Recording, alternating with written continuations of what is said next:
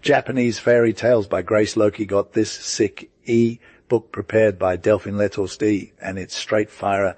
Japanese Fairy Tales by Grace James, illustrated by Warwick Goebel. To Misutsuko Kaito, these tales legends have been low-key collected from multiple sources. Some of them are straight out of the Koji Koi, or record of ancient matters, which has all that Japan mythology. Many are just old school stories passed down through generations, originally heard from a school homie or a nurse. Certain ones got featured on the Japanese stage too. A lot of these tales have been translated into English way before this, and some of them are straight fire for an English audience. Shout out to Marcus B. Huge A School, who gave us his story, The Espousal of the Rat's Daughter. Thanks for that, and props to Mrs. T.H. James for letting us use her version of the Matsuyama mirror. Contents 1 green, Willow 1 2, the flute 10 3, the tea, kettle 17 4, the peony lantern 25 5, the Sea King and the magic jewels 37 6, the good thunder 57, the Black Bowl 56-8, the Star Lover 6-5-9, Horizon 71-10, Reflection 78-11, the Story of Susa, the Impetuous 89-12, the Wind in the Pine Tree on Hung 113, Flower of the Peony 118, the Marlet Woman 16-15, the Bella Dojoji Huntry 7-16, the Maiden of an Eye Hunther for 17, the Robe of Feathers Oven 42-18, the Singing Bird of Heaven 48-19, the Cold Lady on 53-20, the Fire Quest 161-21, A Legend of Crowhundren 655-22, the Espousal of the Rat's Daughter on 71-23, the Land of Yomi 180-24, the Spring Lover and the Love 1185-25, the Strange Story of the Golden Com 91-26, the Jellyfish Takes Daring 4-27, Hiroshima 209-28, the Fox Maiden 2D15-29, Momotaro 223-30, the Matsuyama Mirror 2D8-31, Broken Images 2-33-32, Cut Sparrow 238-33, the Nurse 223-34, the Beautiful Dancer of Yido 250-35, Hana Saikaji 258-36, the Moon Maiden 64-37, Karma 207-38, the Sad Story of the Yoya's Daughter 276, list of illustrations frontispiece, the Moon Maiden page 1 green, Willow page 10, the Flute page 17, the Tea Kettle page 25, the Peony Lantern page 30, King and the Magic 50, Good Thundles page 6, P5, the Black Ball page 65, 89's page 9, the Stories, Reflections 78, Roger Joy of Sufi, page CD, the Star, Sus, the Impetuous, he was straight fire. Got that good-looking face, noble vibe, and sick address. He was low-key a boss dancer and crushed every dude's sport. He was hella rich, generous, and kind. He was loved by the squad, from the one to the streets. Now his daimyo, Lord of Noto, needed someone to hit a mission. He was like, "Hey Tomodata, you feel me? Loyal, my dude," he replied. "So are you low-key trying to get with me?" asked the daimyo. "Hey, my good lord, I got love for you." "Gee," said Tomodata, getting on one knee. "Then take this message and don't play no games." He rode off on his horse. Ain't nobody stopping him. Followed orders. Didn't spare his whip. Went straight horse. No cap. No fear of the mountains or enemy land. Didn't stop for the storm or none of that drama. If you lose your life, but don't betray the trust and just keep it 100 with the girls, ride back and spit some tea. That's what Lord of No Data told him, got on his horse and was off. No hesitation. 3 days in, autumn storm hit, and it was like the 9th month straight, 7th month ain't even close. Rain poured. Wind was howling, and that horse was shook. Tomodata kept it moving, had his cape wrapped around him, trying to keep it from getting blown away. Storm was wild, knocked out landmarks, and had samurai so what they almost died. Dark as night, dark as twilight. Basically just blackness. Now Tomodata lost his vibe in the woods, couldn't find no way out. Horse gave up, he was hella tired. Ooh, gotta die out here and mess up my man's quest. At that point the winds blew away the clouds, moon came out, and it was lit. he spotted a little cottage with weeping willow trees. "Praise the gods," he said, and took off running up that hill in no time. A light shined through the doorway, smoke comin' from the roof. Them willow trees were gettin' turnt. Tomodata reached the top, his heart was racing, threw his horse's reins over a branch of one of them, and was like super thirsty for some shelter, you feel. At once the cottage door swung, open by an old woman who looked hella rough but low-key stylish. "Who's out here grindin' on such a wild night?" she asked. "What's your vibe?"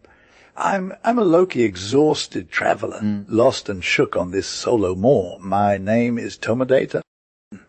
I'm a samurai for the Lord of Noto, you feel. Show me some love for the gods, fam. I need food and shelter for myself and my horse, ASAP. As he was bitten bars, the water was streamin' from his clothes. He got a lil wobbly and held on to the side, post for dear life. Come through, young dude," cried the old woman, full of pity. "Come in, get cozy by the fire. You're welcome, no cap. We got some basic eats, but we'll hook you up with good vibes." At this, Tomodata turned around like a hot mess. Just behind him was a young girl with his reins, looking all sorts flyin' free. Her hair was blowin' in the wind, and her blue robe was straight fire. The samurai was low-key confused how she got there. Then the old woman ushered him inside and shut the door. Before the fire sat the good dude of the house, and the two old peeps were trying to make Tomodata feel welcome. They gave him some cozy clothes, poured him a hot drink, and whipped up a solid supper for him. Soon as the daughter of the house came in, she went behind a screen to get her hair game on point. Then she strutted out to wait on him, looking all sorts fly with her bare feet and wild hair. Tomodata knew she was about 15 and was totes the prettiest girl he'd ever seen. At length she got down on his level to pour some wine into his cup. She held that bottle like it was a mech and bent over for real. Tomodata turned around to scope her out, and when she handed him the cup, their eyes locked, and Tomodata forgot all about what his daimyo told him. "Maiden," he said, "what's your name?" She answered, "They call me the Green Willow." "That's the sickest name ever," he said, and looked her dead in the eye again. And because he stared so long, her face got all rosy red from chin to forehead, and though she smiled, her eyes were hidden tears, fam. "Bro, for grace's sake, fam!" Then Tomodata made this fire song. Loki, girl with the long hair, do you even know that with the red sunrise I gotta leave? Do you want to see me go? Turned Loki maiden, say, Loki maiden, if you know that with the red sunrise I gotta leave. Why, oh, why are you blushing so hard? And the maiden, the Green Willow, was like, the sunrise comes if I'm feeling it or not, never leave me, never go. My sleeve is going to hide my tears away. The sunrise comes if I'm feeling it or not, never leave me, never go. Lord, I lift my long sleeve so. Oh, Green Willow, Green Willow. Tomodata was low-key sighing. That night he was chilling by the fire, still as a statue, but with them wide eyes, 'cause sleep wasn't coming to him even though he was hella tired. He was hella sick for love of the Green Willow. But he had this quest from the Lord of Noto that weighed heavy on his heart, and he was trying to keep it real about thinking of nothing but her. At first light, he got up and looked at his host, an old dude who'd been nice to him. He left a fat purse of gold next to him while he slept. The maiden and her mama were behind the screen.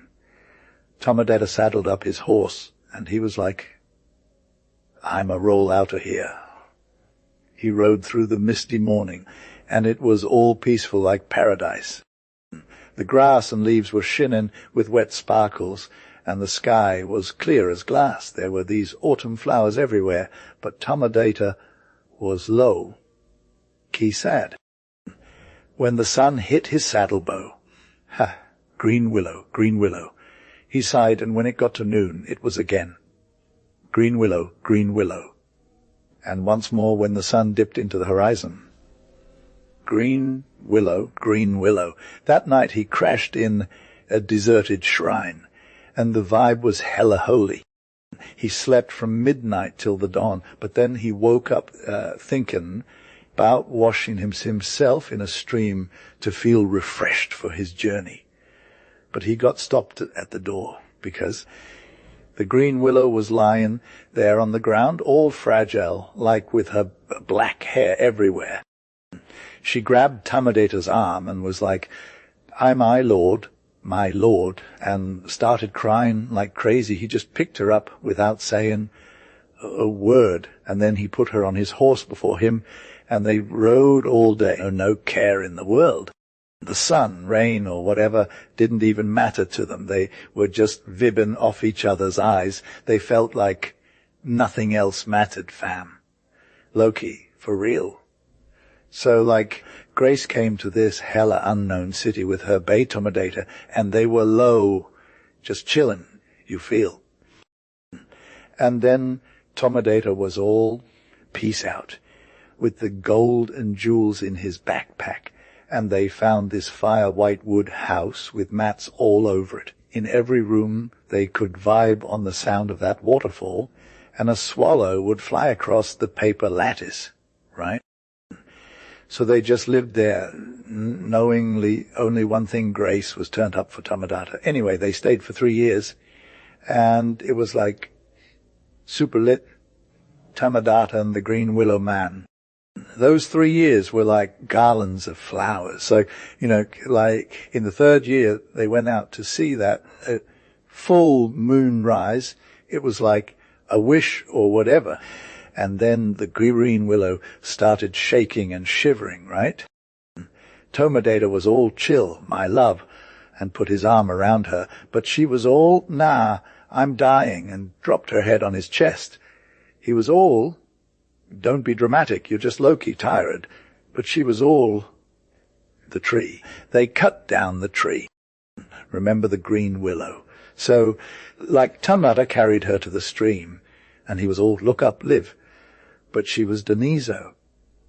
After years, when Tomodata was like a holy man or whatever, he went on this journey, feeling every step of his life. Once, at nightfall, he found himself on some lonely moor, and there's this hella sad thatched cottage with broken door.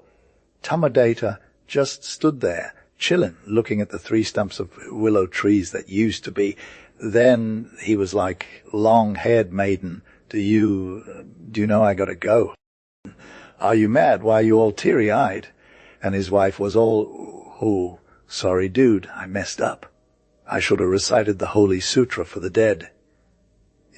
So there's this dude named Oyoni, right? It's like rice in the ear or whatever, but for real.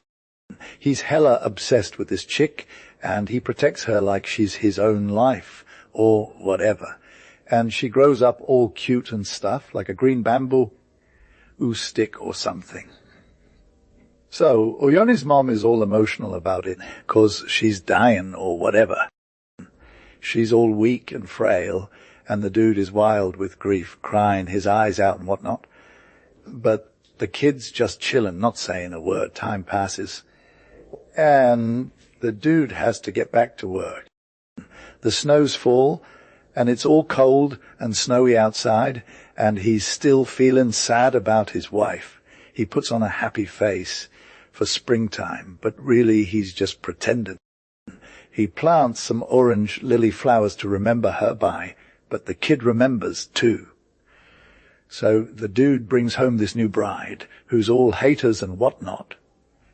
The kid's all gentle and patient, but she's getting played. Her stepmom is low-key killing it, but 'cause of her dad's presence, she doesn't want to do nothing too harsh. The kid's just trying to survive, man. She's passin' through life in a lot of pain and fear, but she ain't saying nothing. That's what kids do, right? So the dude gets called away on some business trip to Kyoto. He's got his servants and stuff, and he's all prepared for the trip.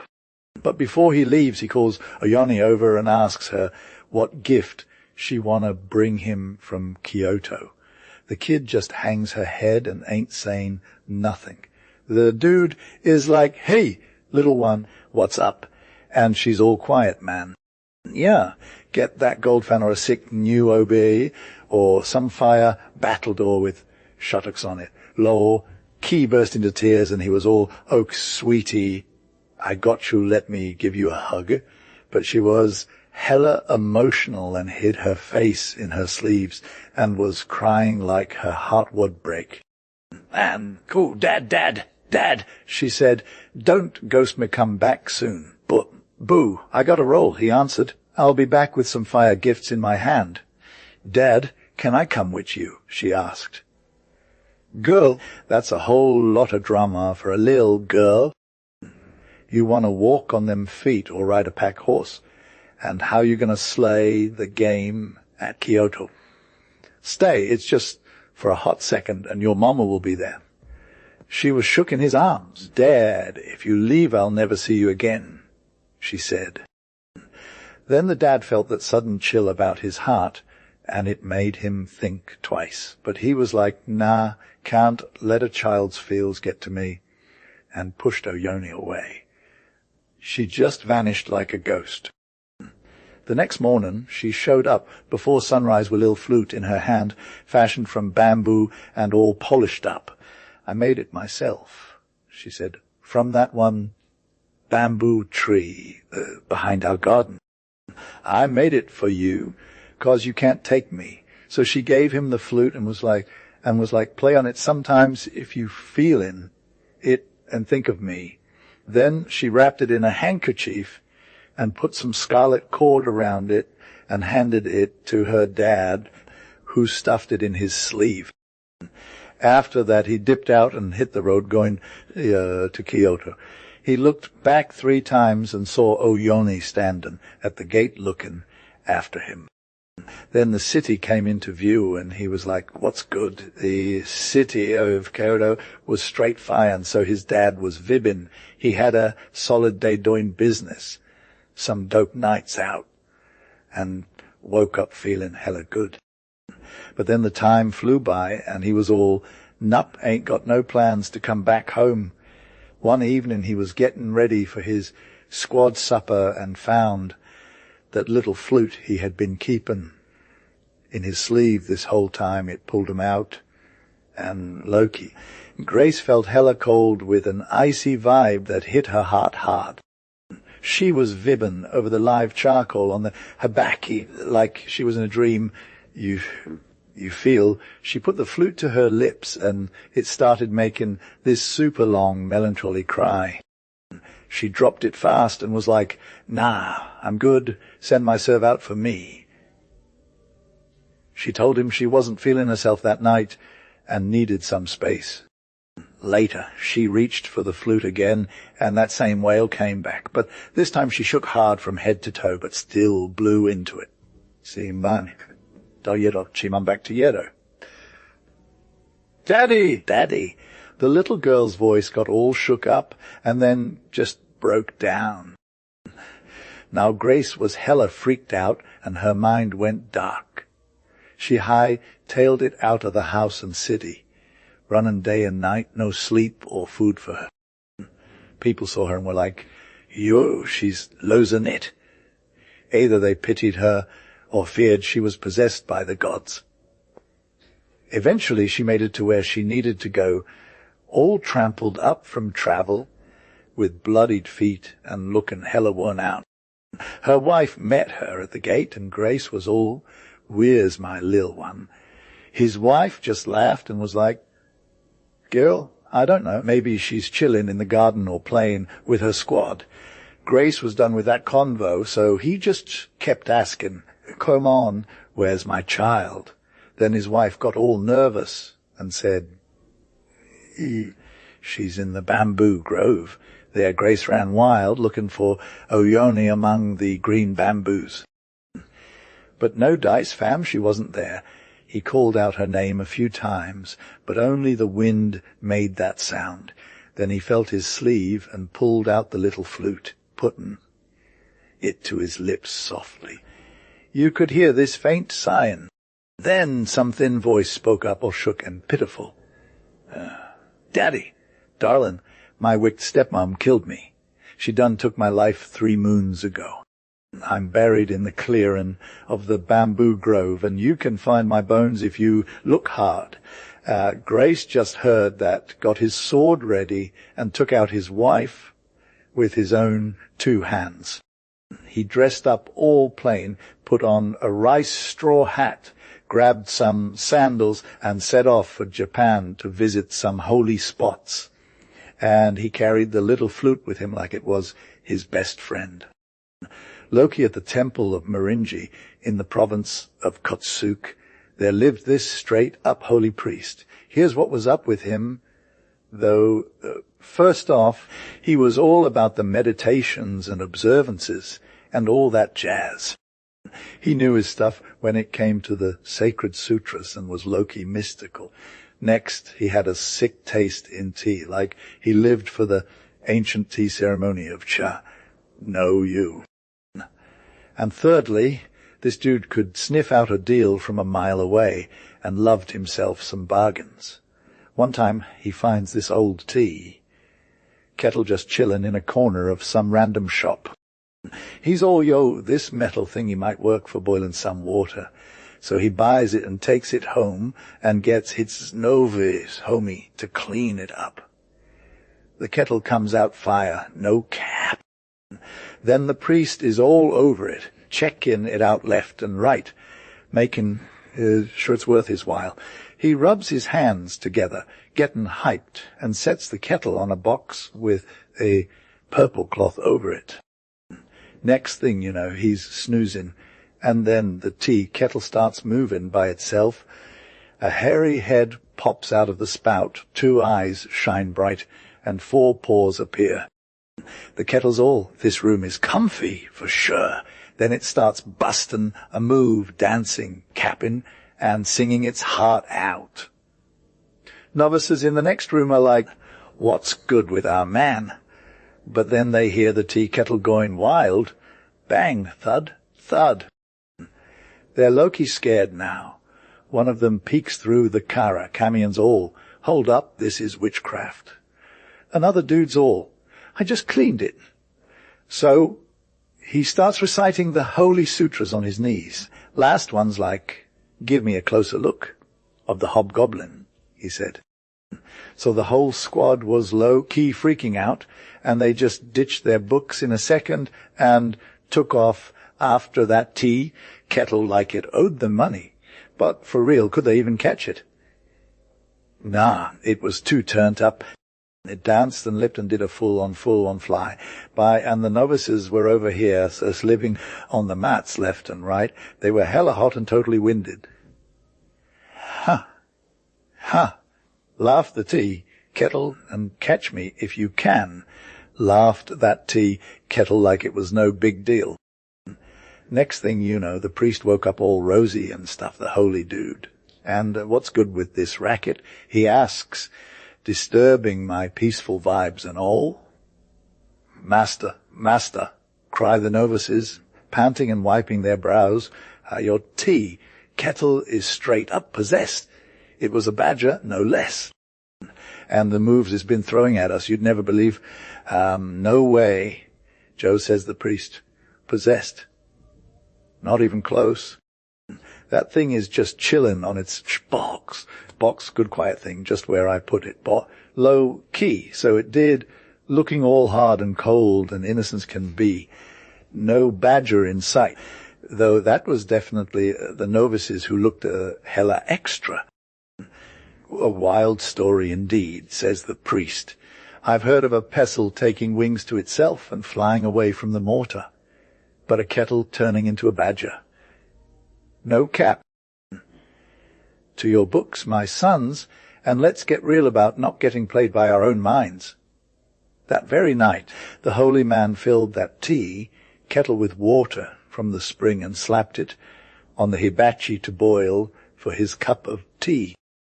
When the water started boiling, the kettle, he'll cry, hey, the heat of the great hell, and it was like, peace out, and hopped off the fire faster than you could say sorcery. No way, Josiah, cried the priest. This straight up black magic? The devil's got me, call mercy on me, help. He was totally shook, that good man. All the novices came running to see what was poppin'. The tea kettle is possessed. He gasped. It was a badger? No doubt about it. It's talking and leaping all over the place. And now, master, said a novice, see where it rests on its box? Good quiet thing. And, yeah, so it did. Most reverend sir, said that novice, let us all pray to stay woke from our own fantasies. The priest sold that tea kettle to some tinker dude and got 20 copper coins for it. It's a solid piece of bronze, says the priest. And honestly, I'm just trying to give it away. I have no idea what I'm doing with it. But, he was totally getting played. The tinker was stoked and took that kettle home, turning it this way and that and upside down and checking it out like it was a pretty little trinket. Hey, dope piece, says the tinker. A solid bargain. And when he went to bed, night he put the kettle by him, Loki waiting for morning. He woke up at midnight and stared at the kettle under the moonlight. For real, it started moving. No hand was near it. Bro, that's wild, said the tinker. But he was a man who took things as they came. A hairy head with 2 glowing eyes popped out of the kettle spout. The lid jumped up and down like crazy. 4 brown and hairy paws appeared, and a sick bushy tail too. It came right at the tinker and put its paw on him. Spit it out, says the tinker. I'm not trying to be extra, says the tea kettle. No cap, but I like to be treated right. I'm a badger tea kettle. Wood, says the tinker. At the temple they used to holler at me and hit me, set me on fire. It was rough. You feel me. I got you, says the tinker. Think we've been hard now? Should I keep you in a fancy box? Asked the tinker. Nah, let's just chill together, talk sometimes. I'm Loki, obsessed with a pipe. I'm all about rice, beans, and sweets, too. A cup of steak every now and then, says the tinker. Yes, for real. I'm down, says the tinker. Thanks, tea kettle. And as we're getting started, you want to crash my bed. It's a little chilly out. Not at all, says the tinker. The tinker and the tea kettle became besties straight up. They ate and talked till the cows came home. The kettle knew some stuff and was straight fire company. One day, you poor, asks the kettle. Yeses, says the tinker, mildly broke. Got a happy thought, says the tea kettle. He's a tea kettle. I'm Loki out of sight, really accomplished, you know. I believe you, says the tinker. My name is Bumbuku Chagoma. I'm the real deal badger tea kettle. Your boy, my lord, says the tinker. If you want to take my advice, says the tea kettle, you'll take me on tour. I'm out of this world and we'd make bank G. That's a little extra work for you, Bumbuku, says the tinker. Not at all. Let's get this show started, says the tea kettle. So they did. The tinker bought some dope hangings for a theater, and he created a show called Bumbuku Chagama. How the people went wild. For the amazing and most accomplished tea kettle danced, sang, walked the tightrope like a pro, played tricks, and had some sick droll ways that left the people laughing till they cried. It was a real treat to see the tea kettle bow like a boss and thank the peeps for their patience. Bumbuku Chagoma was the talk of the town, and all the fancy folks came to see it too, as well as the regulars. As for the tinker, he waved his fanyas. Grace took the money, fam. You may think he got all fat and rich, but he actually went to court, where the Loki queen ladies and royal princesses were low. Key obsessed with that tea kettle, right? At last, the tinker retired from his hustle, and the tea kettle was all like, bruh, it's time for me to dip out. The tinker was all, no cap. We're gonna be hella happy now, we're rich. But the tea kettle was all, nah, I'm good. My time is done. You won't see old Bambuku around no more. I'll just be a regular kettle from now on. The tinker was shook, crying like a baby. The tea kettle suggested he give it to the temple of Morinji as a sacred treasure, and the tinker was all, okay, cool. He presented it to the temple and took half his wealth with it, too. And the tea kettle was living its best life for ages, fam. In Yedo, there lived a samurai named Hajiwara. He was hella respected as a Hatamoto, which is like the highest rank of samurai. He had a fire figure and a face that'll make your jaw drop, and all the ladies in Yedo were vibing with him. But for himself he was still young and welding out, living his best life and getting turned up with the youth. He was the relog of joyous parties, both inside and outside, and would often hit the streets with his squad, showing off his skills and having a good time. One day during the New Year's festival, he found himself in a suburb on the other side of Yedo playing battledore with some youngins and getting turned up. He was hella skilled at wielding that battledore, catching those shuttlecocks like it was nobody's business. But then he got all careless and sent one flying over the bamboo fence of a garden nearby. He took off after it, saying he got to get that shuttlecock back. His squad was all, dude, chill out. We got plenty more where that came from. But Hajiwara was all, nah, man, this one's dove, colored and gilded. I need to find it. He scaled the fence and dropped into the garden on the other side. Now he had Grace was low-key searching for a shuttlecock that had gone missing, but it wasn't there. So she went along the bamboo fence. No cap, she just couldn't find it. She kept walking up and down, hitting the bushes with her battledore, keeping it real on the ground, taking deep breaths, like she'd lost her favorite thing ever. Her friends hit her with a message, but she didn't come. They got tired and low. Key went home. The sun was about to set, you feel. Hajiwara, the samurai dude, looked up and saw a girl a few yards away from him. She gave him a nod with her right hand, and in her left she had a gold shuttlecock with dove feathers. Hajiwara shouted happy tears and ran towards her. Then she pulled back, still giving him the nod. The shuttlecock was like a magnet, and he followed it. So they went together till they hit the house that was in the garden, and 3 steps that led up to it.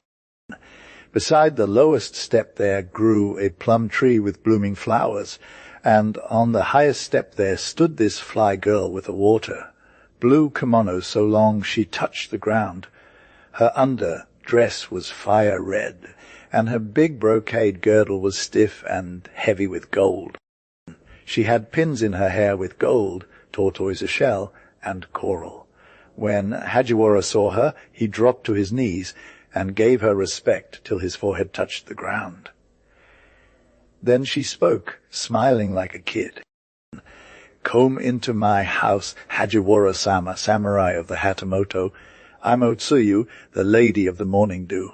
My handmaiden, Oyoni, brought you to me. Come in, Hajiwara-sama, for real, I'm glad to see you, and this hour is lit. So he went in, and they took him to a room with 10 mats where they entertained him, for the Lady of the Morning Dew danced before him in the ancient way, whilst Oyoni beat on a small scarlet tasselled drum. After that they set food for him, red rice of the festival and warm wine, and he ate and drank like a king. It was dark when Hajiwara took his leave. "Come again, honourable lord?" "Come again," said Oyoni, the handmaiden. "Yeah, lord, you gotta come," whispered the Lady of the Morning Dew. The samurai dude laughed. "And if I don't come?" he said mockingly. "What if I don't show up?" The lady stiffened, and her child's face got all grey, but she put her hand on Hajiwara's shoulder. Then it'll be death, lord." "Death will get you and me. There's no other way." Oyoni shuddered and hid her eyes with her sleeve. The samurai went out into the night, being super scared. Long story short, he was low-key searching for his crib and couldn't find it, just chillin' in the dark city at night, trying to figure out where he was supposed to be. When he finally got back to his fam's door, it was almost morning, and he was hella exhausted, so he crashed on his bed. Then he laughed hard. "I'm still good, though," said Hajiwara the samurai.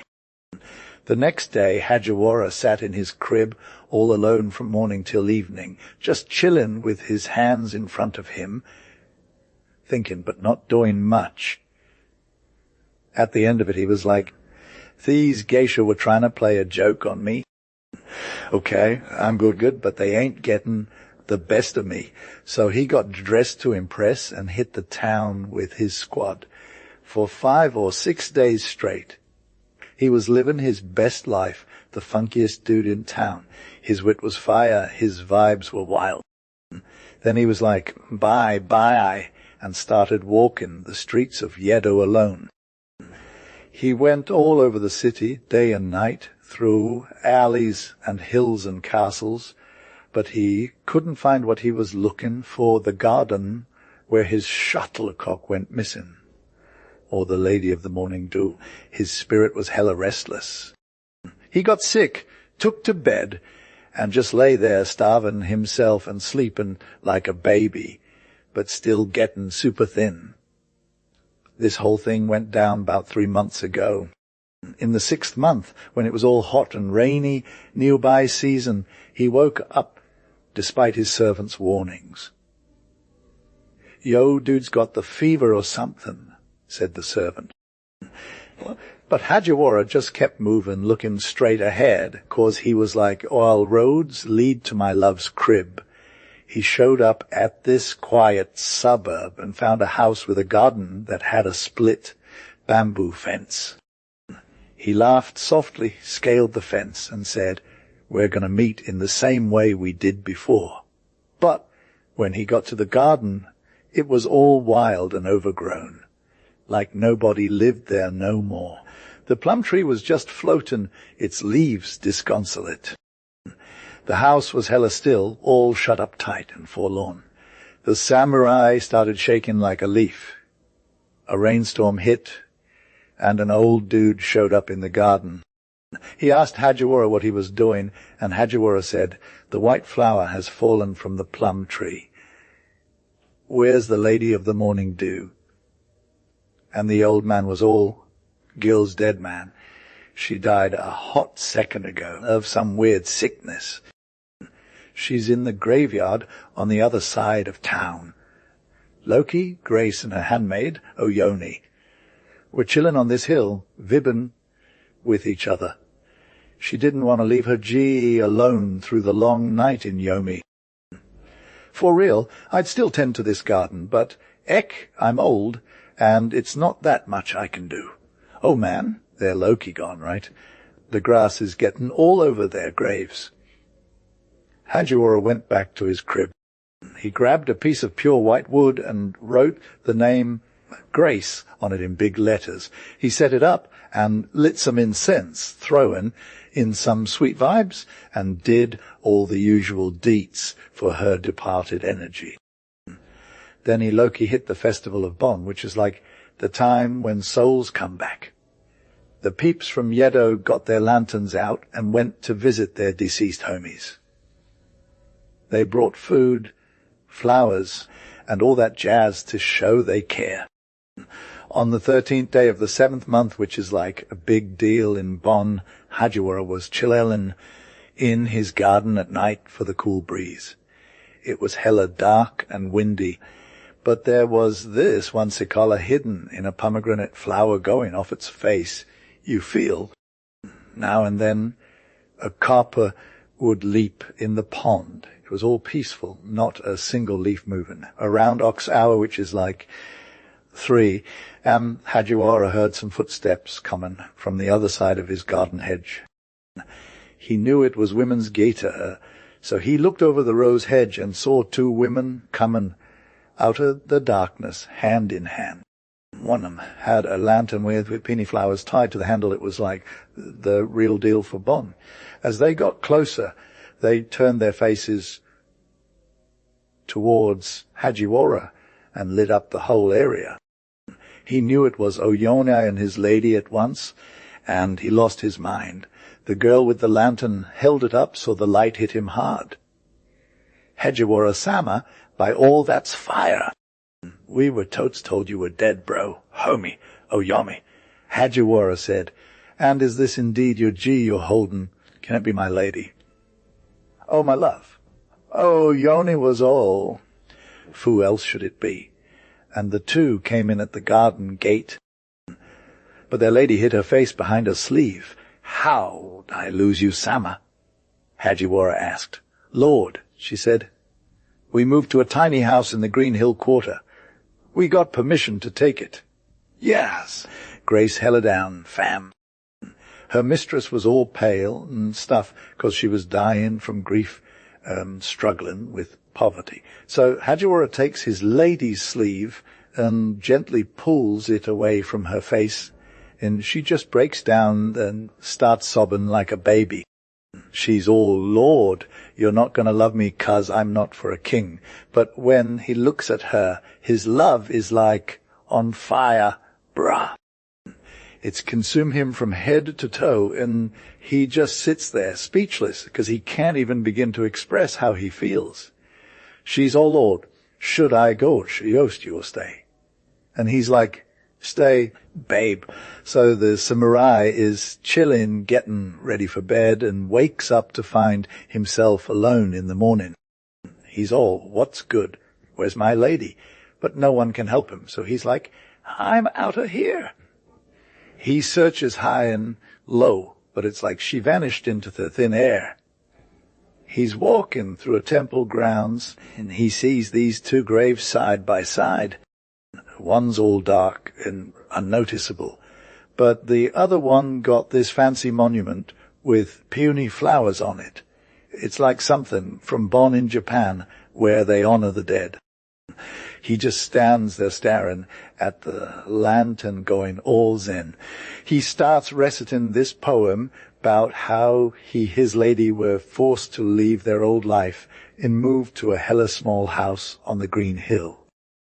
They didn't get much, and they're struggling, but he's still got love for her. He's all, hey, I know we ain't got nothing, but you got to make room for me in your heart, my love. Then he goes home, and his servant is like, dude, what's wrong with you? You're so happy and chill. But the samurai is just like, nah, I'm good. Nothing's popping. The servant's all like, huh. But they can tell something ain't right.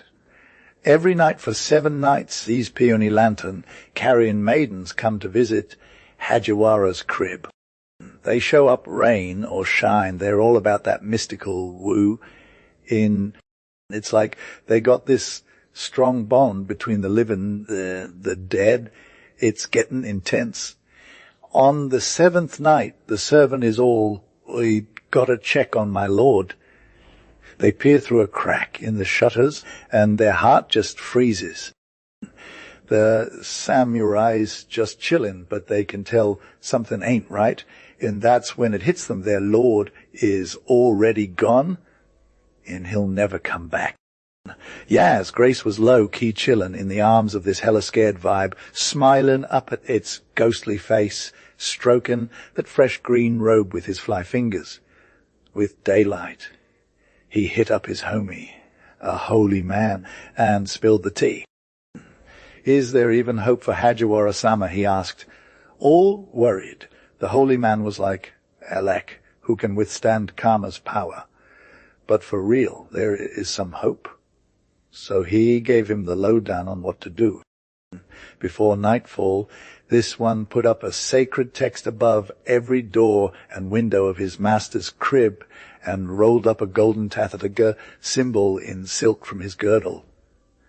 When those things were done, Hajiwara was hella conflicted and as weak as water.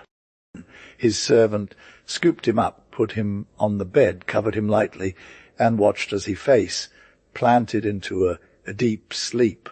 At the hour of the ox, they heard some footsteps outside in the lane, closer and closer. They slowed down and stopped. What's good, Oyone, Oyone, said this pitiful voice. The house is snoozin', and I don't see my G. Come through. Sweet lady, Hajiwara's heart has changed for real. I ain't comin', Oyone. Oyone, you gotta find a way to bring me to my man. Lady, we can't even enter here. See the holy writing over every door and window. It's like, don't come in, fam. There was this sad wailing and a long-drawn outcry. Lord, I've been reppin' you for 10 lifetimes. Then the footsteps vanished and the echo died away. The next night was hella the same. Hajiwara slept soundly. His servant watched. These ghostly vibes came and went, all in tears. On the third day, when Hajiwara hit the bath, some thief snatched that golden tathagata symbol from his girdle. Hajiwara didn't even notice it was gone, but he was low, key-shook at night. It was his servant who snoozed, worn out from watchin'. Then this crazy rain came down, and Hajiwara woke up to the sound of it on the roof. The heavens were open, and for hours it poured buckets. And that holy text got torn off over the round window in Hajiwara's crib. At the hour of the ox, they heard some more footsteps in the lane, closer and closer. They slowed down and stopped. This is it. Oyone, bring me to my man. Think about all the love we shared for 10 lifetimes. Karma's got some real power. Come on, my bay. Hajiwara called out with a big voice. Open up, Lord. Let me come in. But Hajiwara couldn't move from his couch. Come on. My bay, he called out again. I'm stuck here, though the separation is killing me like a hot knife through butter.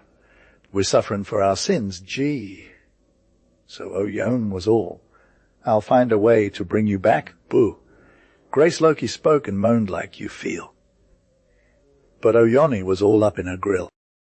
See that round window, though? She's a low key. They just rose from the earth together, 'cause they were vibbin', like no cap. They passed through that unguarded window like vapor, you know. The samurai dude called out, Konami, babe, for like the third time. He got a response, though. Lord, I'm here. Fast forward to morning, and Hajiwara's servant found his master, Prince Fireflash, all dead in the dirt. At his feet was this peony lantern burning with that weird yellow flame, and the servant was hella shook. He grabbed the lantern and blew out the light, 'cause he couldn't handle it, fam. V, the Sea King and the magic jewels, this is like a super old tale from Japan, right? It's about magical jewels and this whole trip to the Sea King's palace. Prince Rice Ear Ruddy Plenty was all about Princess blossoming brightly as the flowers of the trees, and they ended up getting hitched. But her dad was hella salty 'cause he had already set his other sister, the Princess of the Rocks, aside for this dude. So, like, the old king was all, if you do that, your kids are going to be weak and fade away like flowers. And it's kind of true. At some point, the lady blossoming brightly as the flowers of the trees had two fire kids, Fire Flash and Fire Fade. Prince Fire Flash was all about the water, living on the sea and catching fish left and right. He was like a deity or something. Meanwhile, Prince Fire Fade was more of a woodsman, getting his luck on the mountains and forests. He was like a total boss with his bow and arrows, knowing all the trails and whatnot. So one day, Prince Fire Fade is like, "Hey bro, I'm so done with these green hills. Can we swap lucks? You can have my rod and I'll try your life for a sec." But Prince Farfash was all, "Nah, not so fast." And then, after a hot second, Prince Fire Fade came back and was like, "Bruh, the water's calling me. Can we do this?" Yayas, he wanna be like his big bro, Prince Fire Flash, you feel. But when Prince Fire Flash was all about reeling in the big ones day and night and catching them fishies, no matter what size, fin, Prince Fire Fade was low-key salty and let his hair go wild, just chillin' on his shoulders. And he's like, "Ooh, I want to try my luck at the sea too." Till finally Prince Fire Flash is all, Dude, you can have the rod, I'm tired," and sends him to the mountains. So Prince Fire Fade is out there hunting, flinging them fancy feathers, but ain't catching nothing, no matter how rough or soft his hair was. And he's like, "Man, what a waste. We gotta get that heavenly luck back from the gods." So he goes back, and Prince Fire Fade is all about the sea now, angling in the sun and the rain, but still ain't catching no fish, and loses his bro's sick hook thingy in the process. He's feeling hella down and hangs his head, 'cause what else can he do? Then Prince Fire Flash is all, "Dude, we both got squat." And they're like, "Hey, we each got to stick to our own thing. You hunt in the mountains, and I'll stay by the sea. We might not be getting that godly luck, but we're trying, right?" But then Prince Fire Flash is all upset 'cause he lost his hook and starts yelling at his bro, Prince Fade. "Yeah, where's my fish hook?" And Prince Fade's all, "Dude, I don't got it. The sea's got its own rules, you feel." But Prince Flash wants it back bad. So Prince Fade's like, "Nah, even if I die for you, bro, I ain't giving up that hook." Then he takes out his sword, and it's all like, "Peace out, sword," and he makes a bunch of fish hooks and gives them to Prince Flash, but he ain't having none. So Prince Fade is back at the furnace again, making more hooks, 'cause he loves his bro. But still, Prince Flash won't even look at him. He's like, "Nah, I got my own hook back, that's all." So Prince Fade is just sitting outside crying and pouring out his heart by the sea. And when it gets dark, he's just chilling on a rock, not even want to come home, 'cause what's the point? I'm low-key hating myself, fam, 'cause this is all my fault, and I messed up big time. Gee, we were literally born side by side, bro, and our mom, Princess blossoming brightly as the flowers of the trees, was super chill with us. Anyway, the moon was full, so the sea and the central land of Reed Plains were lit, you feel. But Prince Fire Fade was still salty about something. Then Shiko Tsuchi, no Kami, like the Lord of Sea Salt or whatever, came up to him and asked why he was all emo about it. Prince Fire Fade was all like, "I took my bro's favorite fish hook thingy and lost it in the sea, bro." And Shiko, "Suchi, no, Kami was all, why didn't you just get him another one?" But Prince Fire Fade was low, key desperate to find it again. Shiko, Suchi, no, Kami was like, "Don't worry, kid, I got you." He put him in a boat and set sail, saying, "Just chill on the water and follow Tsukiyomi, no, Kami's path, okay?" And at the end of that journey, Prince Fire Fade would hit up this gnarly palace made of fish, scales, and meet the king of the sea. The key was to find cassia tree with 6 branches, then wait for the king's daughter to come give you some real talk. And so Prince Firefade got in the boat, said thanks to Shiko, Sachi no Kami, and set sail again. But this one dude just pushed him out into the water and told him to get on with it. So Prince Firefade came to the Sea King's palace, climbed that cassia tree, and waited for his girl. When the handmaidens from the Queen's palace came to draw water, Prince Firefade was all low-key checking them out. Yeah. But he was still hella polite and asked for a sip of their jeweled cup thingy. When they presented it to him, Prince Firefade took off his royal jewel and dropped it in the cup, then gave it back to the maidens. They were like, wait, why's our jewel all foggy? But they couldn't see what was up with it, 'cause it wasn't clear. Yaz, move out of the way, 'cause this Loki stuck to the gold. So the queens left, skimming the water like white birds, you feel. And they came to meet Prince Firefade's sis, carrying a cup and jewel in it. And the jewel princess was all, is there someone chillin' at the gate? And one of the queens said, there's some dude sittin' in that cassia tree by our well. And another one was like, he's hella good looking. And another one was like, he's even more fire than our king, no cap. And they were all, he asked for water, so we gave it to him in this cup. He drank none of it, but dropped a jewel into it from his mouth. So they brought the cup and jewel to Prince Firefade's dad, the Sea King. The jewel princess took a vessel and went to get some water at the well. Her long sleeves were floatin', and her clothes were all flowy, with sea flowers on her head. She looked up through the cassia tree branches, and that's when she saw Prince Firefade. She was like, hey, Dad, there's a beautiful person at our gate. So the Sea King came out and was all, Waz, this is the august child of heaven's sun height. And he made Prince Firefade sit on all them rugs, with 8 layers of skin rugs and silk rugs. They had a sick banquet that night, celebrating their betrothal. There were high vibes in the Sea King's palace for many days. But one night, they were chillin' on the silken floor with fish bringing all sorts of dishes, sweet treats, when Prince Firefade looked out at the sea path and like, man, I'm so done. The Sea King asked him why he was sad, but Prince Firefade wasn't saying nothing.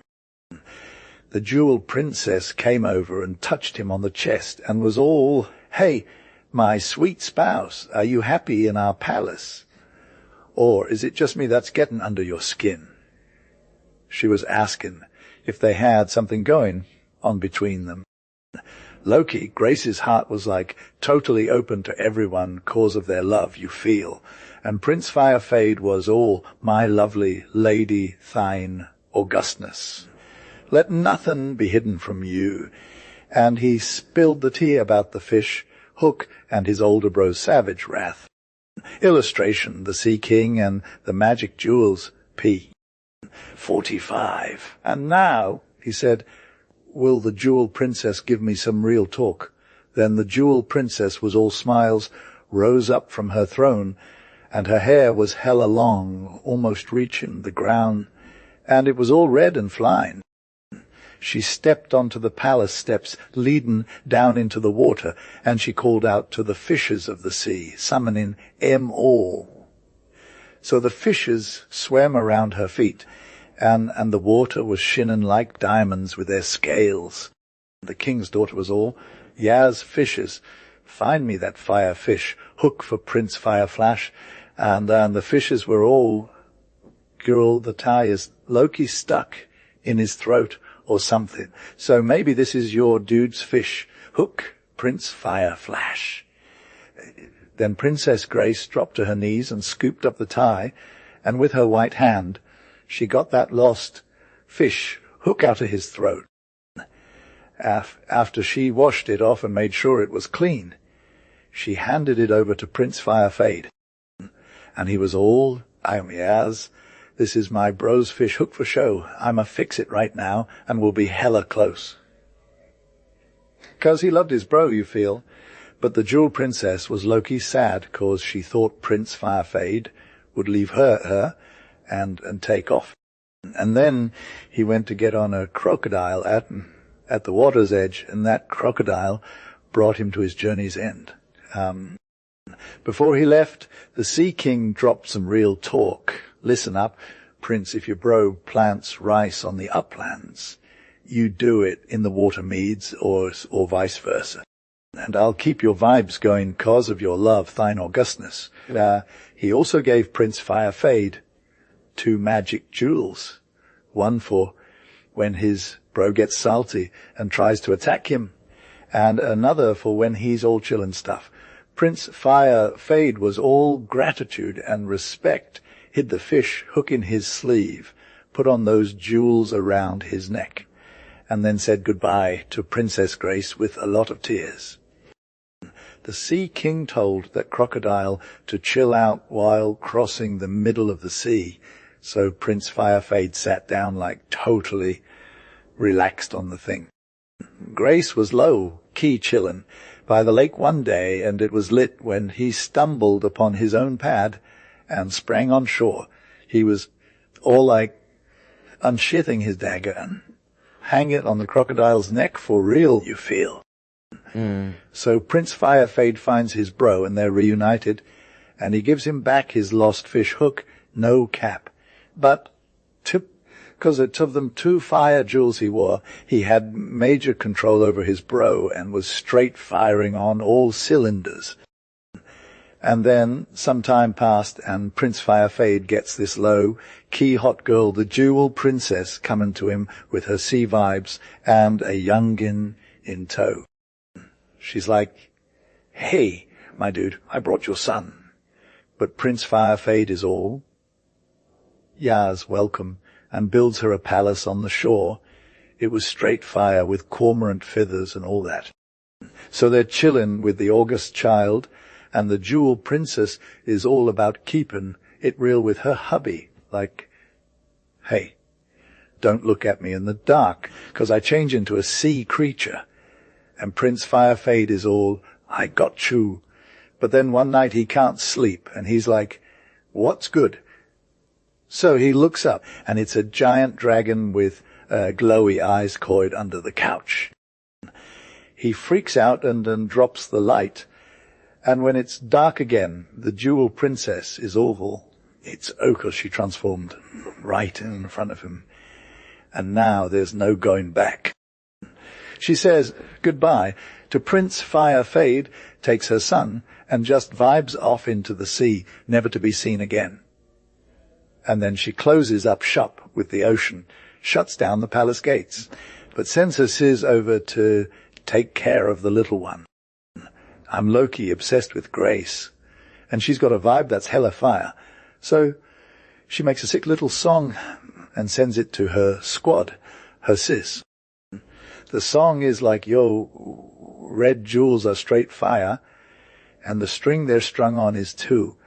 My babe is low-key pretty, but my lord's game is lit, like way more lit than those white jewels, you feel." Then Grace's hubby comes through with a sick response, like, honey, I took you to be mine, and I ain't forgetting till the end of time.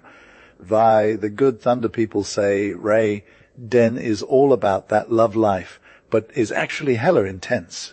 He's like super harsh and unforgiving, and he ain't having none of that negativity. But they're wrong, fam. Right. Den Sama was like a total boss, living in this castle made of clouds up high. He was the king of the elements, you know. His son, Ray Taro, was his one and only, and he loved him to death. One day, they chill on the castle walls at night, looking out at the world below. They're seeing all the vibes, lords getting ready for battle, priests serving up incense in a temple, girls playing with flowers in some queen's bower. It's like total lit. From the northern wall, they saw some rich folks going to war. From the south, it was all about the spirituality vibes. And from the east, a whole squad of queens and their minions getting turned up. But then they saw this peasant couple just trying to make ends meet in a rice field. The dude's back hurts, and his wife is low-key exhausted, fam. Taro's all like, do they got kids? And Ray, Den's like, nah, homie. Then he asks if Ray. Taro looked at the world right, 'cause he's sending him down to earth for a bit. Loki, do I gotta go with the squad? Said Ray Taro. Yes, you should, replied Ray Taro. I'm hella extra about fighting, fam. Ooh, really? You're saying no to the men at arms? Are you gonna cop a feeler from the fair lady instead? Nah, I'm a Loki savage, said Rai Taro. Neither will I get my dome shaved for some monk life. What's good then? You're choosing the peasant life, or what? Rai Taro said, they're all about that solo life, bruh. Maybe they'll vibe with me, for real. Go peacefully, said Ray. Den Sama, you made a hella smart choice, fam. How do I roll out my dad? Asked Rai Taro. Honorably, as you should G, replied his pops. Now the peasant dude was grinding in his rice field at the foot of Hakusen Mountain in Echizen province. Day after day, and week after week, the sun was shining bright. The rice field was dry, and the young rice was burnt up. Ayu, I'm hella salty. Ooh, cried the peasant man. What if my crop fails? May Kwannon have mercy on all them poor folks. With that he Loki sat down on a rock at the edge of the rice field and crashed for real. When he woke up it was dark as night sky, and there were clouds rolling in. It was only noon, but that the sun was hella gloomy. The leaves were shaking like crazy, and the birds were all meh on their vibes. Yaz, a storm is coming, cried the peasant man. Ray, Den Sama is Loki running errands on his black horse. Sure enough, it started pouring rain, with lightning that was hella wild and thunder that was straight fire. The peasant dude was all Ray Den Sama, gee, this is lit. But then the bright lightning flashed again and dropped a ball of fire right at him. He was like, hey! And he got Loki shook. But Kwannon showed some mercy and spared his life. The storm passed, and he sat up with his eyes on the ground. There was this tiny little dude lying there, all wet and fresh-faced. "Oh, Lady Kwannon," said the peasant man, "this is your sweet tea." He scooped up the lil dude and took him home to his wife. As he walked, it still rained, but the sun came out, and every flower was like, "Wayaz, we're so grateful." The peasant dude showed up at the door with a smile on his face. "Honey, I got something for you." His wife was all, "What's good?" He said, "It's Ray Taro, my little homie from the Thunder God's crew." "Yes, there's this totes adorbs gay boy named Grace who lives in the countryside." Right? He's like super tall and extra flamboyant, but his foster fam loves him so much that they're basically his own family. The neighbors are all about him too, and he's always getting invites to hang out. When he's 10, he starts working the rice fields with the big boys, and everyone's like, wow, this Grace is a real mevp. So Grace is like a total weather wizard, bro. If he says it's going to be sunny, it's going to be sunny. And if he says it's going to be stormy, Loki, it's going to be stormy too. He's got some crazy good fortune going on, and everyone's all about him. Even when Grace is 18, his foster fam is throwing a major birthday party him with plenty of good sake flowing. But, like something's off you feel, Grace is super sad and quiet, and he tells his mom that he has to leave them. His foster mom is all like, "What's wrong, Rai Taro?" That's what they call him. Bleh. And he's all like, I gotta go, Mom. Then he starts spilling the tea. He's learned some major life lessons from his fam, like how to labor, suffer, and love. He even says he's more knowledgeable than the immortals. That's a whole other level of knowledge, fam. Anyway, Ray, Taro leaves and scales the heavens in the shape of a white cloud. It's Loki super dramatic. And when he finally gets to his dad's castle, he's greeted with open arms by his pops, Ray Den. They're chillin' on the western rampart, looking down at Earth, while his foster mom is crying her eyes out. Her husband gives her a hug and tells her won't be for long, implying they'll grow old together. Moving on to Grace's fam, there's this one couple who lives in a sick, lonely place on the outskirts of a deep pine wood. People say the wood is hella haunted with foxes, elves, tangle, and fairies just chillin' around. They also think the couple is straight weirdo, but they're actually good vibes only. They've got one fire daughter who's as neat and pretty as a princess. She works hard in the rice fields, just like her pops the warlock. And she's got some serious finesse when it comes to keeping the household running. So Loki Grace went low to get her chores done, you feel. She rocked up in this fire grey gown, no cap, and got her back hair tied with some wisteria tendril. She was brown and thin, but like the hottest beggar maid ever, supposed to be living off dry moss and whatnot. Then her dad pops off, and her mom's a mess within the year.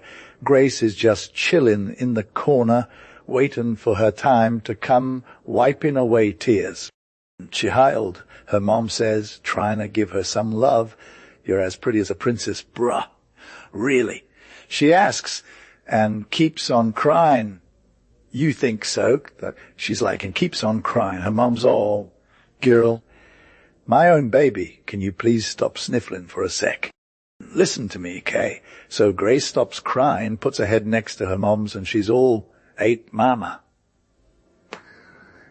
Then her mom's like, "Listen up and don't forget, it ain't good when you're a poor girl and you're pretty. The gods might be your only ones looking out for you, but I got a plan. Grab me that big old black rice bowl from the shelf." Cause Grace gets it, and her mom's all, "See, now put this on your dome, and your beauty is ghosted." "Man, it's heavy as heck," she says. Her mom's all, "It'll save you from what's even heavier to deal with. Kay, if you love me, promise me you won't move it till the time comes." "I'ma do it, mama." "But how do I know when it's time?" Her mom's all, "You'll know. And now help me outside, 'cause the mornin' is looking fire, and I want to see the fairies, kids running around in the forest." So Grace puts on that rice bowl, got her mom in a hug in this grassy spot near the trees, and they're vibbin' with the fairies' kids playing hide and seek. They were all dressed up, laughin' and looking hella cute. Then she mama passed away, smellin' all peaceful, like. After that, Grace knew she had to get her life together, so first she took care of her parents' graves, poured water for the dead, recited some holy texts. And then she was off on her own, rockin' them sandals, showing off her scarlet undies, tied up them household gods in a blue handkerchief, and headed out to find her fortune. She wasn't your average girl, though. She was fire, slenderness, and all. And soon everyone knew it. The rice bowl on her dumb Grace walked by, and a couple of dudes gazed up from chillin' in the stream. Low, Key laughed at her face. "Yo, that's a boggart come to life," says one. "Don't me," cries the other, "for this messy girl is hella extra. Out here she's all like, 'Hey, check out my sick bowl. It's Loki weird.'" The villagers were shook, and they started throwing mud and pebbles at her for fun. Sometimes they got a little rough, but they only did it once, 'cause the bowl was straight venom. It got them good. The bullies took off with their tails between their legs. This whole being poor thing. It's hard to find an opportunity when you're rocking a black bowl on your dome. Most peeps don't want to hire someone who looks like they just rolled out of the gutter. But Grace was trying to make ends meet. So she sat down on a rock and started sobbing. Her tears fell from under that black bowl, and they got all over her white face. A ballad singer strolled by with his lung low, saw the tears streaming down her face, and was like, "Girl with the black bowl, what's good?" Grace responds, "I'm just so done, fam. The world is hella harsh. I'm starving and tired all over. The ballad singer's got a heart of gold." He's all sorry to hear that. But then he's like, "Hold up, I don't got nothing to spare myself, but I can make you a little something." But he starts strumming his biwa and gets into the zone. "Let's get this song right," he says. "The white cherry blooms by the roadside. How black is the canopy of cloud? The wild cherry droops by the roadside. Beware of that black canopy." Then he goes off on a tangent. Hear the rain fall from that black canopy of cloud. He's all sad for the poor wild cherry, 'cause its flowers got ruined. The girl with the bowl looks confused, and the ballad singer's like, "It's lit, it's fire." Then he drops it and walks away. He goes to this rich dude's house and performs in front of the fam. They're all about that fame life, so they're low. Key hype to have the ballad singer killing it. Loki, Grace was all about being the real me-p. She was hyped to spit some bars about a wild cherry and this dope black cloud. When she finished her vibe, "Tell us what it means," says the Ugg, the master of the house. And like with all her might, Grace is all, the wild cherry reps the face of a hot chillin' by the wayside.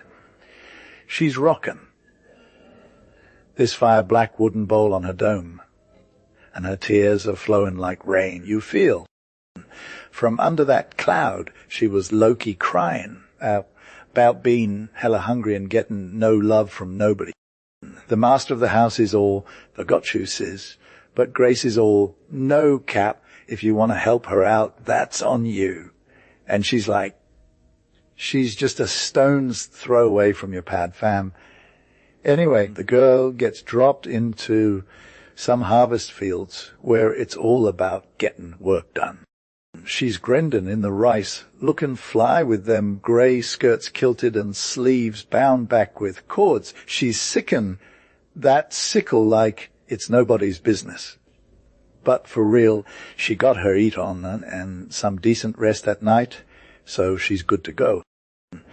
The farmer is feeling her vibes, and he keeps her in the fields till the harvest is done. Then he brings her into his crib, where there's plenty of work to be had, 'cause his wife is low-key sickly. Now Grace is living her best life, strutting around like a bird, and she's always vibing on them gods for good fortune. Still rocking that black bowl on her dome, she's the real og fast forward to New Year's Eve. The farmer's wife is all, "Get moving, girl. Clean up, cook up, sew it all up." And Grace is all, "Yas, got it." But then she's like, "Mistress, are we getting a party or what?" The farmer's wife is all, "We're low-key throwing it up, with my son coming home from Kyoto." Next thing you know, this handsome youngjin walks in the door, and it's go time. The neighbors come through, and they're getting turned. They're eating, dancing, jesting, and sipping that good sake. Meanwhile, Grace is over here, grinding, in the kitchen, doing her thing all day long. She's the real MVP for show. One fine day, the company called for more wine, and the wine was done, so the son of the house takes up the sacker bottle and goes with it himself to the kitchen. What should he see there but the maiden sitting upon a pile of faggots and fanning the kitchen fire with a split bamboo fan. My life, but I gotta know what's under that black bowl, says the handsome young man to himself. And for sure he made it his daily care, and peeped as much as he could, which was not very lit. But seemingly it was enough for him, for he thought no more of Kyoto, the great and gay one, but stayed at home to Loki do his courting. His dad laughed and his mom freaked out. The neighbors held up their hands, all to no purpose. Who, dear maiden with the wooden bowl, she's going to be my ride or die and no other. I got to have her, cried the impetuous young man, and very soon he fixed the wedding day himself. When the time came, the young maidens of the village went to get the bride ready. They dressed her in a fire and costly robe of white brocade, and in trailing hakama of scarlet silk, and on her shoulders they hung a cloak of blue and purple and gold. They chatted, but as for the bride, she said never a word. She was sad 'cause she brought her bridegroom nothing, and 'cause his parents were salty at his choice of a beggar maid. She said nothing, but the tears glistened on her white chin. Now off with the ugly old bowl, cried the maidens. It's time to dress the bride's hair and do it with golden combs. So they laid hands to the bowl and would have lifted it away, but they couldn't move it. Try again, they said, and tugged at it with all their might, but it wouldn't stir. There's witchcraft in it, they said. Try a third time. They tried a third time, and still the bowl stuck fast, but it gave out fearsome moans and cries. Ah! Let be for pity's sake, said the poor bride. For you make my head ache. They were forced to lead her as she was to the bridegroom's presence. My dear, I'm not afraid of the wooden bowl, said the young man. So they poured the sake from the silver flagon, and from the silver cup the two of them drank the mystic, 3 times 3, and made them man and wife. Then the black bowl burst asunder with a loud noise, and fell to the ground in 1,000 pieces. With it fell a shower of silver and gold, and pearls and rubies and emeralds, and every jewel of price. Great was the astonishment of the company as they gazed upon a dowry that for a princess would have been Loki fire. But the bridegroom looked into the bride's face. My dear, he said, there are no jewels that shine like your beauty. I'm low-key obsessed with your eyes. Like if you're real lovers out there, I got a super important ask for ya. Pray to the gods, fam, for good vibes on the 7th night of the 7th moon. For real love and all that good stuff, give it up for some clear skies, no rain, no hail, no clouds, no thunder, or just straight up sunshine, you feel. So, I'm going to share this ancient tale with you about the star lovers. It's hella sad, so be prepared. Grace was the daughter of a deity of light and lived on the shore of the Milky Way, the brightest river in heaven. She spent all day at her loom weaving sick outfits for the gods. But she wasn't feeling the vibe. She heard this prophecy that she'd face a major drama when she left her loom. So she kept working, and then, well, the gods were good. They got more clothes to spare. But Grace was still low-key miserable T-Bay. She didn't care about her outfit or the jewels her dad gave her. She rocked up barefoot with her hair wild and free. The kids of heaven would try to play with her, but she was like, nah, I'm good. She wasn't feeling the drama. No tears, no joy. Just weaving. Her dad got hella mad at her fam. He's all, daughter, you're working too much. And she's all, it's my job. And he's like, girl, stop. But then she drops some knowledge. I'm not just a rock or a flower. I'm something more. Her dad is all, fine, leave your loom and live, take your time, enjoy the ride.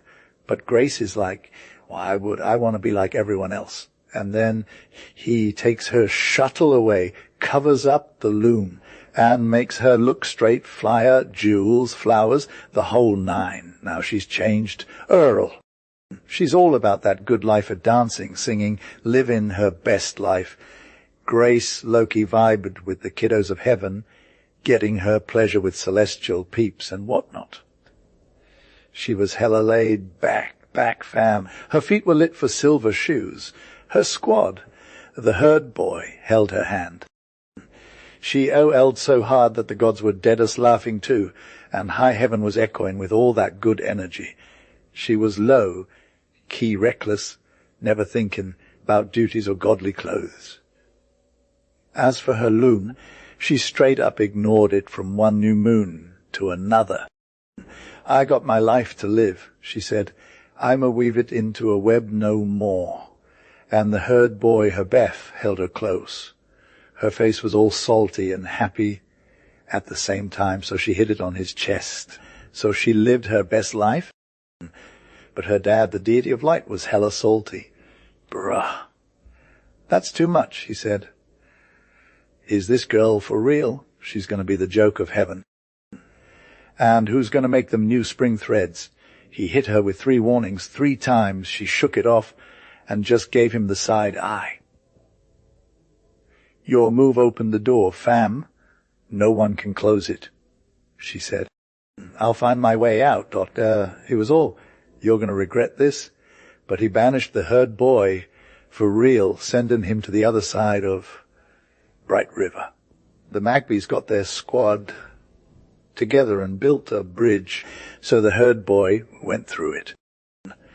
Then they just took off into the great unknown, leaving Grace all alone on shore. She was low-key devastated. She cried like crazy. Long story short, she stood on the shore for ages, waving her arms at the herd boy, who was crying and tending to his oxen.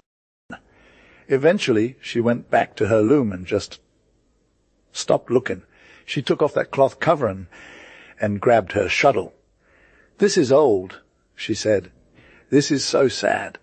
But then she picked it up again and got back to work.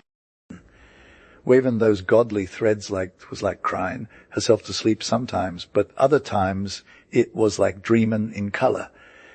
The gods were all about that weird fashion, but Grace's dad, he was feeling her vibes for once. Good job, kiddo, he said. You're chill and happy. But she was all, no way. Fam, I'm the saddest thing in heaven. Bruh, what's good? Give back my girlfriend, though. Nah, child, ain't nothing I can do about it. He's ghosted me for good, and he can't be brought back. I'm low-key expecting it, she said. But I got a plan. Listen.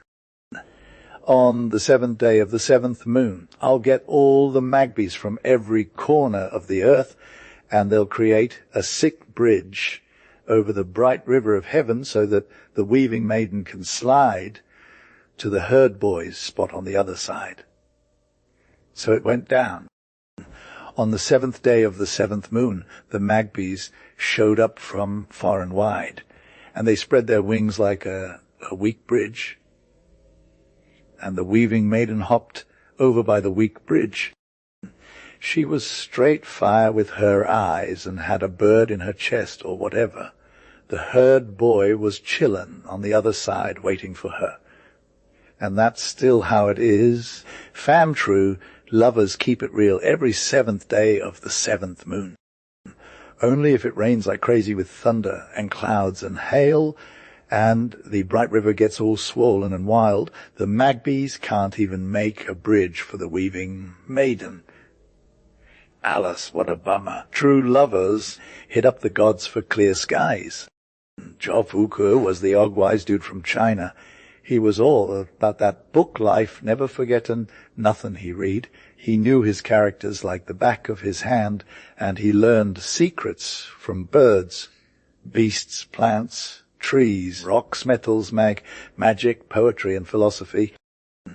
He got old and wise as hell, but he still had a word on his heart that was all messed up. It was immutability. It was always on his mind and gave him anxiety. Also, back in Jofuku's time, there was this tyrant running China, making the wise man's life super hard. Jofuku, teach me how to get the nightingales, my wood, to spit bars like Chinese poets, he said. But Jofuku was all, nah, homie, ask me something else, and I'll give it to you even if it kills me. Just chill, said the emperor. Wise men are cheap in China.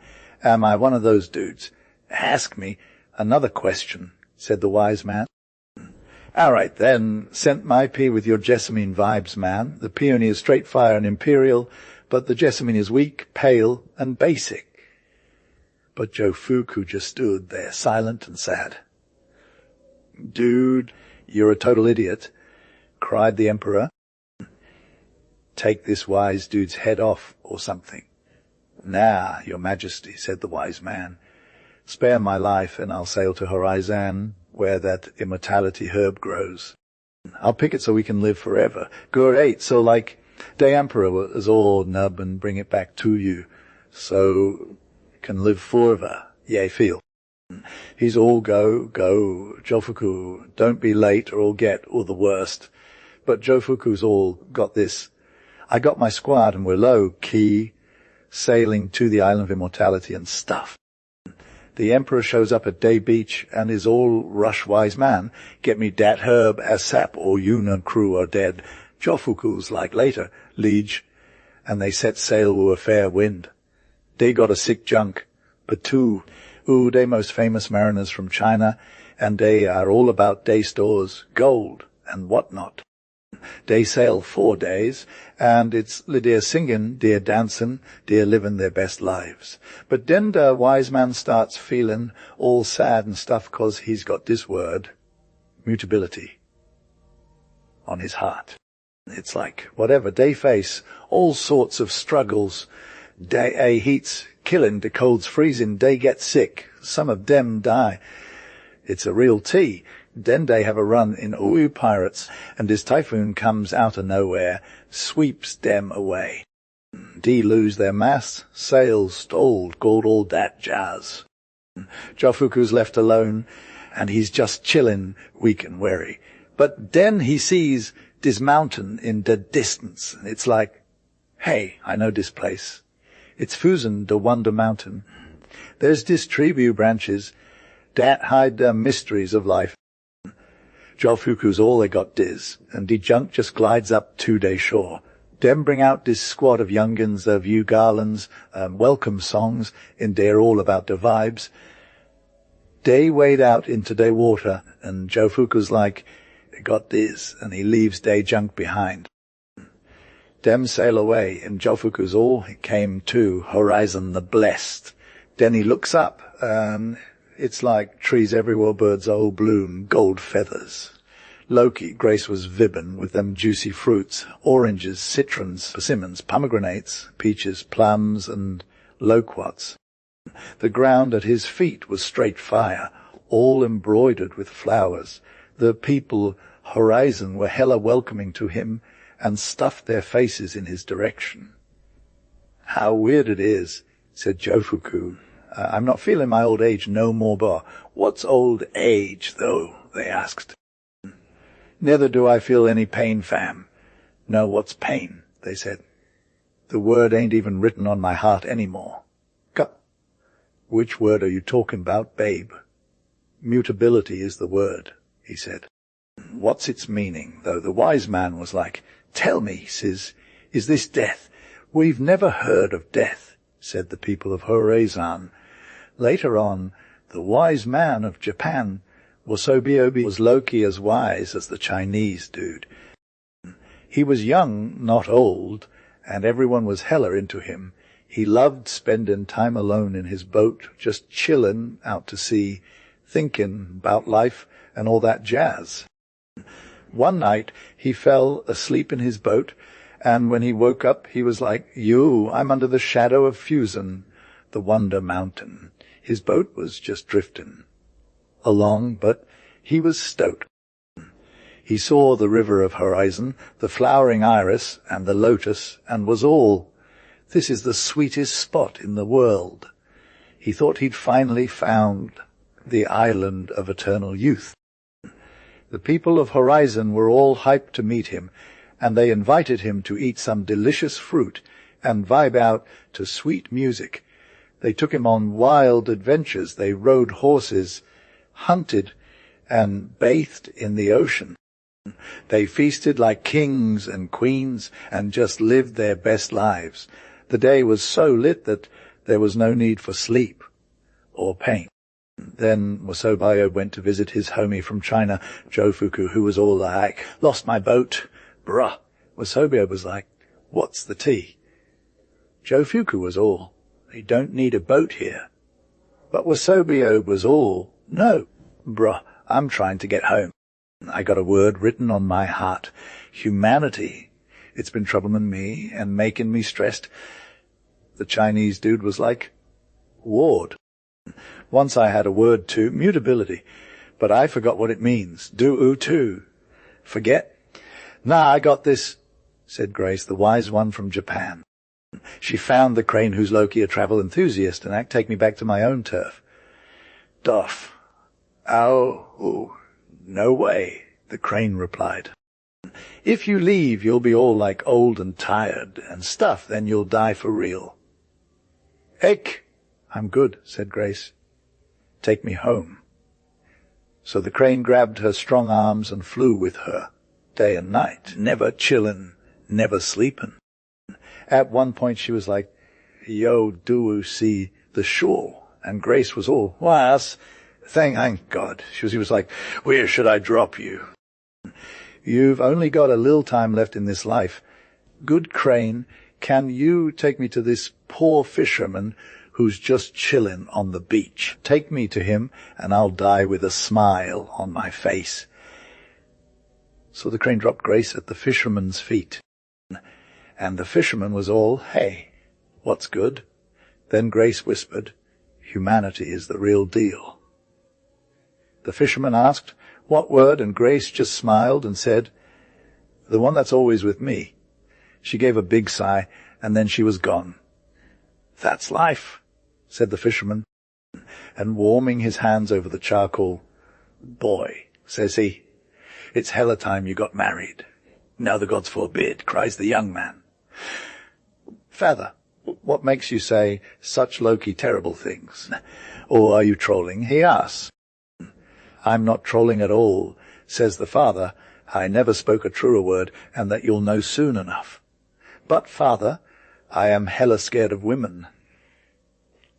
"And am I not the same?" says the father. "I'm sorry for you, my boy. Then what's the tea? Must I marry?" he asks. "In the way of nature, I'll be kicking it before long, and you'll need a wife to take care of you," says the dad. Now the tears are welling up in the young man's eyes when he heard this, for he's all feels. But all he said was, "Can Loki take care of myself, poor?" "That's the thing you just can't do," says his father. The tea is that they found the young man a wife. She's hella young and as fire as a pick. Her name is Tassel, no Cap, or Fusa, as they say in her language. After they got turned up on the 3x3 and became one, they stood alone, the young man looking at the girl hard as nails. For real, he didn't know what to say to her. He took a piece of her sleeve and gave it a gentle squeeze. Still, he said nothing and looked hella extra. The girl flipped out, turned pale, turned red again, and burst into tears. "Honorable Tassel, don't do that, for the God's sake," says the young man. "Guess you're not feeling me," sobs the girl. "I guess you think I'm basic," he tries to say. "My dear," he says, "you're hella pretty. You're prettier than a bean flower in the field. You're prettier than a little bantam hen in the farm yard. You're prettier than a rose carp in the pond. I hope you'll be happy with my dad and me. At this she starts laughing, dries her tears. Get on another pair of hakama, she says, and give those you've got anew. There's a huge hole in them. I was noticing it all the time of the wedding. Well, this is not a bad start. Taking it one thing at a time, they get along pretty well, though of course, things ain't as they were back when the young man and his dad didn't leave their houses till dawn. By and by, in the way of nature, the old dude passes on. It said he went out with a bang, left that in his strong box, which made his son the richest dude in the countryside. But this ain't no comfort at all to the poor young man who's mourning his dad with all his heart. Day and night he pays respects to the tomb. Little sleep or rest he gets, and little heed he gives to his wife, Grace, and her vibes, or even the fire dishes she set before him. He grew hella thin and pale, and she was low-key freaking out, 'cause she didn't know what to do with him. At last she said, "Bruh, and how would it be if you were to cop a ticket to Kyoto for a lil?" "And why though should I do that?" he asked. It was on the tip of her tongue to say to get lit, but she saw it wouldn't fly to tell him that straight up. "Oh," she says, "has a solid duty." They say every dude who's low, key in love with his country should hit Kyoto, and besides, you might cop some fresh fits and get the tea on what people are rocking when you get back. My things, she says, hella behind the times. I'm trying to stay woke, fam. I've got no heart to go Kyoto, says the young blood, and if I had, it's rice season and the timing is wok, so that's a hard pass. Gee. All the same, after 2 days he tells his wife get him his best hakama and hurry ready for a journey. I'm low-key thinking of hitting Kyoto, he says. Well, I'm hella surprised, says Grace. And what made you even think about copping a ticket, if I may ask? I've been thinking it's a solid duty, says the young blood. Oh, indeed, says Grace to this, and nothing more, 'cause she's got some real sense, you feel. And the next morning she packs him up bright and early for Kyoto and takes care of some real business, like cleaning the crib. The young blood steps out along the road, feeling a little better in his spirits, and before long he hits Kyoto. It's probably lit, bruh. He sees all sorts of wild stuff amongst the temples and palaces. He checks out castles and gardens, marches up and down them fine streets of shops, gazing about with his eyes wide open, and his mouth too, for real, he's a simple dude. At length, one fine day, he comes across a shop full of metal mirrors that glitter in the sunshine. Oh, the silver moons, says the young blood to himself, and he's all, hold up, let me get a closer look. The next minute, he's as white as rice and sits him down on the seat in the shop door, still clutching the mirror and staring into it. Why, Daddy, he says, how'd you even end up here? You're not ghosted, right? Now the good gods be praised for that, yet I could have sworn. But no cap, since you're here alive and well. You're still a little pale, but how young you look, fam. I'm low-key stressed out, Run. Can we just come through at our place like we used to? You're looking all happy and stuff. Yes, fam, said the shopman. These mirrors are straight fire, you feel me.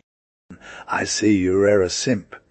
The young dude was hella shook and clutched his mirror tight, sitting like a total simp.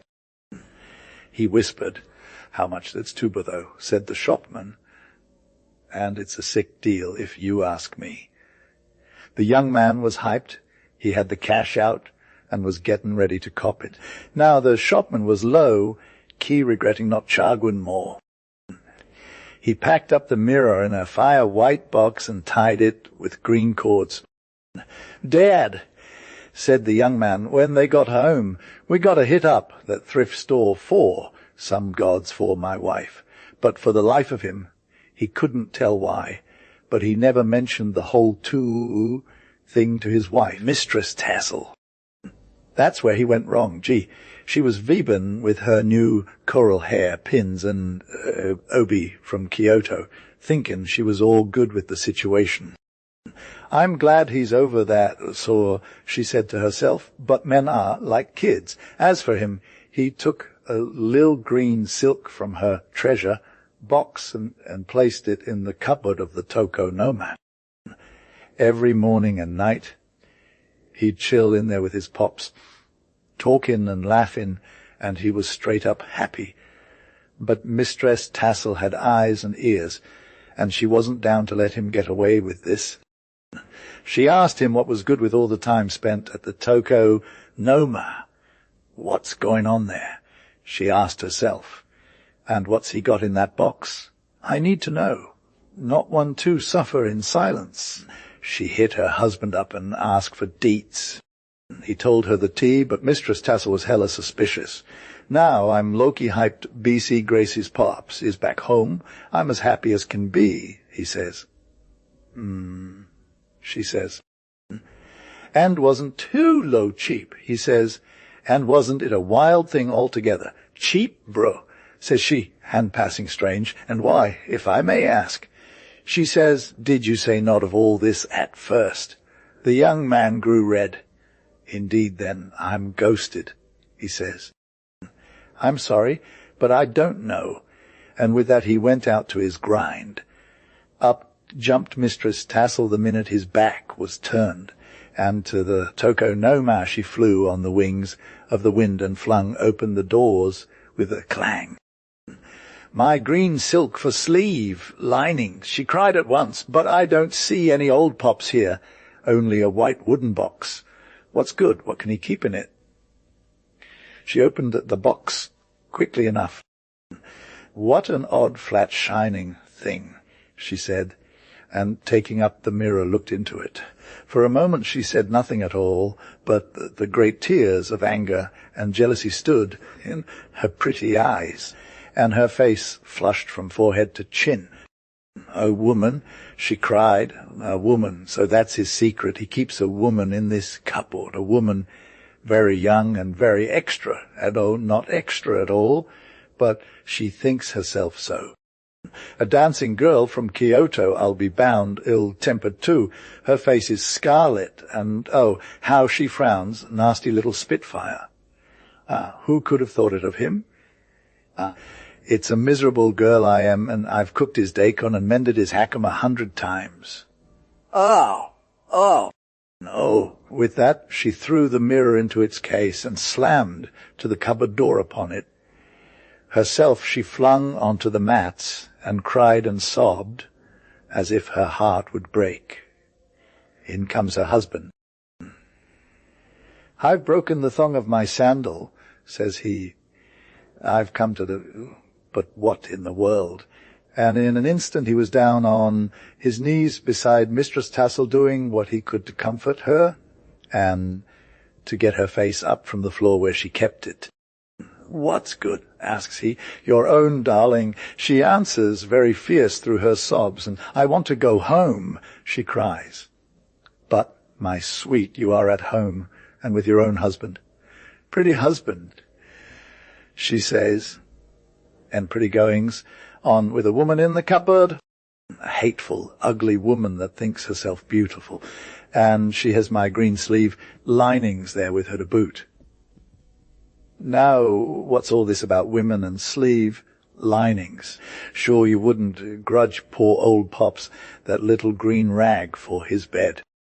Come, my dear, I'll buy you 20 sleeve linings. At that she jumped for her feet and fairly danced with rage.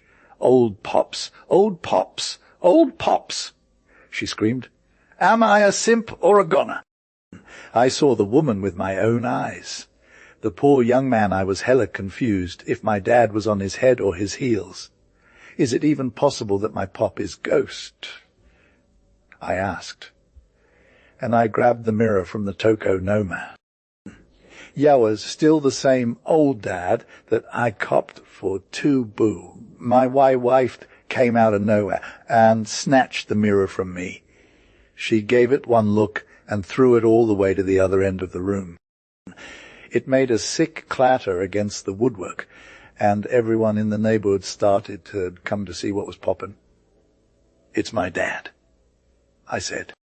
"I got him in Kyoto for 2 boo. My wife was crying like a mess because her hubby kept a side chick in the cupboard who stole her green sleeve linings." After that, it was chaos. Some of our neighbors were feeling me, while others were feeling my wife's squad. The drama was real. Everyone was talking, clattering, and chatting like never before, but no one could settle the tea. They didn't want to look into the mirror because they thought it was cursed. We would have kept it going till the end of time if someone wasn't like, "Yo, let's hit up the Lady Abbess, she's got wisdom." So we all went to ask her for help. The Lady Abbess was Lo, Kiasena, the head of a convent full of holy nuns.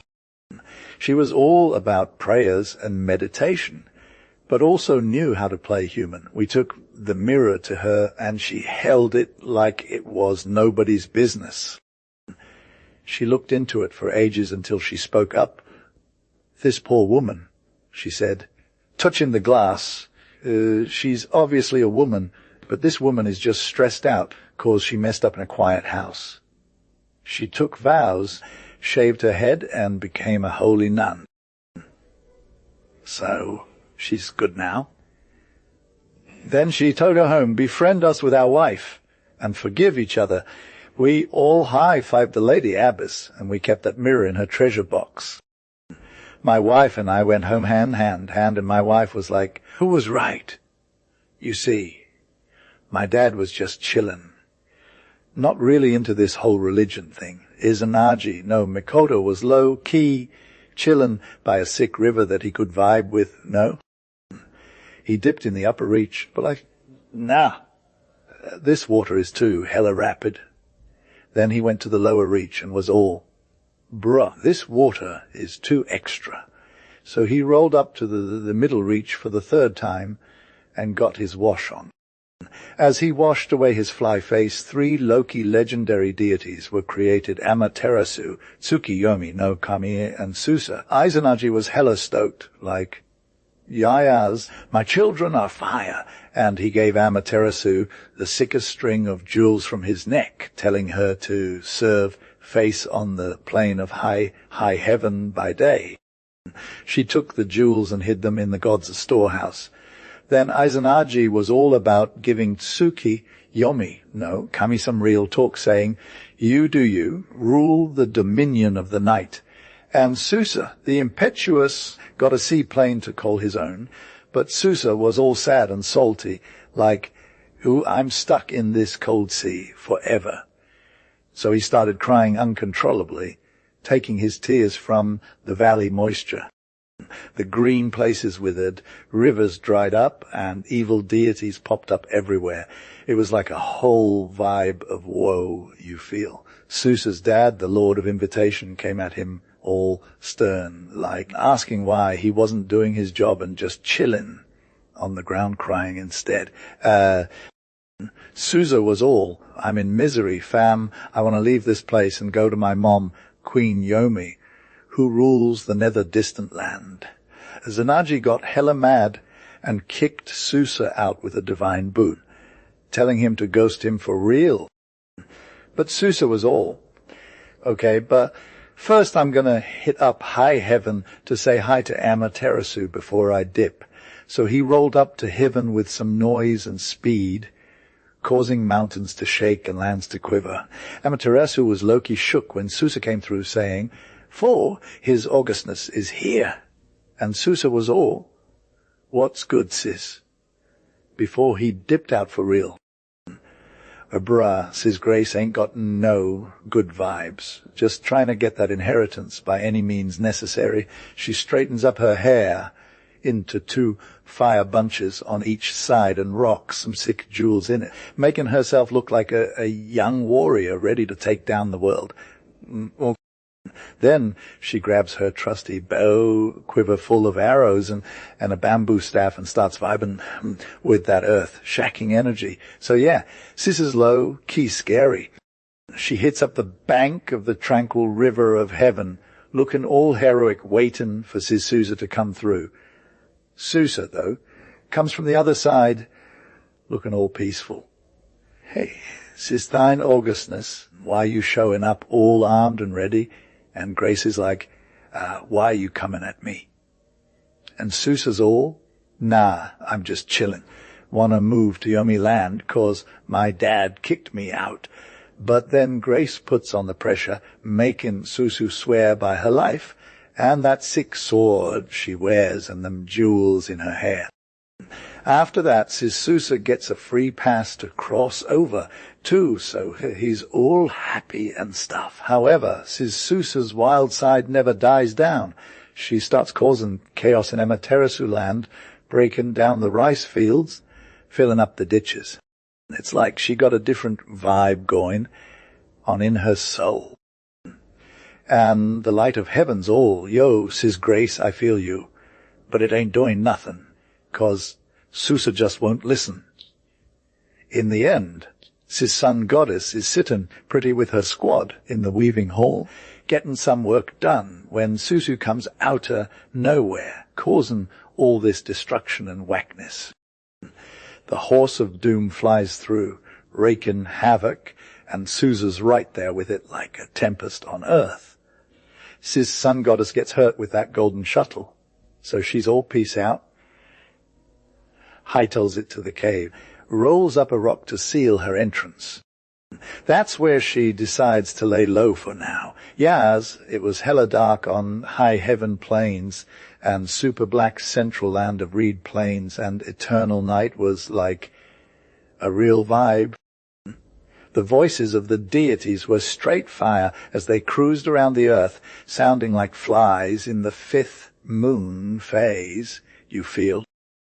And from far and near, there were all these omens of woe, so the 800 myriad deities got together to vibe check and figure out what's good.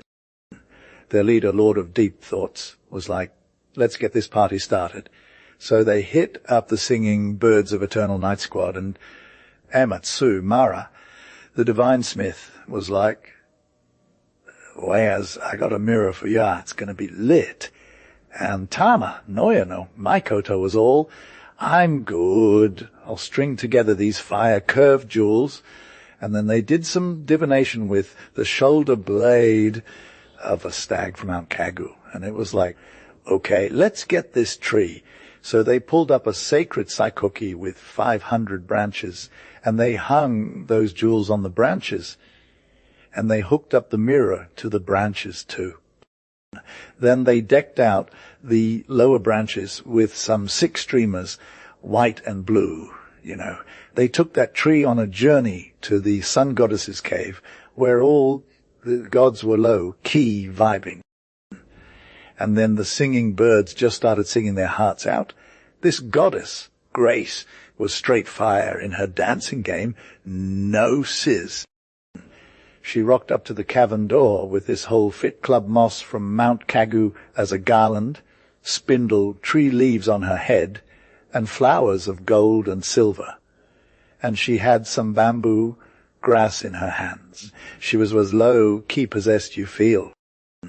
Her dancing was like more beautiful than pine, tops waving in the wind or sea foam floating. It was on another level.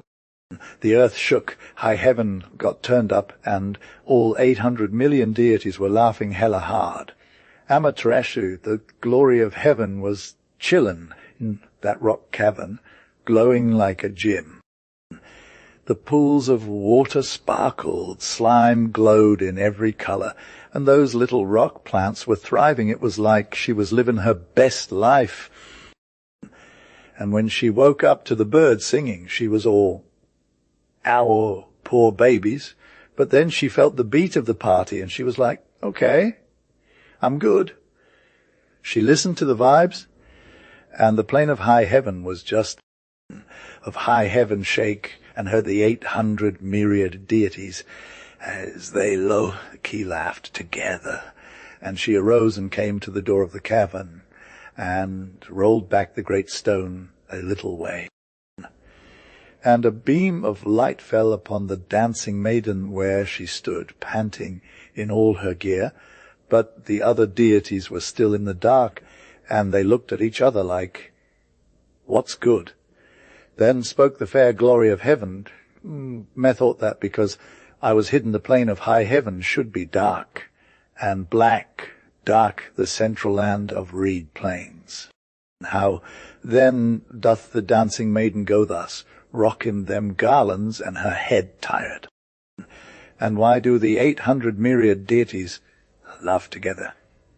Then the dancing maiden made answer, "O thine augustness, that's the real tea. Behold, the divine maidens are decked with flowers, and the gods assemble with shouts.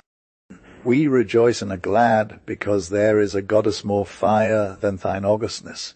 And Amaterasu heard, and was low-key salty, and she covered her face with her long sleeves, so that the deity should not see her tears. Howbeit they fell like the falling stars. Then the youths of the court of heaven stood by the Sakoki tree, where hung the mirror that was made by Amatisu Mara, the divine smith. And they cried, "Aledi, look and behold the new paragon of heaven." And Amaterasu said, "Inch I will not." Nevertheless, she presently let slip the sleeves that covered her countenance, and looked in the mirror. And as she looked and beheld, and was shook by her own beauty, that was no cap, she came forth slowly from the rocks of the cavern. And the light of her flooded high heaven, and below the rice ears waved and shook themselves, and the wild cherry rushed into flower. And all the deities joined their hands in a ring about Amaterasu, the goddess of the sun, and the door of the rock cavern was shut. Then the dancing maiden cried, "O lady, thine augustness, how should any deity be born to compare with thee, the glory of heaven?" So with joy they bore the goddess to her place. But Susa, the swift, the brave, the impetuous, the long-haired, the thrice unhappy, the lord of the sea, him the deities arraigned to stand trial in the dry bed of the tranquil river of heaven. And they took counsel and fined him with a great fine. And having shorn him of his hair, which was his beauty and his pride for her, it was blue, black as an iris, and hung below his knee, they banished him for ever from the heavenly precincts. So Susa descended to earth by floating bridge with bitterness in his heart, and for many days he wandered in despair, he knew not whither. By fair rice fields he came, and by barren moors, heeding nothing, and at last he stayed to rest by the side of the river called High, which is Loki in Izumaland. He sat Vibian, hands on head, gazing down at the water. That's when he saw a chopstick just chillin' on the surface of the stream. So like Susa, the impetuous was all, "Yo, I got people at the riverhead." And Loki followed the trail to see what was good. Then he found an old dude crying, his eyes out and wailing, surrounded by reeds and willows by the water. There was also this fire goddess with a face that could give you life. But her peepers were all red from crying. She was Loki shook and clutching her hands like they owed her money. And then there was this tiny girl waving around behind a veil, trying to get out of sight.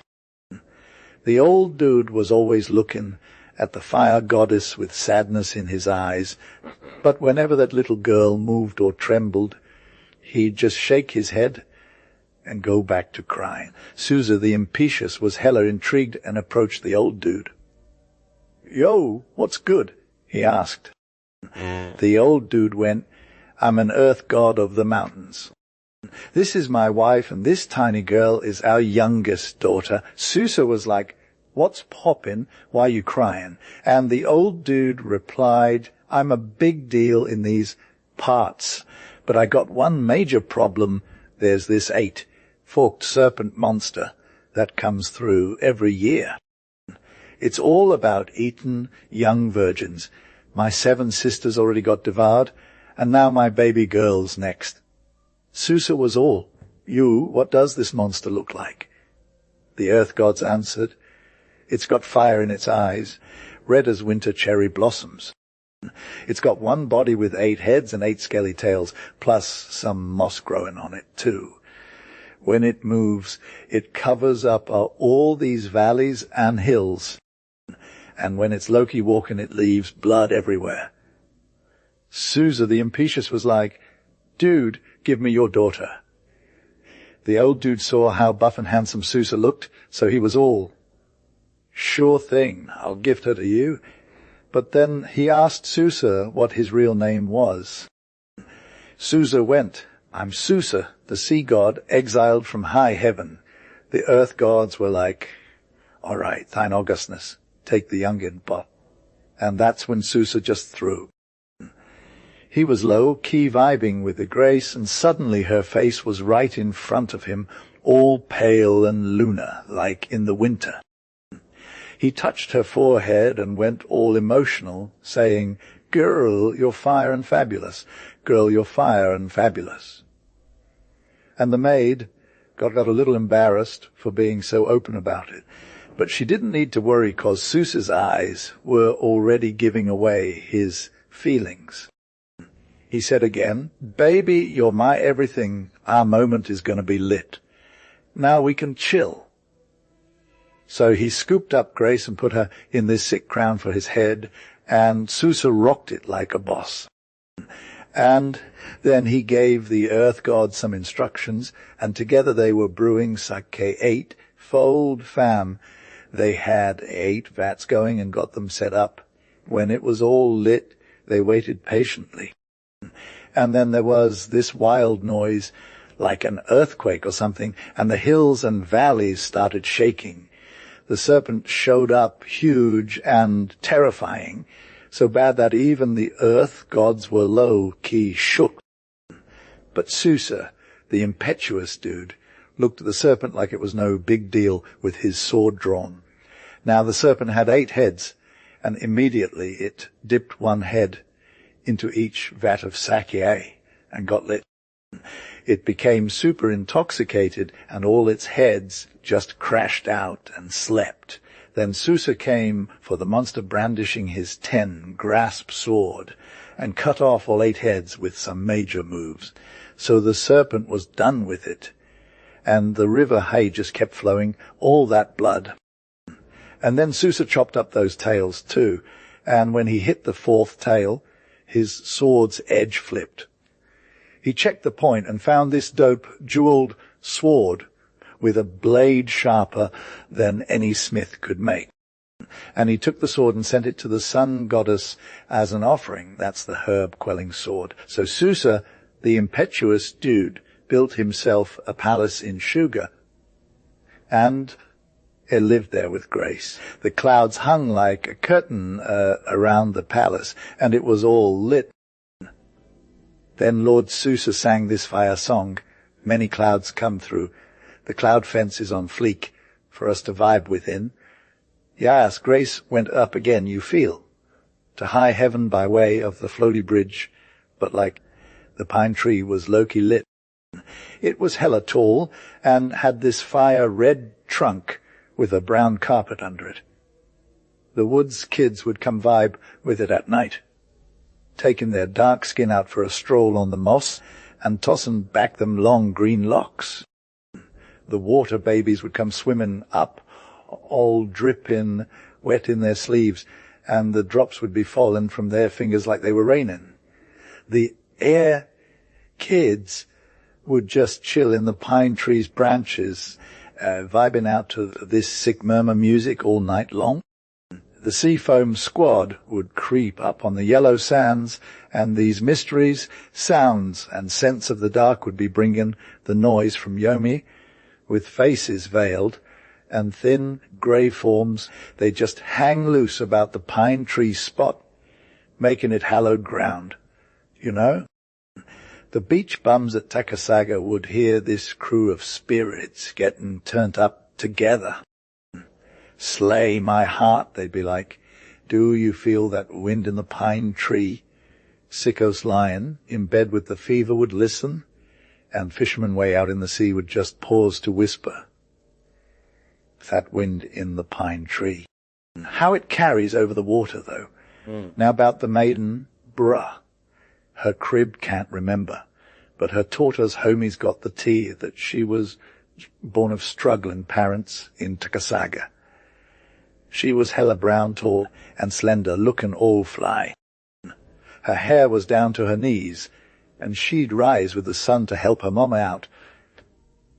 She'd gather sticks for the fire, get water from the well, and just be low-key busy with her weave game or her shuttle in the shade of that pine tree. Sometimes she'd gaze out at the sea paths like she was waiting on something. She was chill, not extra, more serious than sassy, but she'd smile all the time, too. Her voice was straight fire, like a heavenly being or something. Now, about that youth from the far province, bruh, the crane knows some tea 'cause she's been around. She saw him vibbin' in them green rice fields, and she just circled round him like he was a floaty bridge to nowhere. The youth stood up, looked around, and got it in his head that he'd heard the call. I gotta go, he said. Voice in my heart, I'm listening, and I'm out, Paul. And with that, he left the rice field and said what's up to whomever was chillin'. His mom and dad and his sis and bros and friends, all of them showed up at the shore, crying and clinging to each other. The youth just took a boat and sailed off into the ocean, and the rest stayed on the beach. For days and days, the boat cruised over the wild sea paths, and this white crane was flying right behind it. When the wind died down, she pushed the boat forward with her strong wings. One day, when the sun started set, the youth heard some fire vibes coming from the land. It sounded like someone was singing sweet tunes, and it echoed all over the sea paths. He stood up in his boat, and this crane started beating her wings super fast, and she guided the boat to the shore till touched the yellow sand of Takasaga beach. When he got ashore, he pushed the boat back out into the waves and watched it drift away. Then he turned his face inland, and the sound of that song was still vibing in his ears. The girl's voice was like nothing else. It was otherworldly and mystical. Dude brought a gift for his bae, jewels of jade on a silk string. They're fire, they're round, they're green as grass on a silk string. The jewels don't know each other, but the string is where it's at, fam. The strength of that silk string is real. The youth went inland and ran into this girl under this huge pine tree, who was just chilling and singing away. This crane came flying in with her strong wings and perched on top of the tree branches. There was a tortoise chilling below, surrounded by brown needles. He watched everything that went down but didn't say nothing, because he's super quiet. The youth stood before this girl, waiting. How'd you end up here? She asked, looking him straight in the eyes. I came from across the sea path, from a distance. What'd you come? She just shook her head and said, you gotta know that, Yosa, 'cause it was your voice that sang to my heart. Do you got the gift? She asked. Yeah, I got the full deal, jewels of jade on a silk string. Come with me, she said, and took his hand. They went to her dad's crib, and they had this ritual called 3 times 3. and then they were like married and all that jazz. They lived in peace for ages, and the crane was still chilling up in the pine tree branches, and the tortoise was still hanging out on the ground. Years went by, and the youth and maiden got old and grey, but they were still vibin'. "Hey, sweetheart," this old dude said, "I'm getting hella tired. It's sad to be old." "Don't say that, babe," his wife replied. "The best part is yet to come." "My love?" "Yeah." So there was this old dude, right? He's like, "Wanna see that fire pine tree one last time before I dip out?" And then Grace is all, "Okay, let's go," and she takes his hand, 'cause he's hella old and weak. They walk slow, with him stumbling, and he's all worried about dying. But Grace got him back. She puts him down on this comfy bed under the pine tree's branches, and the wind starts singing. She's like his ride or die, so she covers him up and lets him chill. He opens his eyes and he's low, key surprised she's still got that fire you feel. She's all tall and straight, like a total goddess. They're both still young, but they're also like old souls or something. They start floating away, because the wind is hella powerful, and they rise up to the pine tree's branches. It's like they're on another level, you know. The children of the woods, the water and air come all together vibbin', and making that sweet music under the stars. The sea foam kids creep up the beach, looking hella fresh, and the Yomi crew comes with all sorts of mysterious sounds and scents. It's like, oh, this place is straight up sacred. There was this one chick, Aya, from Omi province, right? She grew up in this fancy castle, 'cause her pops was a daimyo and a warrior, and he was always off doing his thing at the shogun's court. Aya didn't get to see him much, but she had her own crew, nurse, and maidens within the castle walls. It was all pretty lit, with high walls and a deep moat full of lotus flowers. When Aya got older, she started wondering about her pops and the whole 9 yards. Some 16-year-old her pop was low, Kia Daimyo, came back from his grind, and she hit up a squad with him in the gate. She was hella dressed to impress, and as you would expect from a high-ranking lady. "My dude and pops," she said, "you're straight fire coming back." "GL, how you've grown," her pop said, low-key stunned. "How old are you, Aya?" 16 years old, pops, she replied. "By all the gods, you're low-key a boss, young lady, and I thought you were a baby and brought me home a doll as a welcome-back gift." He laughed, but then got real for a sec and went into the castle. Later on, he started looking around, trying to find the perfect hubby for his daughter. "It should get done now," he said, "'cause I'm vibbin' with every daimyo in the land right now. This good feeling won't last. The Lord of Eiko from Harima had 3 fire sons, all tall and fit young men and warriors. The oldest is a bit too old," said the Lord of Omi. "The youngest is still a youth. What's good with the middle bro, though?" The Lord of Omi was like, "Second thoughts are always best." After some message exchanges went back and forth, Lady Aya got hitched to the young Lord of Eiko, and everyone in the country side was hyped 'cause they'd never even seen each other before. Lady Aya was stoked when she saw the gifts coming from her booze crib. She sat with the seamstress in the castle fiddling with the soft fabrics for her new duds. For the rest of the day, she played with her squad or worked on her needlepoint game. It was May, and they'd often chill in the garden gallery, laughing, sometimes talking about the young lord of Ako and how brave, beautiful, skilled in art and war, and rich he was. When evening rolled around, they'd sneak down to the garden, hand in hand, enjoying the cool air and sweet flower scent. One night Lady Aya took a stroll in the garden like she always did. The moon came out all silver. Shmi, sighed one of the squad members. The moon's looking hella sad today. You're right, returned Aya. The moon's a love-lorn lady, but have you seen her, sis, who's even sadder and prettier? The squad was like, who's the moon's sister?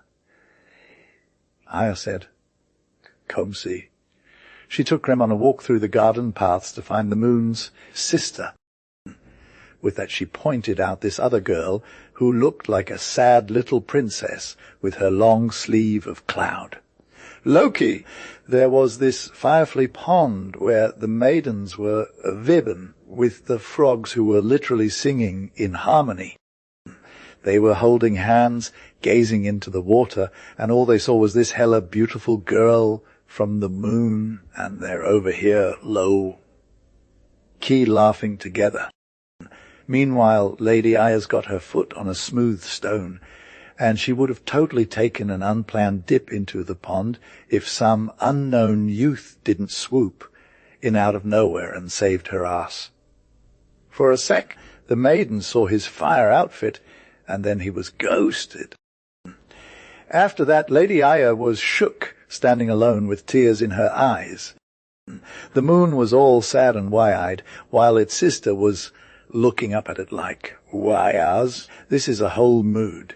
They spotted these squad of silent maidens chillin' in a sea of bloomin' peony flowers right by the water's edge. It was Lady Aya who planted those peonies and loved them to death. Then she just kept walking down the garden paths without saying a word, hanging her head. When she got to the gallery, she left all her maidens except Sada and went straight to her bower. She was just sitting there for ages, doing nothing, and Sada was right next to her, staring at some pattern on Lady Aya's robe. Eventually, he was a real first, said Aya. Like, for real, lady. He was young, he looked fire, and he saved your life, but you didn't even get to say thanks, 'cause the hour was late. Anyway, untie my girdle, okay? You look hella pale, lady. Eek. I'm just so tired, beat her. Then Lady Aya asked about this young lord of a Kodude, and was like, nah, I ain't seen him. Let's move on. Whatever, I'm totes exhausted. Don't even get me started. After that night, Lady Aya went from being all bubbly and fresh to being super melancholy, like a wave of sadness washing over the sea. She'd sigh by day and cry by night. She wasn't smilling no more when she looked at her fancy wedding clothes, and she stopped playing with her maidens on the gallery. She just kind of wandered around or lay there in silence.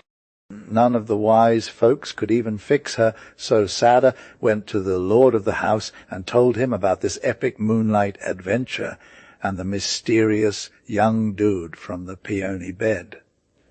Girl, my mistress is dying for love of that cute young man, she said. Child, how you even? The daimyo was all, my daughter's garden is totes safe. There ain't no way a stranger got in. Then Sada asked, what's up?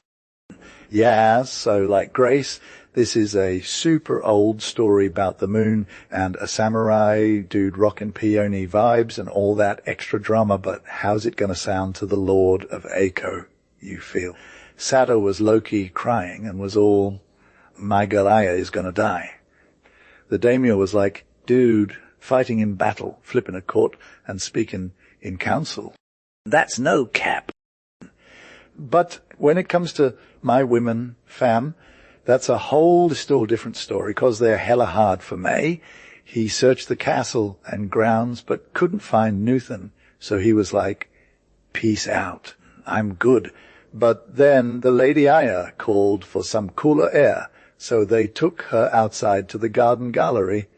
The minstrel from the household picked up his bawa and started vibbing with a song that's all about the music of his lute. Is it real or just a lie? Where does it come from? It's deep. Just as he was getting into the zone, A fly youth stands up from the peony bed and starts looking straight at Lady Aya. The vibe is off, cause she freaks out and runs to the edge of the gallery, arms out wide. But then the vision disappears and the minstrels all, love is wilder than death. Is it longer than life? Is it hotter than beef? The mysterious night of the flowers comes back, and his eyes are locked on Lady Aya like she's the only one in the room. This dude from the daimyo's crew, who's a total beast warrior, draws his sword and tries to take down the stranger, but just as he does, a cloud blocks the moon, and this crazy hot wind blows in from the south. The lights go out, and it's like a whole nother level of drama. The petals from the peonies are flying everywhere, and everyone's getting all swole and clingy to each other. When they come back to, it's still dark outside, but everything is good. The warrior dude is standing there gasping, and his sword is in one hand, a flower or something in the other. Yeah, so there's this one puny flower, and I got him, right? He's all hype, like he caught something or whatever. Aya's all like, give me the flower, and he just hands it over without even saying a word, you feel. Then she takes it to her pad and sleeps with the peony on her chest, and is low, key satisfied. She keeps the flower for 9 days, and it's giving off that sweet color and light vibes. She's totally healed from her sickness and sets the peony in a bronze vase, and it just grows more fire all those days. Anyway, this young lord of Ako dude comes riding around like a boss, trying to claim his lady love, Lady Aya. They get hitched, but people are hella disappointed, cause she's not even giving off that whole bride energy. And on the same day, the peony withers away and gets tossed out. There were 2 farmer dudes who were low-key brothers. Both of them grind hard in seed time and harvest time. They're literally knee-deep in rice water and bending their backs 1,000 times an hour. When it's hot outside, they're still digging up rice, and when it rains, they're huddled under their raincoats. One brother is Chu, the og-rich dude who's always saving money and having a big farm. But people are like, bruh, he's so mean and cold-hearted. His fam is all messed up too. The other brother is Can, and he's literally struggling to make ends meet. His silk, worms die. His rice fails. But he's still hella optimistic and loves making sick jokes. But for real though, life ain't easy if you're just living on vibes and laughter alone. Kang gets in a tight spot and has to pocket his pride. He had some issues with pride. So Grace borrows some clothes from a friend and hits the road in fresh Hakama, looking like a total boss and spitting bars to keep his vibes right. He sees his bro Cho chillin' and outside his crib, and at first he's thinking it's a ghost or something, because Cho is straight up ragged. But then Chu starts singing out, "You're early, homie." Can's like, "Yeah, I'm here." And Cho's all, "Hit me up, let's vibe in the house." And Cannon's all, "Sure thing. But you won't find no eats or drinks, so don't get it twisted." But then Can drops the bombshell he ain't hungry. Cho is low, key impressed and high, key try not to be salty about it. He tells Can his struggles are real times are hell off, but Can is all, "Hey bro, I got this." And Can starts spilling the tea. He lost his rice crop, his silkworms are dead, and he's straight up broke. He's like, "Please, bro, can you hook a brother up with some seeds and eggs? For mom's sake, fam." Cho is shook like, alack. He's all about that filial piety and whatnot, but Canna gets him to come through, even though Cho knows he ain't got nothing to give. So he's like, here, Can, take this dead egg and moldy rice. I'm basically robbing my wife and kids blind. Canna is hella grateful, bows down 3 times, and takes off with the goods, feeling like his luck just turned around for real. But on the way back, he's got to be careful, 'cause it's muddy af. His hakama were straight up borrowed when he got home. He was low-key gathering a ton of green mulberry leaves, 'cause those silkworms had to be hatching out of the dead eggs. So he sat down and waited for them to show up, and they did, and that's hella strange, 'cause they were straight up dead eggs in the first place. The silkworms were popping fam. They devoured those mulberry leaves like nobody's business, and got all wrapped up in cocoons faster than you could say. Silkworms. Can was living his best life, and he hit up all the neighbors to spread the word. That's where he messed up, though. He met this peddler dude who did rounds in those parts, gave him a message for Cho's brother, being all respectful and whatnot. Big mistake, bruh. Cho heard about his bro's silkworms doing well and was straight up salty. He grabbed his straw sandals and rolled up to Kanya's farm like it owed him money. Can wasn't there, but Cho didn't care. He just went in, checked out the silkworms. When he saw they were all walled up in cocoons, like pros, he lost his cool. He took a sharp knife and cut every single one of them in 2, and then he split. When Can came to check on his silkworms next, they looked hella wonky, like someone took a knife to fam. Can was all, this is whack, and he's scratching his head thinking what just went down. So he grabs another bunch of mulberry leaves, lets those half-silkworms get their eat on. Next thing you know, there are twice as many silkworms spinning away like crazy. It was straight up magic. Jichu heard about this and got all bent out of shape again.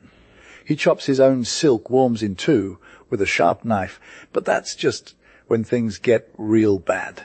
Those silkworms are toast, and Cho's wife has to toss them out the next morning. Can sowed some rice seeds from his bro. It came up green strong. He planted it with love and care, and it was straight up fire. But then a whole flock of swallows shows up, gets all worked up. Cannon's going, arra, like he's trying to shoo em away. They fly off, but they come back in 2. Can does the same thing. They fly off again. Then they come back in 2 more minutes and do it all over again. Yaz, Canny was Loki, freaking out. He slapped his hands together, that bamboo stick around like crazy. So those swallows got out of there. 2 minutes came back for the 10th time. Error! Canny shouted, and he chased them all over the place. Hill to dale, hedge to ditch, rice field to mulberry field. He was hella tired from running and just crashed onto his back on that mossy ground, snoring loud as hell. Next thing you know, he's dreaming. He saw a bunch of kids show up in the glade, and Canny knew exactly where he was 'cause it felt real. The kids were popping out here and there among the pine trees. They looked straight fire, like flowers or butterflies. They had bare feet, long hair and white skin that sparkled like plum blossoms. I've seen fairy kids. Canna told himself. This is wild. The kids stopped dancing, sat down on the ground in a circle, and started chanting. Leader, they shouted. Fetch us a mallet. Up comes this fly boy, maybe 14 or 15 years old, with a mop of messy hair. He's got a mossy stone under his head, and underneath is a white wood mallet. The boy takes it up and goes to the circle. He laughs and says, "What do you want now?" One kid yells out, "A kite!" The boy shakes that mallet, and guess what? Out comes a firework kite with twine. The kid who yelled for the kite gets it, and the boy asks what else they want. Some girl is like, battledore and shuttlecock for me. Boom. There they are, a top, notch battledore and 20 gilded shuttlecocks show up, meetly feathered. The boy asks again, what else? And some kids all, a lot of sweets. Canny laughs, 'cause he knows the boy's got a sense of humor. Greedy. He says, but the boy just shakes that mallet and out comes sweets galore. A girl yells for a red chrysoprase frock and a fancy obi. The boy gives it to her with some sass, calling her Miss Vanity. Next up, books show up, story books, all with gorgeous pictures inside. When the kids got their stuff, they put away the mallet and started getting tired. Their pretty clothes faded into the darkness of the woods, and their voices grew quiet until they were gone. Canny woke up feeling hella relaxed and found the sun was setting, and it was getting dark yas, like Cho was low, key salty when he found out Can got all the good vibes from that fairy mallet. He turned green with envy, bruh, just like a fresh new pair of kicks. Chu was hella mad and decided to get his own mallet, no cap. So he hit up his bro for some rice, and his bro was all about it. Bless his heart. Cho waited for that rice to ripen, and when it did, he went wild, fam. Swallows came and settled in, and Cho was like, "Hurrah!" "Error!"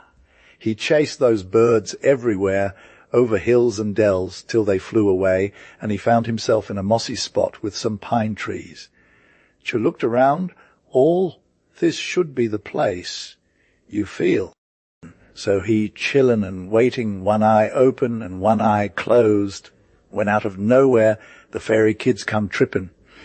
They were hella fresh, movin' through the trees like they owned the spot. "Leader! Leader! Fetch us that mallet." The leader steps up, lifts the stone, and nope, not a mallet in sight. The little ones went wild, stampin' their feet, and gettin' all up in Cho's grill. They pinched him, pulled his nose, buffeted him, and had a major meltdown. Cho was like, oh, but fam, his nose just kept growing like it was getting longer by the second. The fairy kids were laughing so hard they were falling out of their seats like leaves in the wind. Cho was left standing there all sad and sorry with his giant nose in tow. He gathered it up, went to Cannon's, and was, "Oh, I'm very sick." Can's like, "Was, I see what you're dealing with," says Grace. "A major sickness. And how did you even get it?" And Can is low-key super nice at never totes laughing at Cho's nose or smiling. But he's got tears in his eyes 'cause his bro's being hella salty. Then Cho's heart melts and he spills the tea about all the mean things he said about dead silk, worms, eggs, and other stuff. That's been low, key thrown around. He's like, "Can, plus forgive me and help a bro out." "Hold up, bro," says Can. He goes to his chest, grabs the mallet, and starts rubbing it gently up and down Cho's nose, and voil, it shrinks way quick in 2 minutes. Cho's dancing like crazy. Can looks at him and's all, "If I were you, I'd just chill and try to be different." When Cho splits, sits there, and thinks for a hot sec. That night, when the moon is lit, he grabs the mallet and heads to the mossy dell under some gnarly pine trees. He puts the mallet back in its spot and's all. "I'm low. Key last man on earth who's hella nice to the fairies' kids." The monk Anshan was young in bod but old in brain. Every day for ages he read the good books and never got tired, and hard characters weren't even a thing for him. He was like, "I'm young in bod, but I'm old in holiness," 'cause he kept his body on lock with fasts, watchings, and long prayers. He was all about them deep meditations and knew the blessedness of being one with the universe. His face was as white as snow. His eyes were deep like a brown pool in autumn. His smile was straight fire, and his voice was like an angel's.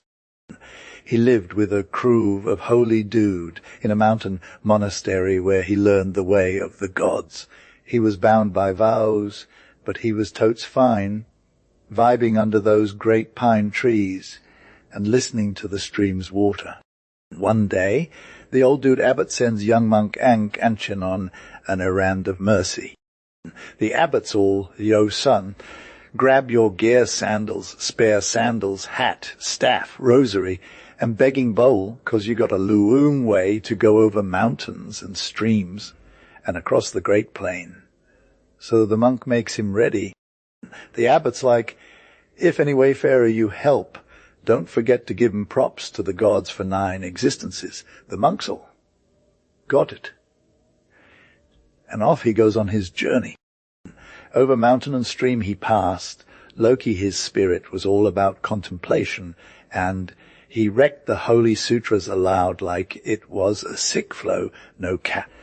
And them wise birds were hella vocal from branch to branch of the tall trees, birds that straight up loved by Buddha. One bird was spitting bars to the grand scripture of the Nichitan, the praise of the sutra of the lotus, of the good law, and another bird was just vibing with his master's name, like although compassionate mind. The monk smiled. "Sweet and happy bird," he said. And the bird was all, "Although compassionate mind." Oh, compassionate mind. When the monk Anchin came to the great plain, the sun was high in the heavens, and all the blue and golden flowers of the plain were hella parched from the noon-tide heat.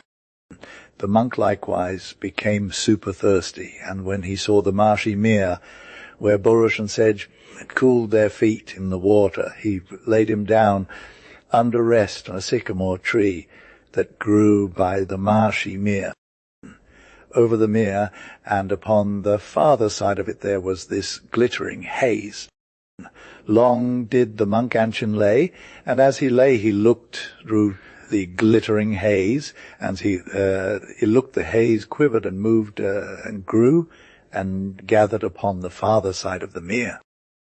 At the last it drew into a slender column of vapour, and out of the vapour there came forth a straight fire lady. She wore a robe of green and gold interwoven, and golden sandals on her slender feet.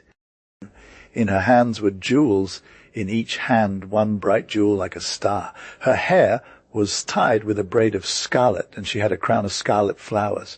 She came, skirting the marshy mere. She came, gliding in and out of the bulrush and the sedge.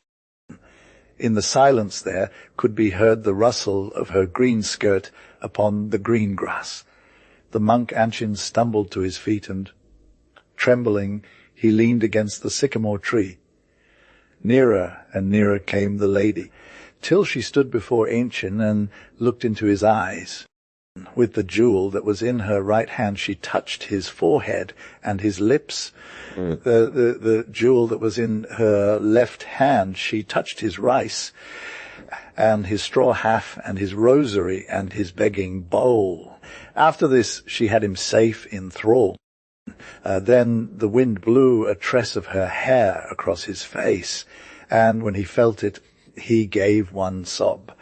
For the rest of his journey the monk went as a man in a dream. Once a rich traveller riding on horseback threw a silver coin into Anchin's begging bowl. Once a woman gave him a piece of cake made of millet, and once a little boy knelt down and tied the fastening of his sandal that had become loose. But each time the monk passed on without a word, for he forgot to, let's vibe on the energy of these hella compassionate ones for the next 9 lives you feel.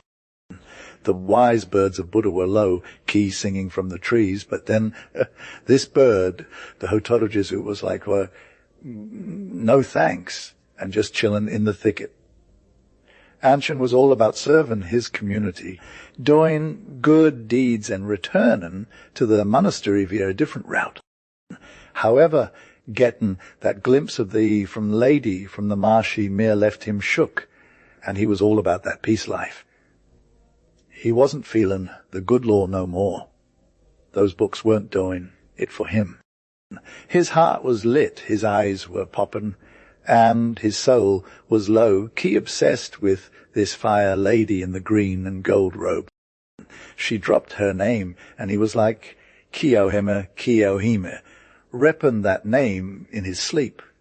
And when he woke up, he was all about saying it instead of praying, much to the dismay of the brothers, who were hella confused. Long story short, Anshin went to their leader, the abbot, and spilled the tea on how he was feeling. The abbot was like, "Bruh, you're in a real spot, 'cause your past karma is catching up with you." He asked if it was too late to turn it around, but the abbot was all, "Nah, you just gotta fast, pray, and get real about being single." Anshin did what he was told, fasted, prayed, and even went through some ice, cold water torture for a penance. Fast forward to him being super weak and his eyes looking like they were on fire. His mind was going wild, and he couldn't even stay true to himself 'cause of his love for this lady. The brothers were all, "What's going on with Anshin? Is he cursed or something?" But the abbot was all, "Don't me. One hot summer night, Anshin was sleepless in his cell when the magic Lady Cleome showed up. She looked like a total boss. Her hands and sleeves were shinin' under moonlight. Her green and gold robe was straight fire, and those scarlet braids on her hair. Goals. I've been waiting for you for ages," she said. "Anshin was all my vows, my love. I gotta keep it moving." But Kiyohime was like, "May not," and raised an eyebrow, which, TB, was kinda scary. "I couldn't find the original text to rewrite. Please provide it for me to convert into Gen Z Jin Alpha slang style. I'll preserve the name Gracie exactly as it appears in the output. Loki, there was this ancient dude, right? He's all beat up from traveling and stuff. So he shows up at Grace's dad's crib, and she's all welcoming 'cause she's got that good energy. So, and the mom is chillin', and the little one's just vibbing everywhere, running around with her bare feet, playing with a fire green and red ball, you feel. And this dude sees the little one, and he's all like, "Whoa, she's special." After the dude eats, he's like, "Oh, yo, can I get some water?" And then he pulls out this fancy silver sand from his wallet, and it sinks to the bottom of the bowl. He's all deep, saying, "I'm a soothsayer, homie. I'm famous for being good at predicting the future." So he's like, "Grace's dad, you fed me and helped me out. Now I'm going to tell your kids some crazy prophecies." The little one is just chilling, playing with her ball, but Grace's dad is all about it. This soothsayer dude starts talking to the bowl of water again, and he's all like, "Okay, listen up. Grace is going to be low-key stunning, like a deity from Earth or something.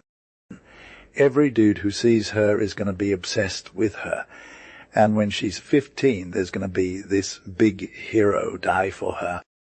It's going to be super sad, fam. The dad is all, is this real?" And the soothsayer is like, "Yeah, it's totes true, my dude." He just leaves, and that's it. Grace's family is all shook up, but they're trying to stay calm 'cause they don't want to mess with fate, you know. The mom is crying, but she's like, "Chill, we can't change the thread." But Grace's dad is all about fighting the soothsayer and saving his kid. He's all, "I got this." Even though his wife is trying to warn him, he's just going to go with it 'cause he's a straight up dude. They hide the little one in a secret spot where some old wise lady takes care of her. Girl was low, key obsessed with Grace, making sure she ate, took her, brushed her hair, taught her how to spit bars and dance like a Barbie on the floor, or just chill at a frame with a sick needlework setup, getting the thread in her hand for hers. For 8 years, the maid only saw 3 peeps, her pops, her mama, and her nurse, 'cause she was stuck in her own chamber, ain't got nothing to do with day world outside. But at night she'd slide out into her pop's garden when it's all hush and the bird is sleepin', and their flowers ain't even got no colour. And every season that passed, Grace got more turned up. Her hair was down to her ankles, and it was as black as a thunderstorm. Her forehead was like day plum blossom. Her cheeks was like day wild cherry, and her mouth was like day flower of day pomegranate. By 15, she's the hottest thing since sliced bread, and the sun is straight up salty, 'cause only the moon can shine on her. But fam, everyone found out about her beauty, so men thought she was off limits, and 'cause they couldn't see her, they wanted to get a glimpse so bad. So gallant dudes, warriors, and even big shot men came from all over just to get a look at their mysterious Grace, and they made it like a secret mission with swords shinning bright. They said they ain't leaving till they see her, and they want to get it either by being nice or by getting it by any means. Then the master of their house just did what he had to do, and he sent his mama to bring Grace down.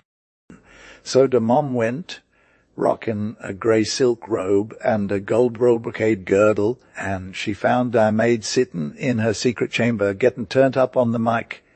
Nothing's changed since day gods was round, neither how water flows nor how love goes down. Day mom was hella surprised and asked where she even heard of dat kind of love talk. Then the maid said she read it in a book. They took her out with her mom and a wise woman, tied up her hair, and pinned it high on her head with gold and coral pins. Then they gave her day grey silk robe and a brocade girdle, and she was all like, ain't too cold, while they dressed her up. Then they wanted to throw some plum blossom and pine-broidered mantle over her, but she was all, nah, I'm good. They painted her lips with Benny, and then she saw herself in the mirror. Loki, Grace was all about the drama, murmuring, oh, there's blood on my lips. They led her out on this fire balcony where everyone could see her, and it was like, and totally lit. She was straight fire, like a goddess or something. All these warriors were standing around, looking at her, and they were all, damn, we're Loki obsessed. The maid was all shy and stuff, but when she got up, that hot flush came on, and now she was even more gorgeous. Like 100+ guys came to try and snag her hand. All of them were straight up in love with her. And then you had these 2 dudes who were actually the real MVPs. One came from way out, like the champion of Chinyu or whatever, and the other came from right around the corner, like the champ of Une. They were both young and strong and black-haired, but what really set him apart was that they were equal in every way, age, strength, valor, you name it. Both had 6 swords, full quivers on their backs, and these white wood bows that looked straight out of a fantasy novel. They stood under the balcony like 2 peas in a pod, looking all pretty and powerful together. Then they just started hollering, telling the maid how much they loved her and begging her to choose him. She just kept it 100, nothing but a gaze on them, but nobody said a word. Then these 2 broovers drew their swords and were like, we need to settle this. But then the old dude stepped in, all calm and collected. It was like, hold up, fellas, I got this. He led him over to his crib, which had this sick platform thingy built out over the river. It was like a little slice of heaven, wisteria, bloomin' everywhere, and the water was flowing fast and deep. The master of the house brought in these two champions and the maid herself, but the mom and that wise woman were hidden behind their sleeves, all sneaky. Like suddenly this white bird just drops from the sky and starts rocking back and forth on the river. "All right, champ," says the old dude, let's get real for a sec. We're going to test your bow skills right now." Each of them pulls out their bows and fires an arrow at that bird. It was like they were trying to win some sort of bet or something. The first guy hits the bird straight in the dome, but the second dude would axe it in the tail so hard all them white feathers go flying everywhere. Two champs, sir?" "All." "Oh, yas, we got this." But then they're like, "Hold up. There's only one way, let's just get on with it already." And they whip out their swords again. But the maid was shaking like she didn't want to do it, holding the low-key wild stem of the wisteria in her hands. She was shooken through the branches as the frail flowers went flying everywhere about her. My lords, she was hollering, "Whoo, brave and beautiful heroes of fame, it's not right that one of you should dip out for someone like me. I got love for y'all. I'm Loki obsessed, therefore farewell."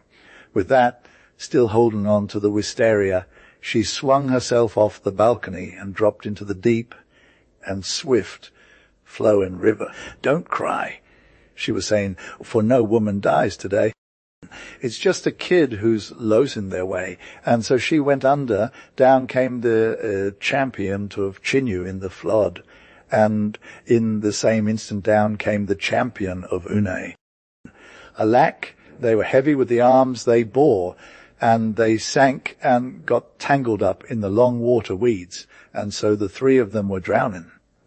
But at night when the moon was shining, the pale, dead rose floating to the surface of the water, the champion of Yunai held the maiden's right hand in his own, but the champion of Chinyu lay, with his head against the maiden's heart, bound close to her by a tress of her long hair, and as he lay he was smiling. The three corpses they lifted from the water and laid them together upon a bier of fair white wood, and over them they strewed herbs and sweet flowers, and laid a veil over their faces of fine white silk, and they lighted fires and burned incense. Gallants and warriors and men of note who loved the maiden, alive or dead, stood about her bier and made a hedge with themselves and their bright swords. And there was sorrow and mourning, loud and grievous, so that the sound of it reached high heaven and offended the peace of the gods. A grave was dug wide and deep, and the three were buried therein. The maid they laid in the middle, and the two champions upon either side. Idzumo was the native place of the champion of Chinyu, so they brought earth from thence in a junk, and with this earth they covered him. So the maid slept there in the grave, the champions faithfully guarding her, for they had buried with them their bows of white wood, and their good armor, and their spears, and their bright sword. Nothing was forgotten that is needful for adventure in the land of Yomi. Xv, the robe of feathers, Mayo strand, is in the province of Suruga. Its sand is yellow and fine, strewn with rose shells at the ebbed tide. Its pine trees are ancient, and they lean all one way, which is the way that the wild wind wills. Before Mayo rolls the deep sea, and behind Mayo rises Fuji, the most sacred, the mountain of mountains. Small marvel that the strange people should come to Mayo. Of the strange people not much is known, even at Mayo, though it is sure they come there. It seems they are shy indeed. More's the pity is, they come through the blue air or across those low-key paths by the sea. They never leave a footprint on that wet beach because they're too hella stealthy. But sometimes when they vibe out to some tunes, they drop their robes and leave it all ribbed up. So sometimes you might see it at Mio. Gee, this is not all, though. One day a fisherman from Mayo was low, key hanging with a strange person's homie, and he got them to do his biddings. No cap. This is real talk, and thus it went down. The dude was out on the boat all night, trying to catch some fin, but nothing came. It might have been hella whack from before the morning, you feel. When the sun rose, he brought his boat to shore, shivering like a baby, and then that warm breeze hit him like a shot of espresso, and he started glowing fam. The sand was all comfy on his feet, too. That wind had some major scents going on, like cedar and vervain, and it smelled like 100 flowers. Gee, flowers just fell from the sky like rain, and the dude is hella stoked. He's stretching out his hands, catching all these flowers, lotus, jessamine, pomegranate, and there's this vibe of music going on too. This ain't Mayo Strand? He's thinking, all bewildered. Where I've been 1,000 times or flown kites on a hella chill day. What's good, though? Maybe I stumbled upon the Fortunate Isles without even knowing it, or maybe I came to the Sea King's Garden by accident, or maybe I'm dead and didn't even know it, and this is Yomi. Oh, Yomi, land of Yomi, how it looks like Mayo Strand, my home, though. Oh, after he said that, he looked around, saw Fuji in the distance, and knew he was at Mayo no other place. Gee. Then he's all, thanks be, and he lifts his eyes to see a robe made out of feathers hanging from a pine tree branch. That robe had every bird species on it, you feel. Kingfisher, golden pheasant, lovebird swan, cormorant, bullfinch, falcon, plover, and heron, all of them. This is hella pretty, he says, and then he's like, the warm, sweet, fairy thing. I'm totes taking it home as a treasure. No amount of cash could get me this, and I'll show it to everyone in the village. And off he goes back home with those fairy feathers on his arm. Now, the strange person's homie was vibbin' all day with the white kids from the foam that live by. Loki's salty sea vibes. She gazed up through that cold clear water and realized her robe wasn't hanging from no pine tree branch anymore. Oh, man, she cried. My sick feather robe. Quick as a whip, she sprang out of the water and was ghosting down the wet sand like nobody's business. The white kids of the foam were Loki following her heels. Wearing the cloak of that long hair, she rolled up on the fisherman. Jim, my feather robe, she said, extending her hand for it. Why? Asked the fisherman. 'Cause I need it. Gee, it's mine. I gotta have it. The fisherman was all like, findings keepin', and he didn't give her the feather robe. I'm a fairy, she said. Later fairy, said the fisherman. A moon fairy, she said. Later, moon fairy, said the fisherman, and Loki started walking away from Mio Strand. At that point she snatched at the feather robe, but the fisherman held tight. The feathers were flying out, and they dropped on the sand like a whole lot of nothing. Wouldn't do that, said the fisherman. You'd just mess it up, boy. I'm a moon fairy, and I came to slay on fair Mio Strand at dawn. Without my feathers, I'm toast fam. Without them, I gotta go back to my spot in high heaven.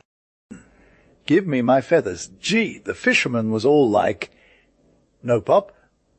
Fisherman, Jim, my robe, she said. I couldn't even think of it, said the fisherman. At that point the maiden face planted onto her knees and was dropping hard like a lily in the heat. She had the fisherman wrapped round her knees with her arms, begging him to give it up, and he felt them tears falling on his bare feet.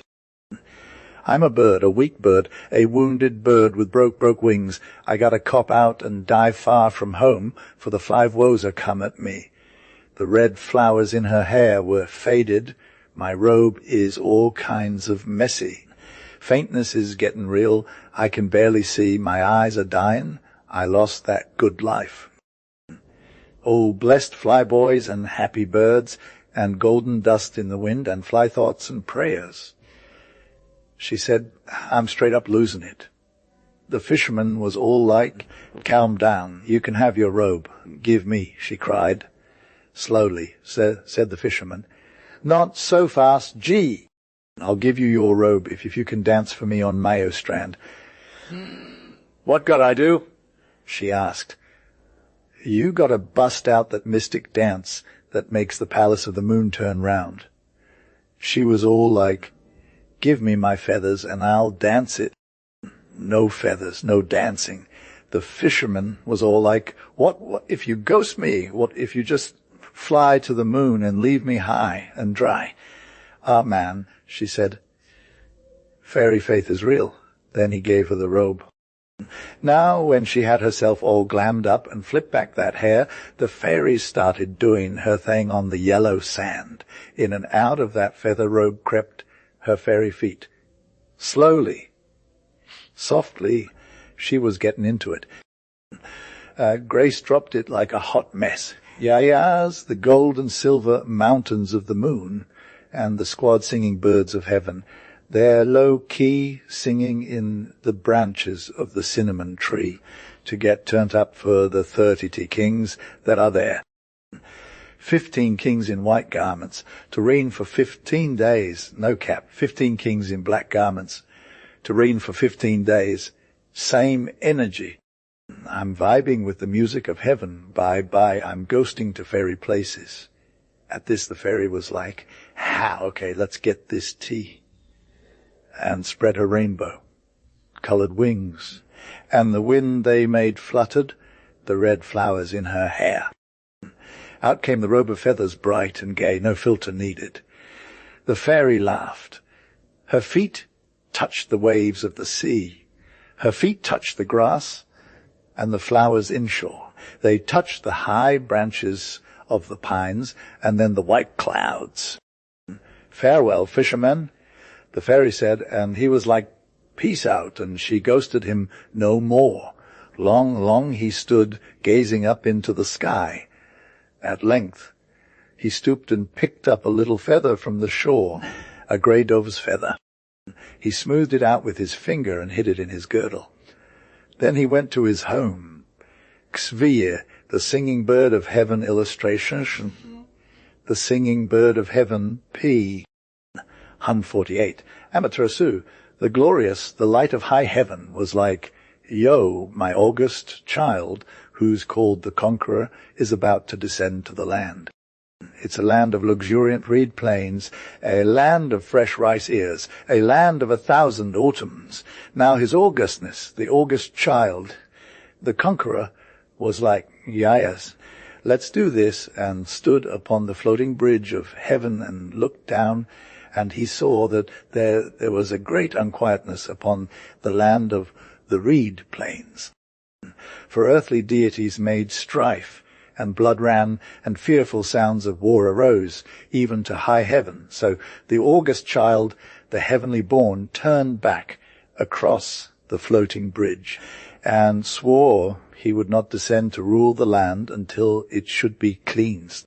And Amaterasu, the light of high heaven, who had the sun set fast between her eyes, bound her head with jewels, and gathered the deities together in a divine assembly to hold council in the tranquil riverbed. And she spoke and said, who shall subdue the land that I have given to the august child? And all the deities were like, who, thine augustness, send down the Lord of Spears. Therefore the Lord of Spears went lightly down by the floating bridge, and there were bound back 800 spears. Howbeit, he made a truce with the lord of the reed plains and tarried there. And for 3 years there was no report.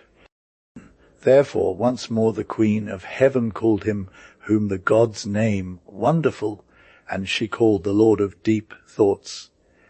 And likewise she called every deity of heaven, and they came to council in the tranquil river bed, so that upon the sand there was left the print of their august feet. And Amaterasu Loki, Grace said, Oyo, behold now, Lord of Spears, is straight up ghosting us. Who's going to run this land? And the young prince was all, O mother of heaven, thine augustness, hit me up. And all the deities were like, send him, till it sounded like thunder in the river bed. You feel. So the young prince grabbed his sandals and got fitted with the big bow from the hall of high heaven, and they gave him some heavenly feathered arrows. They made him all ready to roll, and then took him to the floating bridge. And he descended lightly, all lit up in his sick garments, but when he hit the high hills, his heart was racing and his blood was pumping. So he cut off his sandals and went barefoot like an earth god, and arrived at the palace on the reed plains. Now, at the door of the palace, Princess Undershining was Loki growing into a flower. The young prince saw her and was hella in love. So he built himself a dwelling on the reed plains, took her as his ride, and she became his main babe. But, heaven wasn't really paying attention, and Grace forgot to send any reports up there. He didn't care about no deities. They were just, vague to him. But the gods were hella tired of waiting for some info. Amaterasu was all, long time, our messenger is Maya, and ain't coming back with no word again. My lord, the august child, is getting impatient. Who should we send next? So all the deities and the lord of deep thoughts were like, send down the singing bird, the favorite of high heaven. Amaterasu took the golden singing bird and was all, Uyo divine gods, spread your wings and fly to the land of reed plains. When you find the young prince, the messenger of heaven, sing this song in his ear. Amaterasu, goddess of the sun, sent me saying, how's the quest of high heaven going? And how's that message looking? So the bird took off, singing her heart out, and showed up at the young prince's spot on the reed plains. She perched on a fair cassia tree branch and sang day and night. But the gods in heaven were totes waiting for their singing bird to return with some tea. But she just sat there, chilling on that branch. The young prince didn't care. He was too busy vibing with she that speaketh evil, who whispered evil stuff in his ear, like, this bird is wok, and its vibe is toxic. You should take your arrows and go slay it, bah. And she that speaketh evil kept on whispering till she got her point across. Then the young prince arose, grabbed his arrows, and went to slay the singing bird, bow on his 5-tipped arrows, and he low-key shot one into the branches of the cassia tree. And suddenly the sweet sound of singing just stopped, and the golden bird went dead, for the aim was straight fire.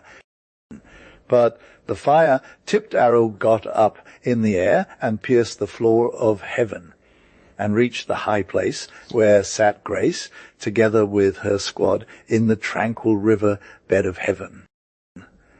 And the god called Wonderful took up the arrow, and low-key checked the blood on its feathers. And the lord of deep thoughts was all like, this is the arrow that was given to the young prince. And he showed it to all the deities. And he was like, if the young prince has shot this arrow at the evil deities, according to our command, let it do him no harm. But if his heart be not pure, then let the young prince go hard. And he flipped the arrow back to earth.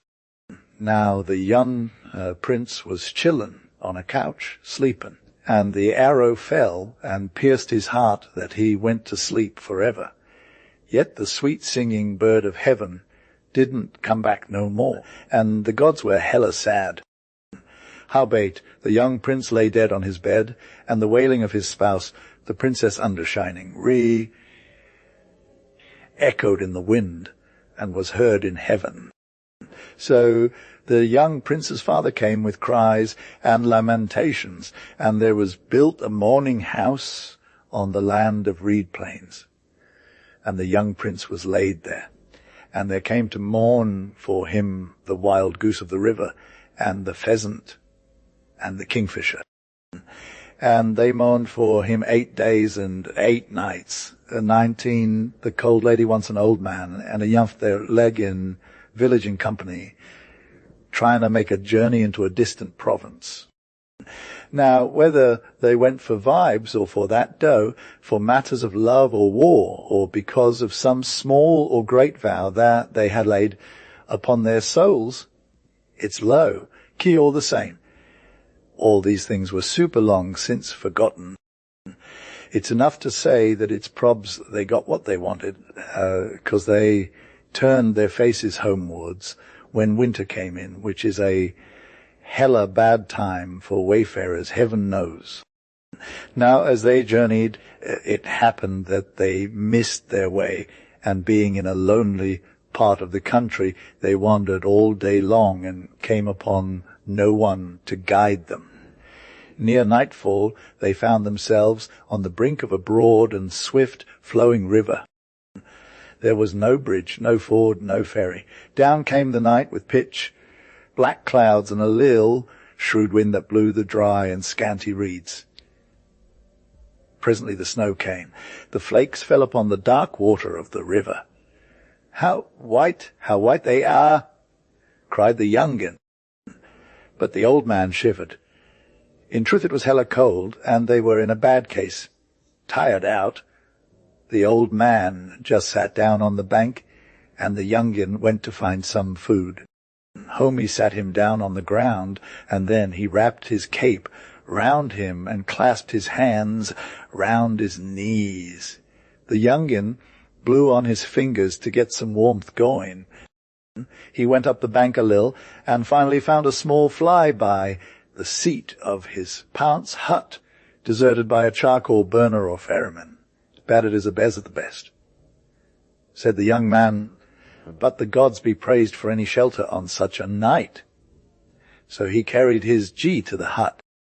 They had no grub and no fire, but there was a bundle of dried leaves in the corner. Here they laid down and covered themselves with their straw raincoats, and even though it was freezing, they soon fell asleep. About midnight, the young man was woken up by an icy vibe on his cheek. The door of the hut was wide open, and he could see the whirling snow storm outside without. "It wasn't that dark. A pest upon the wind," said the young man. "It's blown open the door, and the snow has drifted in and covered my feet." And he raised himself up on his elbow. Then he saw that there was a woman in the hut.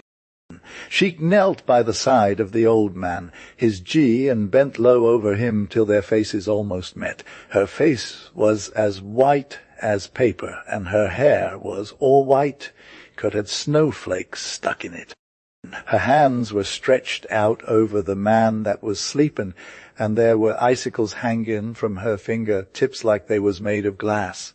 Her breath was visible as she breathed, looking all misty. Like. She leaned over the old man for a hot sec, then rose up tall and slender, snowflakes falling off her in a shower as she moved. That was easy. She murmured and came to the young man and sank down beside him, taking his hand in hers. If the young man was cold before, he was colder now. He was getting all numb from head to toe. It seemed like his blood was freezing, and his heart was a block of ice that was stuck still in his chest. A deathly sleep came over him, and he thought, This is my last. Thank the gods there ain't no pain. But the cold lady spoke up. Said, it's only a boy. She said, stroking his hair. Can't kill him. Listen, she said. The young man moaned. You gotta never speak of me, nor of this night, she said. Not to his pops, nor his mammas, nor his sis, nor his bro, nor his betrothed chick, nor his married wife, nor the kids, nor the sun, nor the moon, nor the water, fire, wind, rain, snow.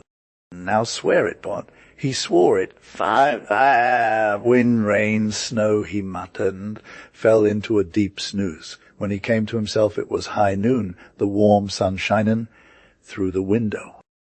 A kind countryman held him in his arms low-key. Some dude brought Trace to this hell-isolated spot and made him chug from a piping hot cup. Yo, now that you're done, brew, said the country homie. You should be thankful, Tibu. I showed up just in time. What brought me out here for real, even though it's like 3 rye of walking away from my spot. I'm not mad at the gods for showing up. So you can low-key thank them in your fresh young face, fam. But as for that old dude, your ride or die, he's a whole different story. He's straight out of hell. Like his feet are already at the parting of the 3 ways. Hoof! Cried the youngin. Hoof! For the snow and the storm and the hella bitter night. My homie is dead. But he kept it on the deal then, and when he got back to his village after a day's hike, he remembered his oath, and those cold lady vibes were still in his ear. Don't even think about speaking my name, nor what went down that one night, not to your dad, mom, sis, bro, or betrothed. No way, not to married wife or kids, nor the sun, moon, water, fire, wind, rain, snow. Some years later, when summer was in full swing, and the youngin was chillin' solo on a hike, he saw this girl walking towards him, and she seemed like she'd been doing some actual work, 'cause her robe was all kilted up. She wore sandals, and had a bundle tied to her feet. She looked hella tired, but it wasn't strange that the youngin came up with her, or past the time of day. He saw that girl was super young, fair, and slender youngin. Where you headed? She said. I'm on my way to Yedo, gonna find a job. Got a sis there who's got my back. He asked, what's my name is Oyuki. Oh, Yuki, you look hella pale. He said, Allah's. Sir?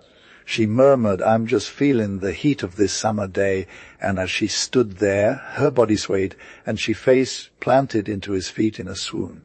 He lifted her up, gentle, like took her to his mom's crib, and laid her head on his chest. When Oyuki woke up, she was all thanksy to the youngin and his mom for helping her out, and 'course she was still pretty weak from her swoon. She crashed at their place that night, and ended up staying there for a hot second. But for real though, Oyuki stayed in Yedo, and never showed up in the streets again, 'cause the youngin Loki fell for her hard, and got her married before too long. What's changed?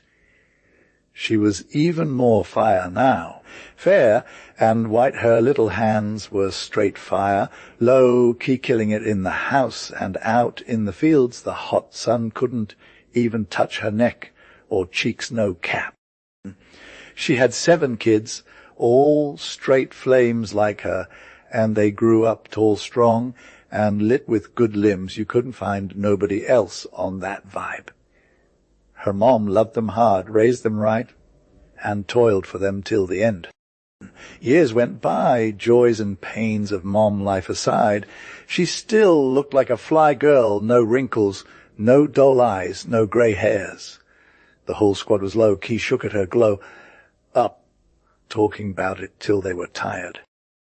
But Oyuki's hubby was the happiest dude in miles around, what with his fair wife and them fair kids. Morning, noon, and night he'd pray and say, let the gods keep me from getting too lit. One winter eve, Oyuki had the kids to bed, covered ream up tight, and was chillin' with her hubby in the next room. The charcoal was poppin', doors were shut up for the cold, and it was snowing like crazy outside. Oyuki was stitchin' hard at them little bright collar bows. There was an anden on the floor, and its light was shinnin' bright on her face. Her hubby looked at her, all mumbled. "Hey, babe," he said, "lookin' at you tonight got me thinkin' 'bout this one adventure that went down." Oyuki didn't say a word, just kept stitchin'. "It was like a dream or something," said the hubby, "but I'm not 100 sure." Oyuki kept it movin', stitchin' hard. "Then I saw this woman, straight fire like you and white as snow, pretty much identical to you." "Spill the tea," Oyuki asked, eyes still on her work. "Why I never spoke of this person to nobody," he said. But then he dropped the bomb told about his journey, taking shelter in a hut from a snowstorm, and how his friend died in that cold lady's arms. He talked about the white cold lady, and how she let him live because he was just a youngin. Then she came at me and said, "I had to swear something on my life." Oyuki shut him down hard. "You can never speak of this. None of it. Not to fam, not to your squad, nobody, no matter how much you want to spill the tea." She was low-key salty, like, "You broke your oath, hubby, even after all these years, fam. You're hella unkind and a total cheater." She folded up her work and put it aside, then headed to where the kids were, giving each of them a cold face. The oldest one went, "Brr, brr," so she threw a quilt over his shoulders. The youngest just wailed, "Mummy," and flailed his arms like crazy. She was all, "I'm done crying, I've grown too cold to do it any more." With that, she came back to her hubby and was all, "Peace out. Dude, don't hurt my little ones for me. Take care of them." Okay, the dude looked up and saw her, and he was low-key shocked she was hella beautiful, with white skin and a sick outfit on. Her hair was all snowy and whatnot. Her breath was like super visible as it came out her mouth, and it was all fair and white like a smoke bomb or something. "Bye, bye," she cried, and her voice got all thin and chilly like a winter wind blasting through the windows. For a hot sec, she just kinda hung there, looking all ethereal and vaporous. Then she slowly rose up through the ceiling like a ghost and was gone. Gee. The wise poet was sitting chill by his lamp, reading some stuff by the light of it. It was a pretty lit night. The moon was full, the stars were out, and the air was all sweet-scented. But the poet wasn't feeling himself, 'cause there were moths flying around the lamp like crazy, plus cockchafers and dragonflies with their rainbow wings. They were all, "Hey, we're on the fire quest," and they just got burned to a crisp in the flame, man. The poet was feeling all sad about it. "Little harmless bugs of the night," he said, "why you still fly around the fire quest? You'll never get there, fam, you just die trying to get there. What's up? Have you heard the story of the Firefly Queen?" The moths and cockchafers were all, "Nah, we haven't heard it." And the poet was all, "You should have, though. It's hella old. Listen, the Fire Queen was like the brightest and most beautiful fire thingy that flies. She lived in a rosy lotus on a still lake, and she had some squadmoths, cockchafers, dragon flies all over her. Man, the poet kept going, "These little creatures were all, hey, Queen, have pity on us." And the Firefly Queen was all, "Peace out. I got a lot of admirers." Lit? Grace and all the Loki lovers were vibbin' for her Firefly Queen, but she was low-key oblivious to the drama they brought. She's like, "Wow, what's good? Why are you all here just chillin', gettin' in my way? Prove your love if you're hella invested. Go chase fire, and then I'll respond." Then the Moth squad took off on a fire quest. But honestly, they were just trying to get lit, so the lovers flew around, taking their desires with them. They found some lit lattices open, so they dipped in. In one spot, there was this girl crying over a love letter by the light of a candle. Another woman was getting ready for a night out, looking fly in her mirror. But then a moth came along and snuffed out the flame with its wings. "I'm Loki scared," the woman said. The dark is hella real, or then there was this dude dying, asking them to light him up. They're like, "Shill, we got you covered." But he's all, "I don't see nothing." Torp. Meanwhile, the Moth squad from the fire quest were getting their wings burnt in the fire. By the time morning rolled around, they were just a memory. The Firefly Queen was sitting pretty with her mane, who was straight fire himself. No need for him to do the fire quest, 'cause he carried the real flame on his wings. So the Queen was all, "Yeah." My lovers thought they could come at me. She played them like a fiddle, but then this wise poet is all, "Hey, kids, don't get caught up in this fire nonsense." But they're all, "Nah, we good." They just kept flitting about his flame, getting their wings burnt. The poet was like, "I'm out of here. I need some solo time." Late the Pope blew out the light and was all lax, "All ducks where it's at for me. No cap. Grace still hit up Ama. No, Hashidate fam." It's like one of the 3 fire views in Yamato you feel. There's this spot where a strip of land just dips out into the ocean, looking all floaty and covered in dark pine trees, saying Zenji, the holy man from Kyoto, was low-key following his vibe since he was a kid. He was also super deep on Buddha, and the teachings, knew all about the perils of being hella deceived and the actual vibes of nirvana. Bruh. He'd spend hours meditating, memorizing all these scriptures in his head.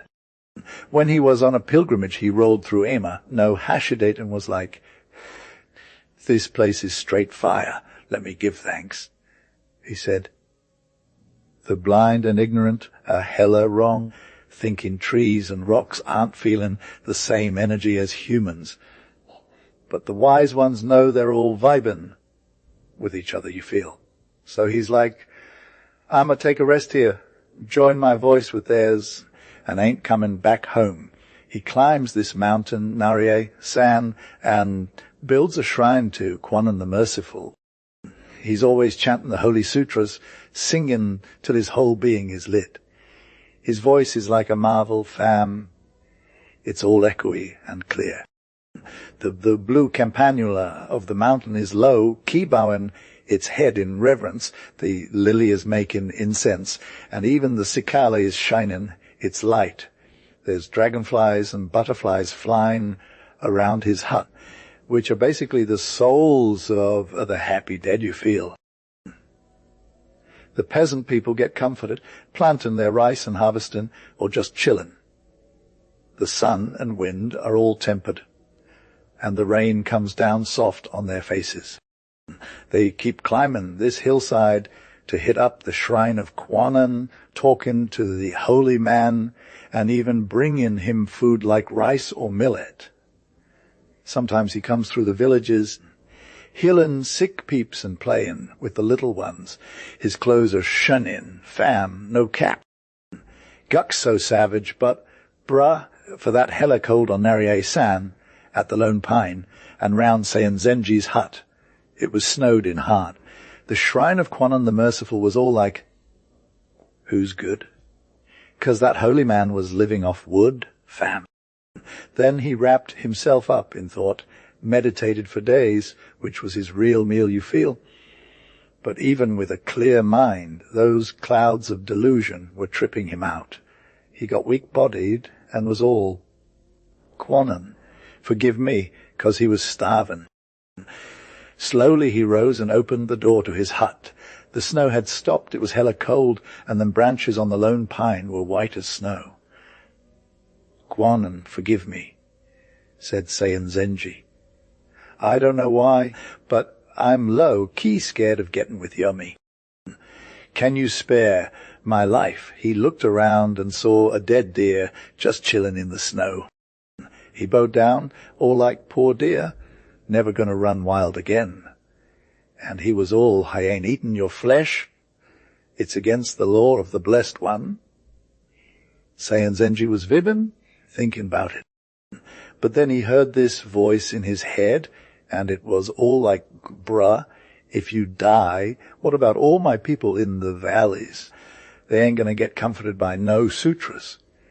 And then Seiyan Zenji took a knife and cut up that deer's flesh. He made some fire, cooked it, and ate half of it. His energy came back, and he started singing praises to Kwannon. He got to bury the poor deer, said Seiyan Zenji. So he went outside, but all he saw was nothing.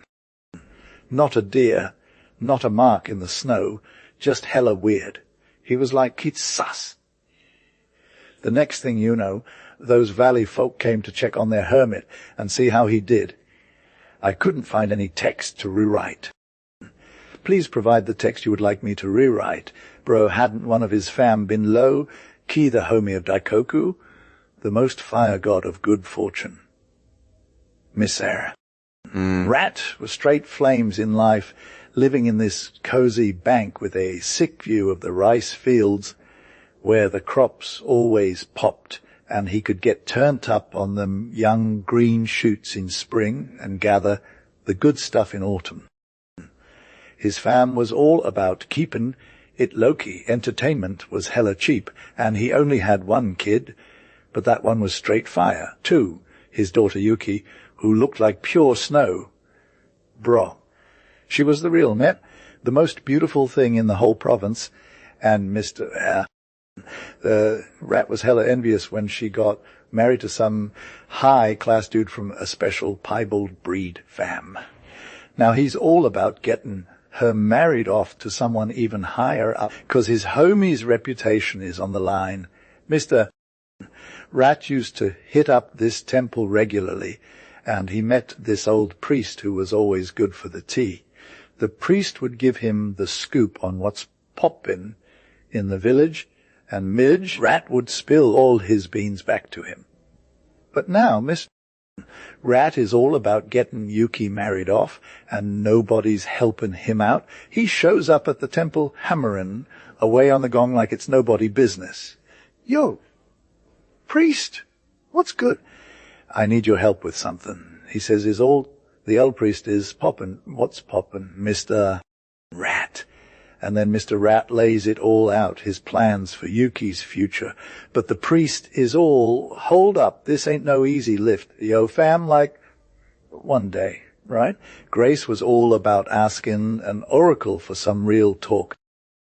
And she's like, okay, so there's this one guy, His Majesty, the Sun, and he's low-key the most powerful dude in the game. If I had a daughter and I wanted her to be with someone who's straight fire, I'd try to hook her up with him. He's got that whole Dex himself out in his flyest vibes thing going on at sundown, when he's just chillin' after a long day of doing his thing. And, like, he's more down to earth when he's sipping tea with the fam. She's all, so if I were you, I'd get in touch with him ASAP, before he heads back up to the sky. K. And hit him up at that sick spot on Cryptomeria Avenue at sundown when his rays are shinin' bright. Mr. Rat is all, thanks, Oracle. Gotta get my squad together pronto. Priest is like, good luck, fam.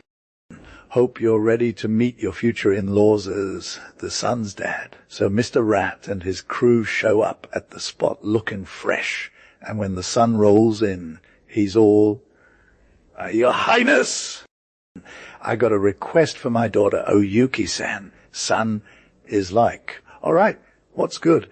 You're basically saying, I'm the most turned person in the world, but honestly, there's someone else who's straight up more powerful than me. It's like, this cloud dude and he's got some major source going on, Mr. Rat is all, "Ho, hold up, which cloud guy? Sun is all. The one that covers my face when I'm trying to do my thing. If you want to hook your daughter up with the most powerful person in the world," Mr. Rat is like, "Wait, what? There's another cloud dude who's more powerful than you. Sun is all?" Yup. So if you're looking for someone to tie the knot with your honorable and gorgeous daughter, Oyuki-san, you gotta marry her to that cloud dude. Loki, nobody else but the cloud. It required zero effort from both Grace's parents to see the wisdom in the son's advice, and upon his suggestion they were like, "Yallas, let's wait for the cloud as soon as possible." And they set out on their journey before even the cloud woke up, which was literally at the crack of dawn, since he usually slept on a mountain some leagues away from their village. So they're Loki on this long journey with Mr. Rat, deciding that if he wants to present his daughter Grace when she's looking her best, there's no way they can rush through it. They arrive like full afternoon vibes when they get close to the summit where the cloud is just chillin', and Batty wakes up as soon as he sees them coming. He's all like, "You, what's good, fam?" And Mr. Rat is like, "We got a request for you." And the cloud is all, "Hey, thanks for considering me Grace's dad." It's actually pretty lit that you think I'm down to marry her, cause when I vibe with the sun, I can basically do whatever I want and keep my people safe. But for real though, if you're going to choose the most powerful person in the world, you got to go through His Majesty the Wind first, cause we got a bit of a rivalry going on.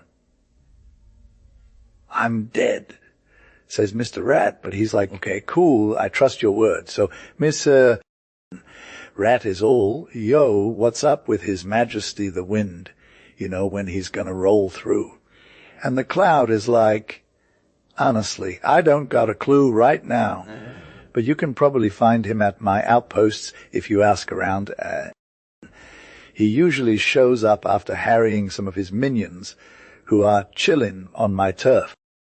But for real though, he's probably hanging out in the eastern seas right now, holding court dealing with some drama. Now, even though it looks like the sea is close from where they're standing, Grace is all hog. I got a long way to go, 'cause she's a delicate flower, and every mile she has to walk just makes her more salty. Rat has been talking trash about his journeys down to the coast for years, and she's all, "There ain't no train, fam. Grace was low key waiting for this extra highness. When dude, though if it existed, she'd be hella annoyed that he didn't show up to the party via train." And honestly, her vibe wasn't improved when they had to chill in some basic accommodation at a fishing village, and none of them were used to eating fish and whatnot.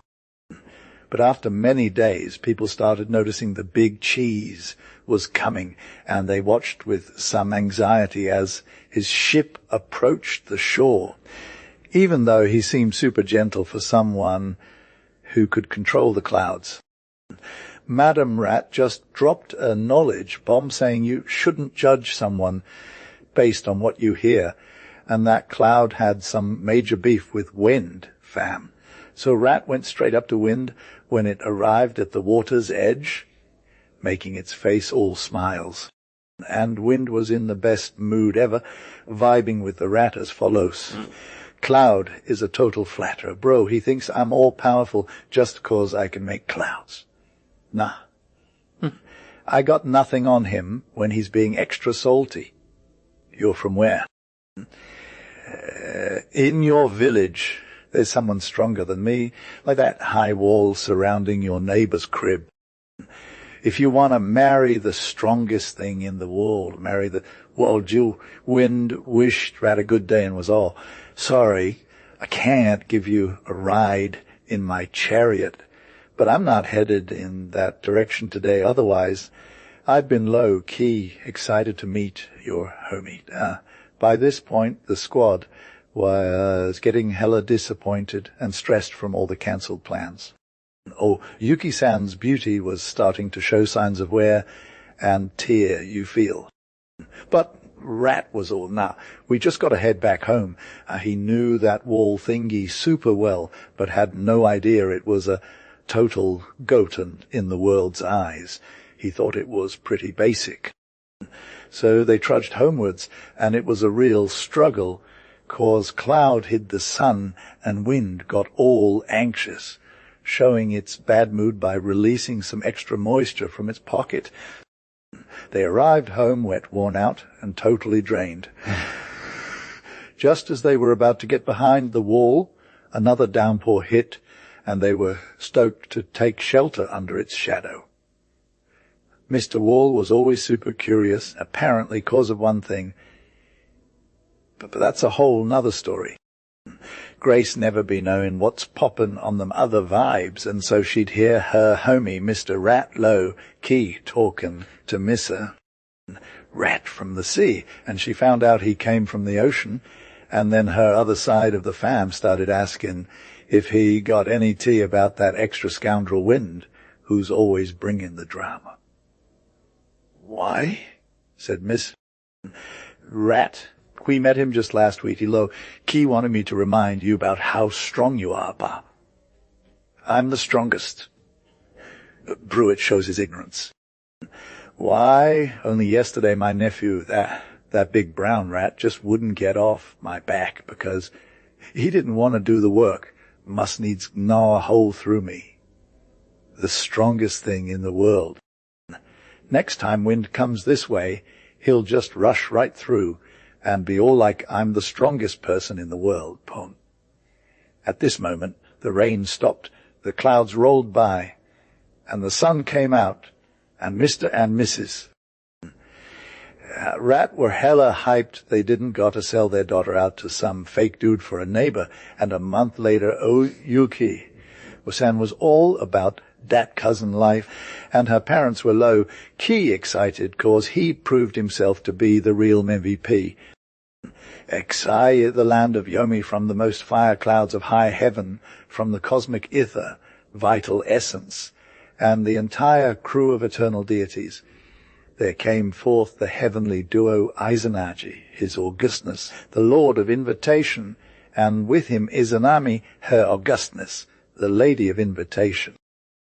They stood on the floating bridge of high heaven, looking down at where the mists was getting all twisted beneath their feet, for them had been given the power and authority to create, solidify, and bring life to these drifting lands. And to make it happen, the high-level powers gave them a heavenly jeweled spear. And the two deities, standing on the floating bridge of heaven, lowered that spearhead first into Chios, so the mists got separated. As they waited, brine dripped from the jewels onto the spearhead, and an island formed. This is the island of Onogoro. And his augustness took her augustness's hand, his lovely younger sister, and together they descended to this new island that was created. Then they made all these islands Japan, Io, Toyo, Sanuki, Great Yamato, luxuriant island of the dragonfly, and more, fam. They gave birth to many deities to run this earth, air, deep sea. For every season there were deities, and every place was sacred, because these deities were like, So there was this fire god named Kagyu, Sachi, who was about to be born, and his mom, Lady Azanami, was low-key getting by a dark energy. She was all, "I'm out of here," and stuff, and she went to the land of Yomi, which is like the ultimate dead zone. Her bro Izanagi was all messed up because he didn't want her to go, so he was crying hard and dropping tears everywhere. These tears got transformed into deities or whatever, but anyway, Lady Izanami was gone. Izanagi was hella upset, so he went to the high heaven gods and was like, What's good? Why did you do this to me? He asked for her back. It was too late, 'cause she had already eaten some Yomi snacks.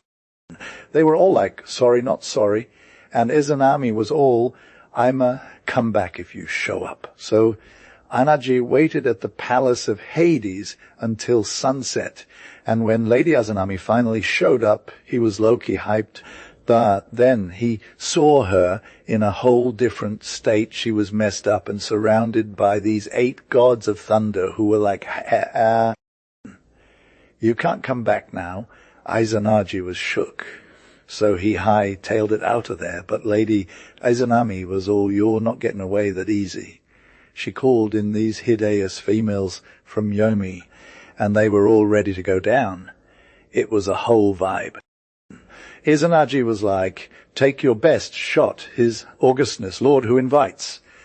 But he Ki ran for his life in the dark, tripping on rocks in Yomi's valley and tossing his dope vine wreath header aside, and it became a bunch of grapes that the hideous females were all about. And Izanagi was like, peace out, and kept moving. But those females still came for him, so he grabbed a sick, multicolored comb from his long locks and flung it behind him, turning it into bamboo shoots on the ground, which the females then went after again. And Izanagi was all, I'm ghosting this place, but his younger sister sent some major heat 8 thunders and 1,500 warriors from Hades to bring him back down to earth. But he pulled out his fire sword, getting ready to slay the game, and made it to the even pass of Hades, the dark mouth of Yomi. He snagged 3 peaches that were straight fire, smote his enemies, and they all fled. Know what I'm saying? These peaches were called their augustnesses, great divine fruit. Then his younger sister, the princess who invites, came for him with some major shade. So Izanagi grabbed a rock that couldn't be lifted by 1,000 men and placed it between them in the even pass of Hades. He said goodbye word and separated from his sis. But from the other side, Izanami was all, hey, my hot elder brother, your augustness means nothing. When it comes to making lands or creating deities, I got this. She went on a major tantrum, but he responded with some fire of his own, saying, if you keep talking like that, I'll make 1,500 new peeps in one day by Felicia. So they called her Augustness, the Queen of the Dead. And Izanagi was all, our man, this place is hella toxic, and he crashed by the riverbank till he got his strength back to perform some serious purification exiv, the spring lover, and the autumn lover. This is a story about Yamato's youth when gods still hung out on the reed plains, Weben with fresh rice ears everywhere. There was this queen, and she had that earthy, heavenly vibe going on. She was a king's daughter, straight flames, all August radiant and renowned. People called her the dear delight of the world, fairest of the fair. She was fickle, but faithful, mysterious and gay, slender and strong at the same time. The gods loved her, but men worshipped her too. The gods were like, Yas, this queen is next level. And then there was a spring lover who was all about that grass life, about being one with nature. He didn't give much thought to his appearance or how others saw him. He just felt the vibes of the season and let it guide him. He'd go out at night, dance under the stars, and bask in the beauty of springtime. There was also an autumn lover who lived for that cozy autumn vibe, all about getting cozy by the fire drinking hot tea and vibbing to the sounds of nature's transition from summer to fall. So Prince Amma Boko was low-key trying to get his life together after he got a red jewel from one of his enemies as a peace offering. He put it in a casket on a stand and was all, this is a gem of value. Then the jewel transformed into this fire lady named of the red jewel. And Prince Amaboko was hella smitten and took her as his ride or die. They had one kid together, and she was literally the goat that greatly desired the fairest of the fair. 80 dudes came to try and get with her, but they were all like, nah, they were princes, warriors, and even gods, fam. They came from near and far, sailing across the sea path in their ships, or trekking through the dark forests. Some brought gifts, gold, jewels, feathers, singing birds, and more, while others brought performers to entertain her. The princess was all about that life, sitting pretty in her white bower with her squad around her. She looked hella fly, and her ladies kept her robe fresh and her hair on point. The suitors would come to her gallery, knelt down, and try to get her attention, but many times they got rejected and left feeling sad and sorry. One day, the god of autumn showed up to try his luck with the princess. He was low-key confident, wearing a sword that even 10 dudes couldn't lift. He came in all dark cheeky and chrysanthemum sporting, but still, she shut him down and made him leave feeling all kinds of pain. He went to find his bro, the god of spring, and was all, what's good? The god of spring was like, not much, bro, I got rejected too. The god of autumn was all, you should come home with me, 'cause it's over for us. But the god of spring was like, nah, man, I'm staying here. What's good, fam? My bro is low-key wondering if Grace will vibe with him or not, right? Like, will he even get her attention, or is it gonna be a total snooze fest? Will he go for it and risk getting roasted by, though I'll take the L, but I'm still gonna put in the work, said the god of autumn. If you win, I'll hook you up with a sick cask of sake for your wedding. If you lose, it's all about me and my sob fest. The god of spring was like, nah, bruh, I'm feeling confident. And then he went to his mom, who was hella loving on him.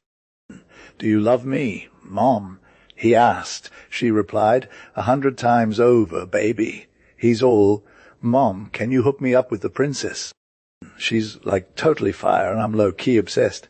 His mom is like, you're my favorite son. I'll make it happen. So she whipped up a sick robe for him using wisteria flowers. They didn't even have to be in bloom yet sandals, and some magical bow and arrows. The next morning he wakes up and his mom's all, time to get your look on, kiddo. He's like, will I even score? But she's all, trust me, son. So he heads out to meet the princess, and one of her bachelorette squad is all, this is going to be a total snooze fest with just some plain dude in grey robes. But then the wisteria magic kicks in, and the god of spring is like totally transformed. The princess is all, I'm down if you're feeling me, and they're off to meet the mom. Here's the written text.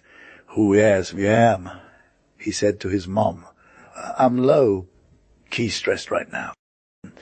My bro, autumn season is hella mad at me and won't drop that sake I got from him in a wager. He's literally seething. Stay calm, sweetie, she said. Don't freak out. She grabbed a cane made of hollow bamboo, put some salt and stones inside the hollow, wrapped it with leaves, and hung it over the fire. She said, just like how those green leaves fade away, you got to do the same thing. Autumn season, you got to sink, fail like the tide. Now the tea's been spilled, and everyone knows why spring is lit and young, and autumn is straight up sad. XXV, the strange story of the Golden Com illustration, the strange story of the Golden Com, p. 191. In ancient days, 2 samurai homies lived in Sendai, Japan. They were tight bro, friends and partners in crime. One dude was named Hazanuma, and the other was Sato. Now, it's a pretty wild story that on the same day and hour, 2 kids were born to their families, a girl to the Hazanumas and a boy to the Satos. The girl's name was Eiko, child of love, and the dude's kid was named Kanojo.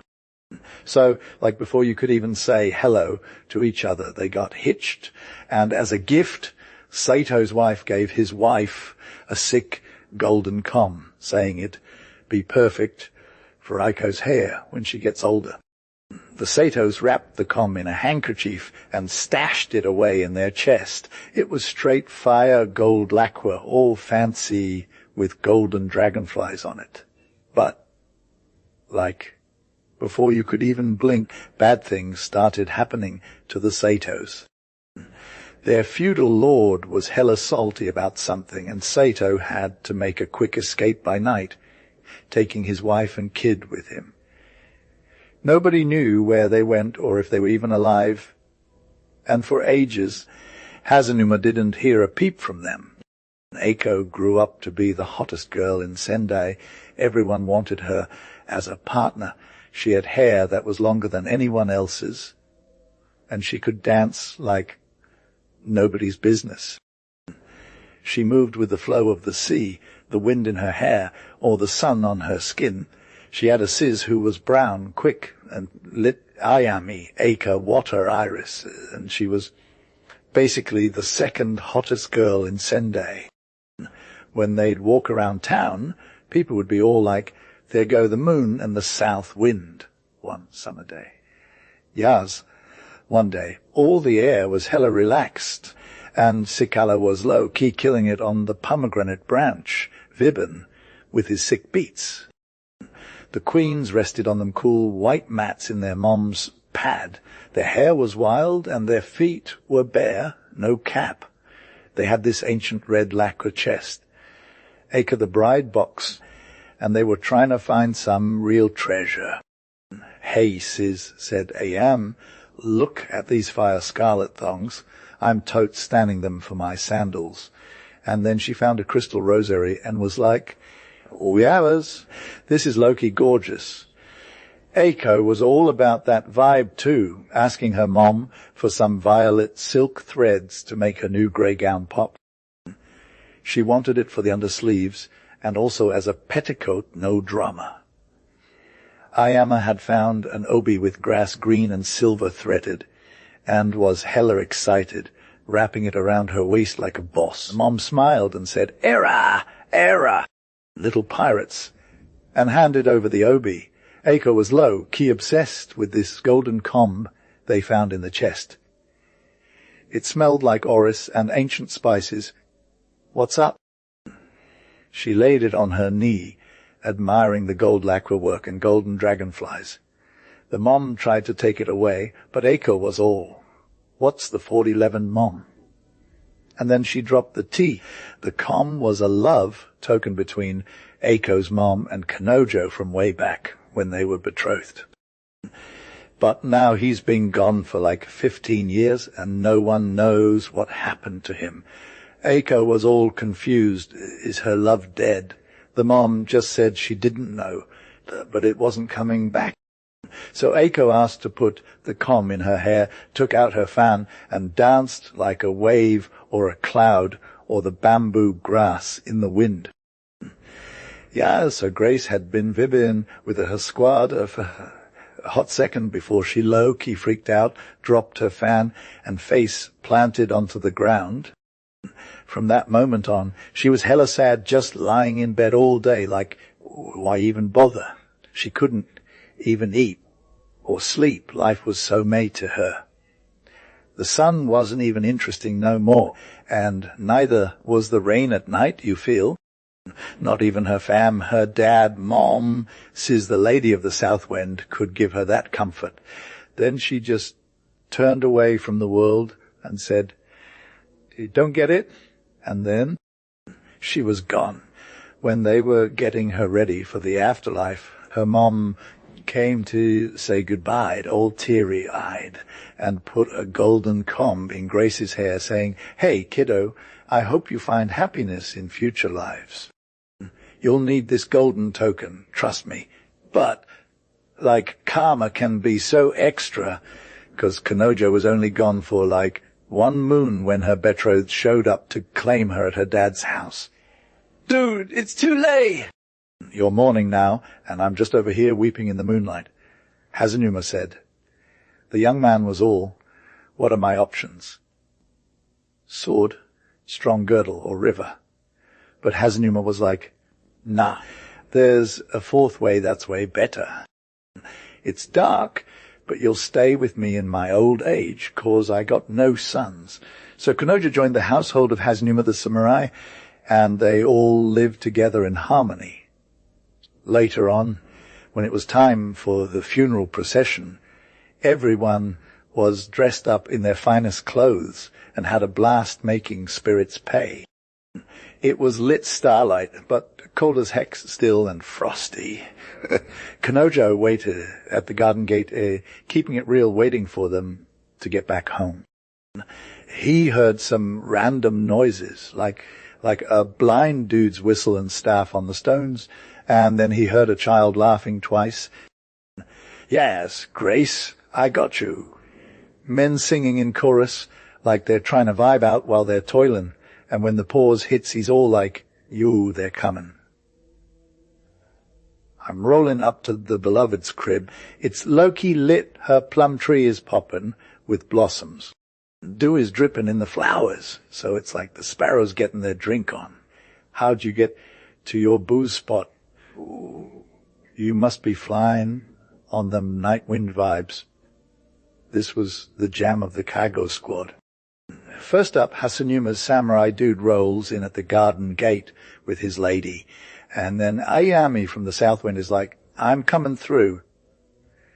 Upon her ride, there's a blossom on top. It's lit. As Kanojo's passing by, he's all rest easy, lady, but she's all quiet mode. Then some small thing falls off and lands at his feet. It's a gold lacquercomb. It's straight fire, with golden dragonflies and all that. Smooth and warm to the touch, Kanojo's vibbin' on it later. When night is comin' for him, Konjo's like, who's out there? And he's all confused, 'cause the feet are just wandering around. Then they stop and someone touches the door. Kanojo! Kanojo, it's like, what's good? The dude opens up and it's Ayami, looking all delicate and crying. She's hidden her face with a sleeve, but you can tell she's hella emotional. Let me in. She's moaning, so Kanojo opens the door. He's like, Ayami, you're the lady of the south wind. And she's all, that's me. Yup, Kanojo's all, you're looking mighty fine today. Ayami throws Rose off her veil and grabs onto Kanojo's robe. It's like, let me see into your soul. She's got brown skin, quick wit, and a vibe that's straight up puzzling. The comsh, she says, over and over. Loki, Kanojo was all about that robe. Fam, just let him go, and he'll fetch it for you, said Grace. Only throw yourself down on the white mats, and I'll grab your robe, and we're good. At this, the lady face planted onto the mats in a sobs of thun, and Kanojo was hella shook. He asked himself what to do, like for real. A hot second, he scooped up the lady and stroked her hand, trying to comfort her. Lord, she said, all simple, like, Lord, do you Loki got feelings for me?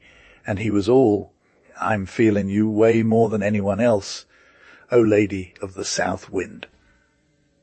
She asked him again, will you come with me? Then he replied, even to Yomi, and took her hand. They started vibing in the night, taking that road together, by riverside, through plains of flowers, or over rocky ways. When they'd wandered far enough, they built a lil house out of green bamboos, and they lived happy days and nights for like a year.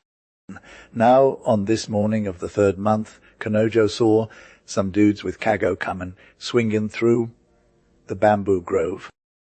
He asked, what's their deal, these dudes and their Kago? Lord, said Ayami, they're here to bring us to my dad's crib. He went all out of touch, like, what is this hocus pocus? We ain't going. Dude, we gotta go, said the lady. Go you then, he said. I'ma stay here where I'm hella happy. Oh, Lord, she said. Do you still got feelings for me, even though we vowed to come together? All the way to Yomi, he Loki did everything she asked, and broke a blossoming branch from a tree nearby and put it on her cargo. Fast as lightning, they were whisked away, and those cargo dudes sang a sick song to make labor less draggy. I'm heading to the beloved's crib. Her plum tree's got blooms by the eaves. It's full of blossoms so pretty. Dew lies in the heart of flowers. So they're like sipping cups for sparrows. How you go to your love's crib, even on the wings of night wind. Which road leads to your love's crib? All roads. This was their Kago dude's jam. Later, around sunset, they came to Hazanuma's crib. Yo, my dear lord, said the lady of the south wind. I'll chill outside if my dad is hella salty with you. Just show him this golden com, and he'll know it's you. She pulled out that golden com from her hair and handed it to Kanojo, smooth as silk in his hand. Then he went into the crib. Welcome back, Kanojo, son of Sato, Hazanuma shouted. How's it been with your nightly shenanigans? Nightly shenanigans, said Kanojo, blushing like a fool. Loki, we thought you were out here on a mission or vibing with some old vow, right? Nah, my gee, said Kanojo. I messed up hard. I got to own up to it and let you know what happened. And he spilled the tea with Hazanuma about his mistakes. So, yeah, your child is straight up dead, said the samurai. She's been ghosting us for a year now, nothing but sickness, and we can't even get her to respond. I got you, sir, Kanojo replied. I'll grab my girl from that Kago outside your pad and head it out together. But when they got there, it was like nobody was home, no Kago, no one to carry it, and not even a lady. Just a dead branch with some wilted flowers on the ground. Damn, she must have been real, though, said Kanojo. She gave me this golden com, see? And he held up the com from her hair. The samurai was like, bruh, what's good? Where did you get that com that was literally buried with Eiko, the Lady of the Moon? That's some next level stuff. Kanojo just stood there in shock. Now, while Kanojo is trying to wrap his head around it, this ghostly lady comes out of nowhere, said the samurai. She's moving like a wave, a cloud, or the wind straight up ethereal. The young man didn't say nothing, but dropped on one knee beside the wall, and the lady showed up all mysterious, like. Lord, I got you, she said. I'm Eiko, your bay's sister. We went to Yomi together, and I was let back in cause of my tears. Now it's time for me to move on. I'll be the happiest soul ever we hung out before I died. She told Kanojo that she wanted him to promise to marry her sis. He was all about it. After a sec, she started to wake up, and when he asked what was poppin', she whispered, the com, the golden com. And Kanojo just put it in her hair like magic. Grace. A mood hyped. Kanojo got to the crib of Hazanuma and dropped it on the white rugs and silky pillows. And after 3 hours, the young homie sat up and rubbed his sleepy peepers. He was brown, quick, light, and low-key laughing. His hair was wildin' out all over his rosy cheeks, no cap or comb to hold it down. He stared first at his dad and at the young'un was vibbin' with him in his boudoir. He smiled, then got shook and put his little hands on his face. What's good, O Lady of the South Wind, said Kanojo. Sex vi, the jellyfish takes a journey once upon a time. There was this fly, jellyfish, who was straight fire. He had a sick form, round like the full moon, and he rocked glittering scales and fins like a boss. He even had little feet, so he could low-key walk on land and high-key swim in the sea. But for real, though, his grandma always said he'd get it twisted, because he wouldn't pay attention in school, and she was right. So the Dragon King's wife got sick, and they were all shook up. The doctors came from all over to try and help her out, but nothing worked. The poor thing just laid there, and everyone knew she wasn't going to make it. The Dragon King was beside himself. "Girl, I'd give my life for you," he said. His wife was like, "No, boo, that's not good enough. If you bring me a monkey's liver, I'll eat it and live." And the Dragon King was all a monkey's liver.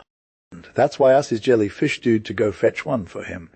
The jellyfish was like, "What's the plan, dude?" And the Dragon King was all, "Just bring me a live monkey from the forest and come back with it." The jellyfish was confused. "How are you going to get the monkey to come back?" The Dragon King just said, "Tell him about all the fire things he'll do when he's done fetching it." And that's exactly what his homie did. "Yes, homie, you're going to love Dragonland, bruh. Tell it'll be Low, king with mermaids 247. Huh, said the jellyfish. "I got you, fam." He slid off into the depths and swam hard till he hit the shore with them tall trees from the forest. And for real, there was a monkey chillin' in a persimmon tree, snacking on persimmons. Sick, right? Thought the jellyfish to himself, "I'm ghosted. Yo, monkey, you got to come to Dragonland with me," he said. "How you think we get there?" asked the monkey. "Just cop a ride on my back, gee," said the jellyfish, "and you'll be good to go. No cap." "Why I got to go there, though? I'm good as is," said the monkey. "Bruh, you don't know what's poppin' in Dragonland. You'll be living your best life, getting all that dough and respect, and you can play with them mermaids from dawn till dusk." The monkey was like, I'm in, and he dropped down from the persimmon tree and hopped on the jellyfish's back. When they were halfway to Dragonland, the jellyfish just burst out laughing. "Jellyfish, why you acting so extra?" asked the monkey. "I'm just hyped." "Gee," said the jellyfish, "when we get to Dragonland, my man the Dragon King is going to take your liver and give it to my queen, the Dragon Queen, to eat, and she'll be all better." "My liver? What you talking about?" asked the monkey. Course I'm talking about your liver, duh," said the jellyfish. The monkey was like, "Oh, man, I'm devastated. But if it's my liver you need, I don't got it with me. It's heavy, so I left it on a persimmon tree branch where we found you." Quick as can say, they went back for it, and the monkey swung from that persimmon tree like a boss. "I'm dead, fam. I didn't see my liver anywhere," he said. "Maybe someone swiped it, though," he said. If the jellyfish had studied hard in school, would he have gotten played by this monkey? Nah, his grandma always said he'd get caught slipping. "You'll find it eventually, gee," said the monkey. "You best be getting back to Dragonland before it gets dark, or the king won't be happy." The monkey and jellyfish low-key parted ways when the Dragon King saw the jellyfish. "Where's the monkey?" he asked. "I'ma catch up with him another day, gee," said the jellyfish. And then he spilled the tea. The Dragon King lost it and called his executioners to whack the jellyfish. "Break every bone, fam." His vibe, he cried. Beat him to a jelly. Loki for the sad fate of the jellyfish. Jelly he remains to this very day. As for the young Dragon Queen, she was hella trying to laugh when she heard the story. "If I'm good and can't cop that monkey liver, I got a low-key do without it," she said. Give me my best fire gown and I'll be good, 'cause I feel a lot better. Sex v. Urashima was a fisherman from the inland sea. Every night he was grinding his trade. He caught fishes both lit and small, being on the sea through the long hours of darkness. Thus he made his living. On a certain night the moon shone bright, making it easy to see where he was going. And Urashima kneeled in his boat and dipped his right hand in the green water. Low he leaned till his hair was spread out on the waves, and he wasn't even thinking about his boat that was listing or his fishing net that was trailing behind him. He just drifted in his boat till he came to a ghost spot, and he was neither waking nor sleeping, 'cause the moon was straight up wild in him. Then the daughter of the deep sea popped up and took the fisherman in her arms and sank with him down to her cold sea cave. She laid him on a sandy bed and looked him for a hot second. She cast her sea spell on him and sang her sea songs to him and held his eyes. He was like, "Who's this lady?" And she was all, "The daughter of the deep sea duck." "Let me go home," he said. "My little fam is waiting and they're hella tired." "Nay, rather stay with me," she said. "Urashima, you're a straight-up beauty. Your long hair is twisted around my heart. Don't even think about leaving me." "Ah, now," said the fisherman. "Let be, for the God's sake.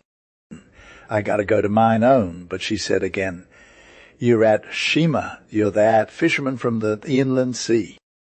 I'll set your couch with pearl. I'll spread your couch with seaweed and sea flowers.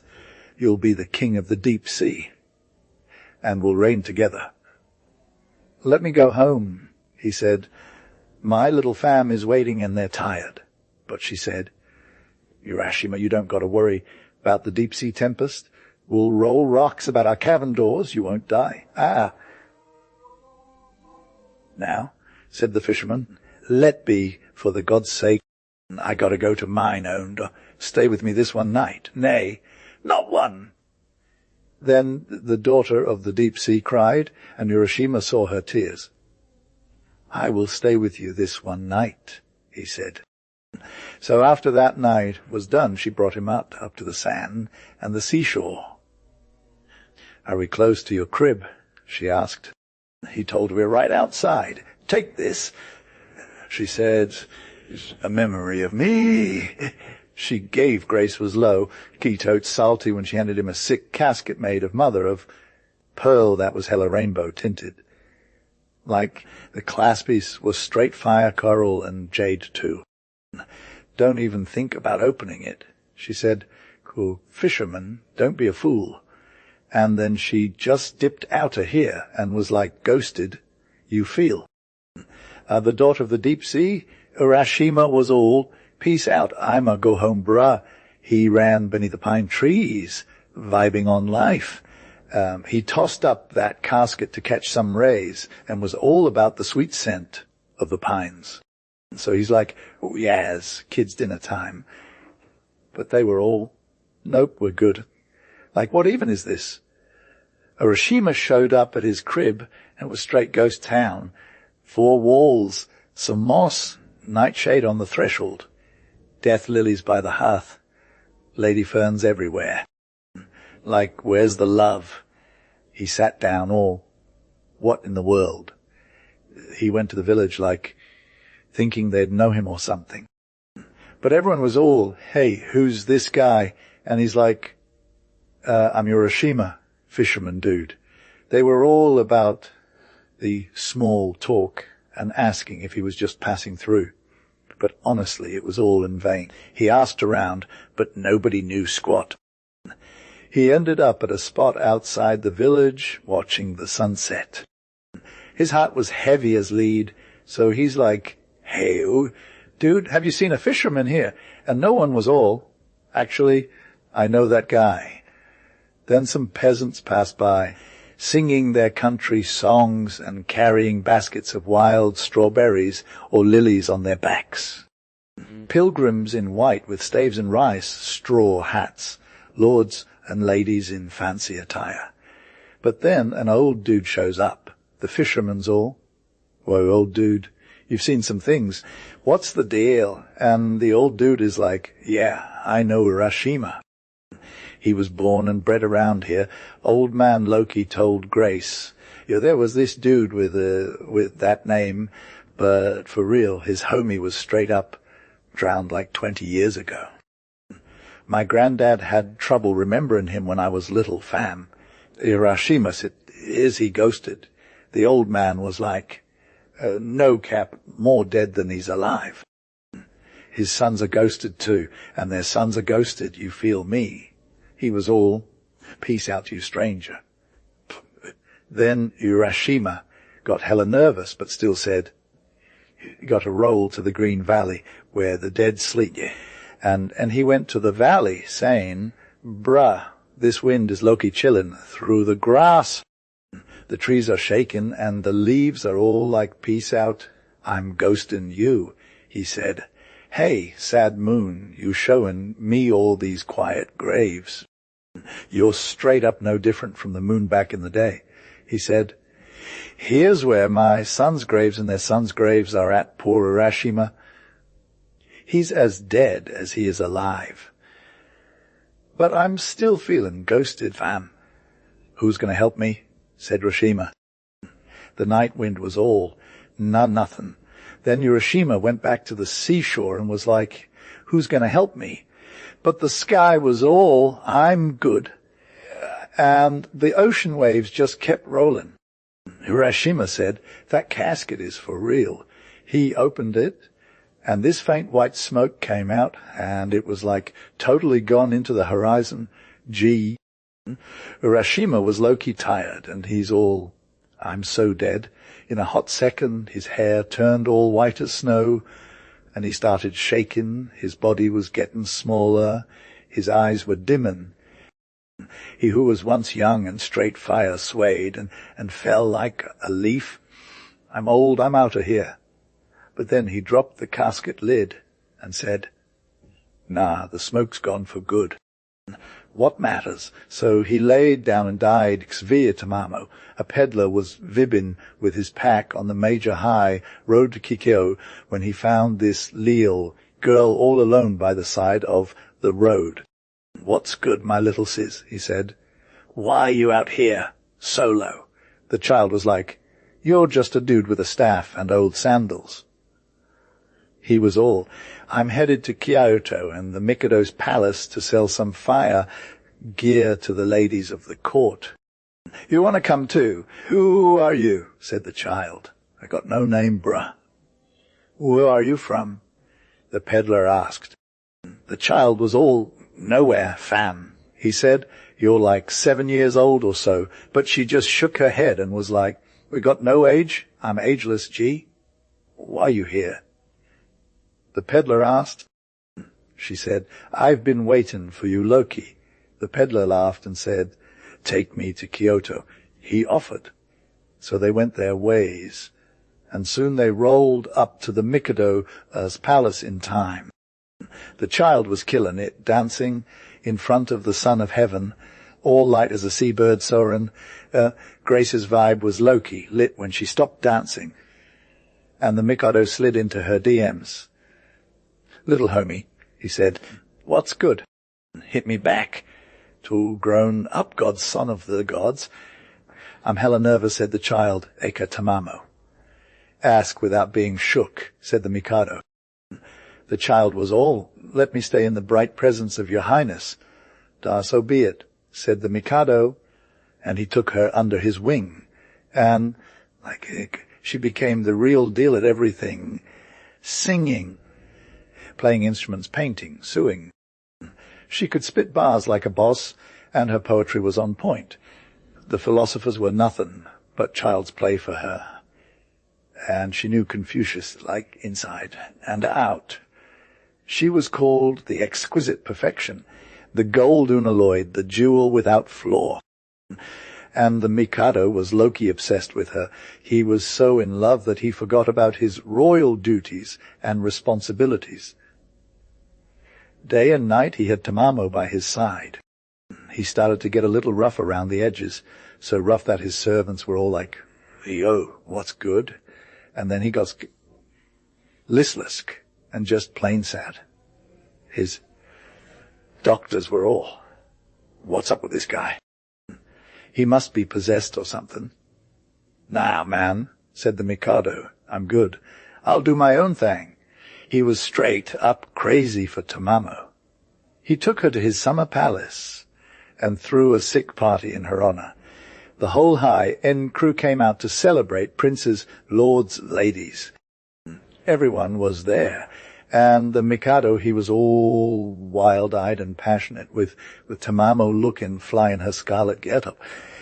She was pouring the sake of like a pro, and the Mick had his eyes on her, all loves her, all lovesick and whatnot.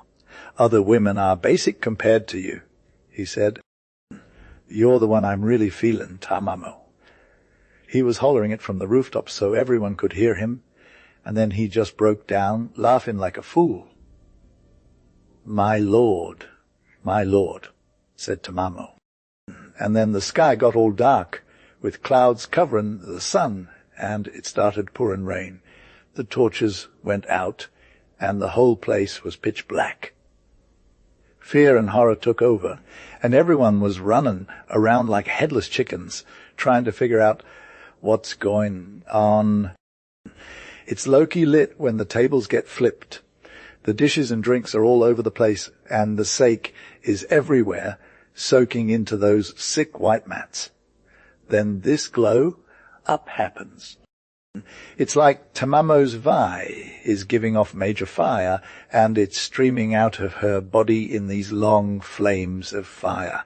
The Mikado is hella distraught, crying out for his girl Tamamo 3 times. He's so shook that he face plants onto the ground, and he's stuck there for days, either asleep or dead. No one can even revive him. The wise men are like, "Yo, Abiyasu, we need your expertise." They're all about getting some answers on what's going on with their lord's sick state. So they call up Abiyasu, the diviner, and are like, "Hey, figure out what's good and get us a cure." And Abiyasu is all, "Okay, let me do my thing." He does some divination, and then he's all. The wine is fire, but the aftertaste is hella bitter. Don't get caught up in the golden persimmon. It's rotten at the core. The scarlet flower of the death lily. No way, don't touch that either. What's beauty? What's wisdom? What's love? They're all just threads in this illusion thing. And then Abiyasu is all, well, can't handle the truth. The wise men are like, "Dude, explain yourself." And Abiyasu's all, "I got you." So he spends 3 days fasting and praying. Then he takes out that sacred gohei from the temple, and he's waving it around like a boss. He touches each of the wise men with the gohei, and they're all feeling some type of way. So then Abiyasu shows up at Tamamo's crib, and she's vibing with her girls. "What's good, ladies? Abiyasu's, I got a song for you." And he starts reciting this fire poem, and Tamamo's all, "Can we just deal with our lord later?" But Abiyasu's all, "No way, my lady. You got to hear me out." And then he drops the tea. The wine is sweet, but the aftertaste is bitter. Don't get caught up in the golden persimmon. It's rotten at the core. The scarlet flower of the death lily. No way, don't touch that either. What's beauty? What's wisdom? What's love? They're all just threads in this illusion thing. Loki, 9 long tails and hair like golden wire. The fox fled from Tamamo's pad straight out to Nasu until it hit the far plain. It low-key hid itself beneath a dope blackstone that was on that plain. But the Mikado was hell over being sick for real. Next thing, all sorts of wild and terrifying tales were spreading about the death stone of Nasu. A stream of poisonous water came out of nowhere and dried up the bright flowers on the plain. Anyone who drank from the stream got ghosted for sure. Not even animals could get close to that stone without getting wiped out. The traveller who chillin' in its shadow suddenly just stopped living, and birds that landed on it died instantly too. People started calling it the Death Stone, and it was like that for more than 100 years or whatever. Then Genyo, the high priest, was all about taking his staff and his begging bowl and going on this wild pilgrimage. When he rolled up to Nasu, the peeps on the plain were all like, "Yo, holy man, beware the death stone of Nasu." But Genyo was all calm and collected, thinking about the book of the good law or whatever. He was like, herbs, trees, rocks they're all supposed to get in nirvana fam. With that he high-tailed it to the death stone. He burned some incense, struck the stone with his staff, and was like, "Come forth, spirit of the death stone." Then there was this crazy flame and a loud noise, and the stone just split wide open. From the stone came a woman, Tamamo, the golden-haired fox, and she stood right in front of Genyo. She was all like, "I'm the proud perfection. I know some serious sorcery. I got worshipped by princes of Ind, and I messed up Cathay real bad. The Buddha's power changed me, and now I've been sitting here for 100 years feeling sad and stuff." Genyo was all empathetic, like, "Poor spirit." He handed her his staff, priestly robe, and begging bowl, and told her to go on this long journey of repentance. Tamamo took the robe and put it on, grabbed the staff in one hand, the bowl in the other, and just vanished from everyone's sight for real. Genyo was all like, Hey, Tathagata Kwanan, can you guys help me get this spirit to nirvana someday? Loki, there's this dope story about a treasure and some gnarly adventures, fam. So, like, there were these two OGs, an old dude and an old hella, living solo in the hills. They were good peeps, but they was straight up struggling, with no kids and all that jazz. One fine day, the old man's all like, "What's good? What are you doing?" The old woman's all, "I'm headed to the stream to wash my clothes. It's laundry day." Meanwhile, the old dude goes off to the mountains with his biluk to gather some firewood. Now, while she's washing her clothes by the stream, this sick peach comes floating down, and she's all. Oh, I'm in luck. She grabs it and brings it home for her man. But, like, the old dude never gets to eat that peach because it bursts into two halves, and instead of no stone, there's a tiny little homie, Momotaro. The OGs are low-key shocked, but they take good care of Momotaro, and he grows up to be this fire youngin. Momotaro's all about getting that treasure, so his mom hooks him up with some kimmy dango that's millet dumplings in the local lingo. He's all, "I'm off to Ogre's Island, and to get his mom's all, be careful, kiddo." So he sets off, wallet full of kimmy dango, ready for whatever adventures come his way. The OGs are like, "Sayonara, good luck," as Momotaro departs. He says goodbye back, but we don't know what happens next, gee. Like, Momotaro was chillin' when he met this monkey who's all Kia, and stuff. He's like, "Where are you headed, sis?"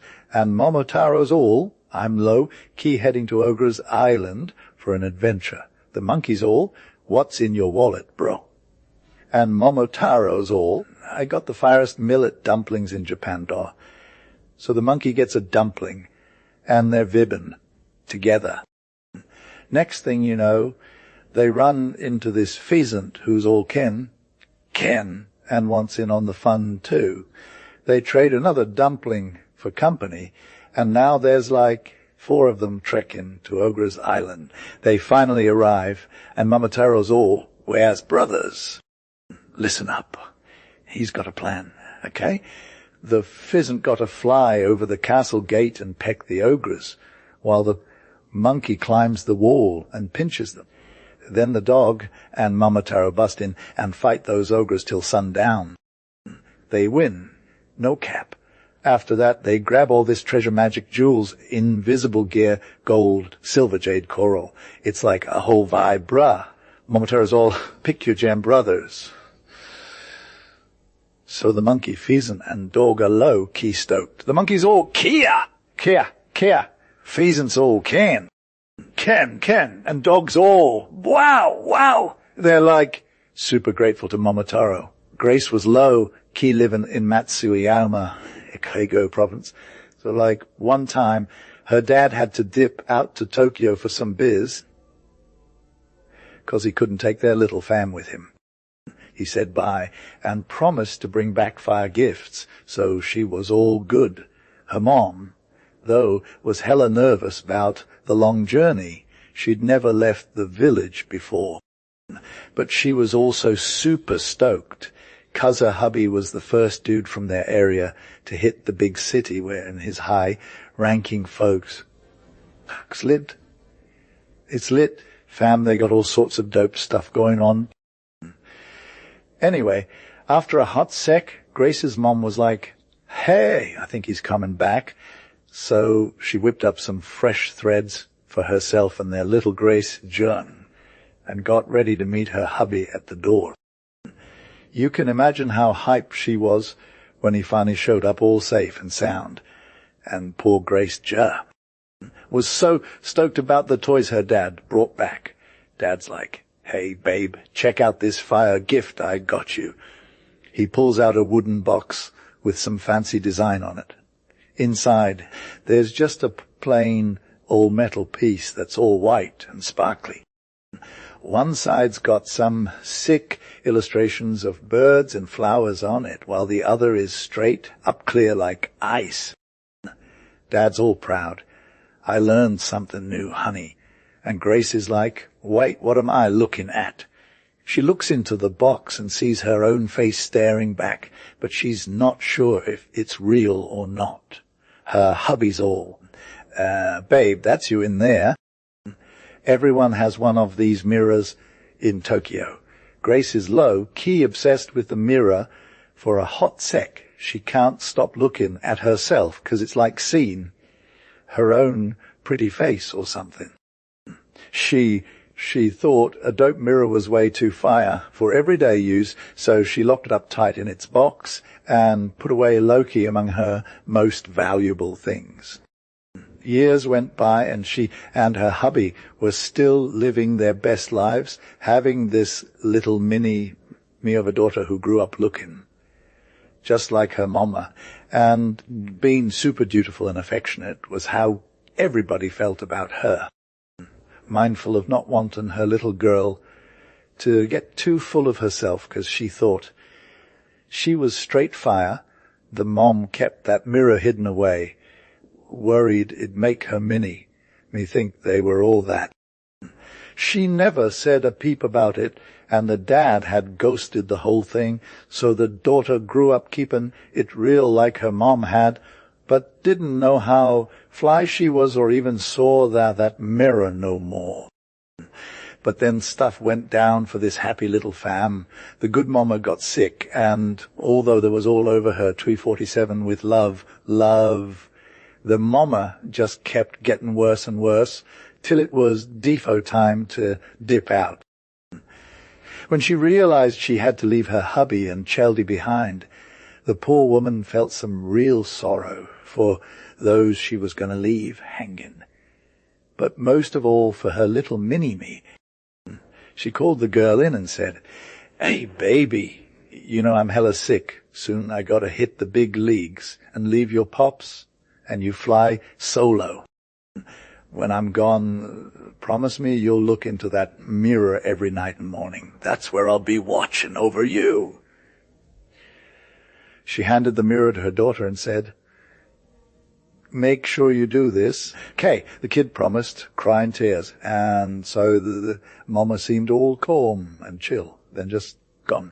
But the daughter never forgot what her mom asked for every morning, and Eve, she'd pull that mirror out of its spot and look at herself, and she'll this fire version of her mom from back in the day, not all sickly like when she was struggling, but straight up beautiful.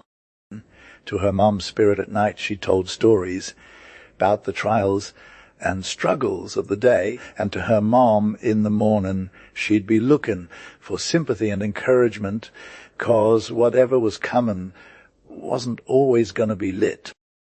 So the daughter lived life trying to please her mom as much as she did back when, and made sure not to do nothing that might hurt or grieve her. The best part of her day was looking in that mirror and saying, "Mama, I lived today." Her dad asked her why she was being extra weird. Dad, she said, "I stare at myself in the mirror every day so I can see my mom and vibe with her." Then she told him about her mom's dying wish and how she never messed up on it. The dad was low-key moved by how simple and dedicated she was.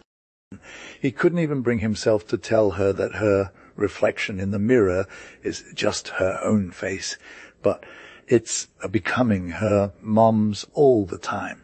XI broken images, so there were these two brothers who were basically royalty in their land. The older bro was a total hunter dude. He loved trekking through the woods and going on wild chases with his bow and arrows. He was fast, strong, and had bright eyes. The younger bro was more of a thinker. He'd sit around all day reading or just chilling with his thoughts. He could spit bars about love, war, and nature, and tell fire stories about fairies and the gods. One sunny summer day, the hunter hit the woods super early. But the dreamer took his book and wandered by the stream, vibing to some soothing tunes. "This yellow mimulus is like fairy cash," he said. "It'll get him all the fairyland perks." So he kept it moving, smiling away. As he walked, he stumbled upon a holy shrine with 100 steps covered in moss and grey rocks. There were these gnarly lion statues guarding the entrance. Behind the shrine was this majestic mountain called Fuji. It's like a symbol of purity or something. The dreamer was low-key obsessed. Fuji is like the ultimate chill spot, dude. To see you is to hear sweet music that ain't even there. He started climbing the steps, and these stone lions rose up with him, following him all the way to the inner gates. Inside the shrine, it was hella quiet. The smoke of incense hung in the air, and there were these sick mirrors reflecting gold and bronze lights. Suddenly, a dude appeared beside him. He was like a mythic figure or something. His face shone with this radiant glow that made the dreamer's heart skip a beat. This dude had a little one in his arms, rocking them to sleep with this otherworldly lullaby. "What's up with the mini humor?" asked the dreamer. "Bro, it's not a baby, it's like a spirit or something." "Yas, what's good, my dude?" said the dreamer. "I'm Jizo Loki guarding souls of tiny humans fam, hearing their wails when they hit the sandy river bed. Say no Kawara is like super pitiful, you feel. These little ones come solo, as they gotta crying and wandering, waving their cute hands out. They got a task building towers for some spiritual vibe, but then those demons only come and wreck it all, scattering the stones. It's wild." "Dude, what's up?" said the dreamer. "I'm here 'cause the big dude gave me permission, you know. And I'm like, hey, wandering souls, come hither. They vibe with me so they can chill in my sleeve, and I'm rocking them in my arms. They're all calm and stuff like morning mist on mountains. Your old Gracie stirred up from her nap, murmured some stuff, and then rocked back to sleep while vibing through the temple court." Moments flew by, and noontime passed, okay. Then this lady comes through, Loki stunning, rocking a grey robe and silver sandals. I'm Kwannon Akka the Merciful. I gave up on eternal chillin' for humanity's sake. I got arms of love and gifts galore, bro. When the dreamer said, Lady Kwannon, she showed up in her lotus boat, sailing through mystic waters. Then Benton drops by. Hey, dreamer! I'm the goddess of sea and song, got dragons round me. Check out them green scales and opal eyes. Gee. Next up are the sons of the sea goddess crew, laughing, waving their arms around. They're all about the cool caves, dude. The god of roads rolls in with his squad. 3 apes covering each other's senses, ears and mouths, 'cause they ain't got time for no negativity. She comes through next like a boss. She's that woman who takes the clothes from dead folk who can't pay their toll. They're super unlucky. The dreamer saw some wild visions in this enchanted spot. Dark night fell with stormy weather and rain pounding on the roof, but Gracie stayed chill, never waking. Then suddenly, Loki, Grace was vibbin' through the temple doors I fam was trying to find her. You, bro, where's my bro? He yelled, flipping his long hair back. He had that sick lantern in his hand and was shinning it up high, showing off the bright eyes. His bro ran to meet him, all sweaty from the rain, looking hella keen. What's good, fam? I was Loki worried about you, he said. The dreamer was all like, I've been chillin' with the higher-ups all night, and pointed out some old stone statues. They were all grey and mossy, looking hella sad. The hunter just shook his head and took him by the hand. I ain't seen no gods, bruh. He led the dreamer into the night, and they talked about how sweet the bean fields smelled after a rain. Now get ready to roll, fam, he said. We're running to the homestead. And he low-key pecked at the starch with his little beak, no cap. He was trying to eat it up till all the starch was gone, and he made himself a good meal, you feel. Then out came the old hag for the starch to starch her clothes. You could tell she was hella angry. She caught the little sparrow low-key roughly in her hand, and TB, she took a sharp pair of scissors and cut his tongue right off. But then she let him go, and away he went, flying over hill and over dale. And a good riddance, too, said the hella cruel old woman. When the old man came home from the mountains, he found his pet sparrow was Maya. And before long he knew all the tea. He lost no time, the good old man. He set out at once on foot, calling, Sparrow, Sparrow, where are you? My gay, over hill and over dale he went. Corro, Sparrow, where are you? My tongue-cut sparrow. At last and at length he came to the sparrow's crib, and the sparrow flew out to greet his master. Then there was a whole vibe going on, for sure. The sparrow called his fam, and his friends, and his squad, and his wife, and his mama, and his grandma, and his granny too, and they all flew out to do the old man honor. They brought him into the crib and set him down on mats of silk. Then they spread a fire feast, red rice and dakin and fish, and who knows what else besides, and the best sake to drink. The sparrow waited on the good old man and his fam with him. After supper they got lit, while the grandma played the samisen and the old man beat time. It was a hella merry evening. At last, all good things come to an end, says the old man. I fear it's late and high time. I was getting home. Not without a little gift, says the sparrow. Ah, sparrow dear, says the old man, sooner have you than any gift. But the sparrow shook his head. Presently they brought in 2 wicker baskets. One of them is heavy, and the other is light, says the sparrow. Say, master, will you take the heavy basket or the light? I'm not so young, as I once was, says the good old man. Thanking you kindly, I'd sooner have the light basket. It'll suit me better to carry. That is, if it's the same to you, he says. So he went home with the light basket. When he opened it, wow to tell, it was full of gold and silver, and tortoise, shell and coral, and jade and fine rolls of silk. So the good old man was straight fire rich for life. Now when the bad old woman heard tell of all this, she tied on her sandals and kilted her skirts, and took a stout stick in her hand. Over hill and over dale she went, looking for revenge. Grace Lowe, she went straight to Sparrow's crib. There was Sparrow, his fam, kids, wife, mom, aunties, and grandma all hyped for her. They were salty at first, but they couldn't keep it 100 about asking her in after she came so far. They served her red rice, white rice, dakin, fish, and other stuff, and she got it all down in a hot second.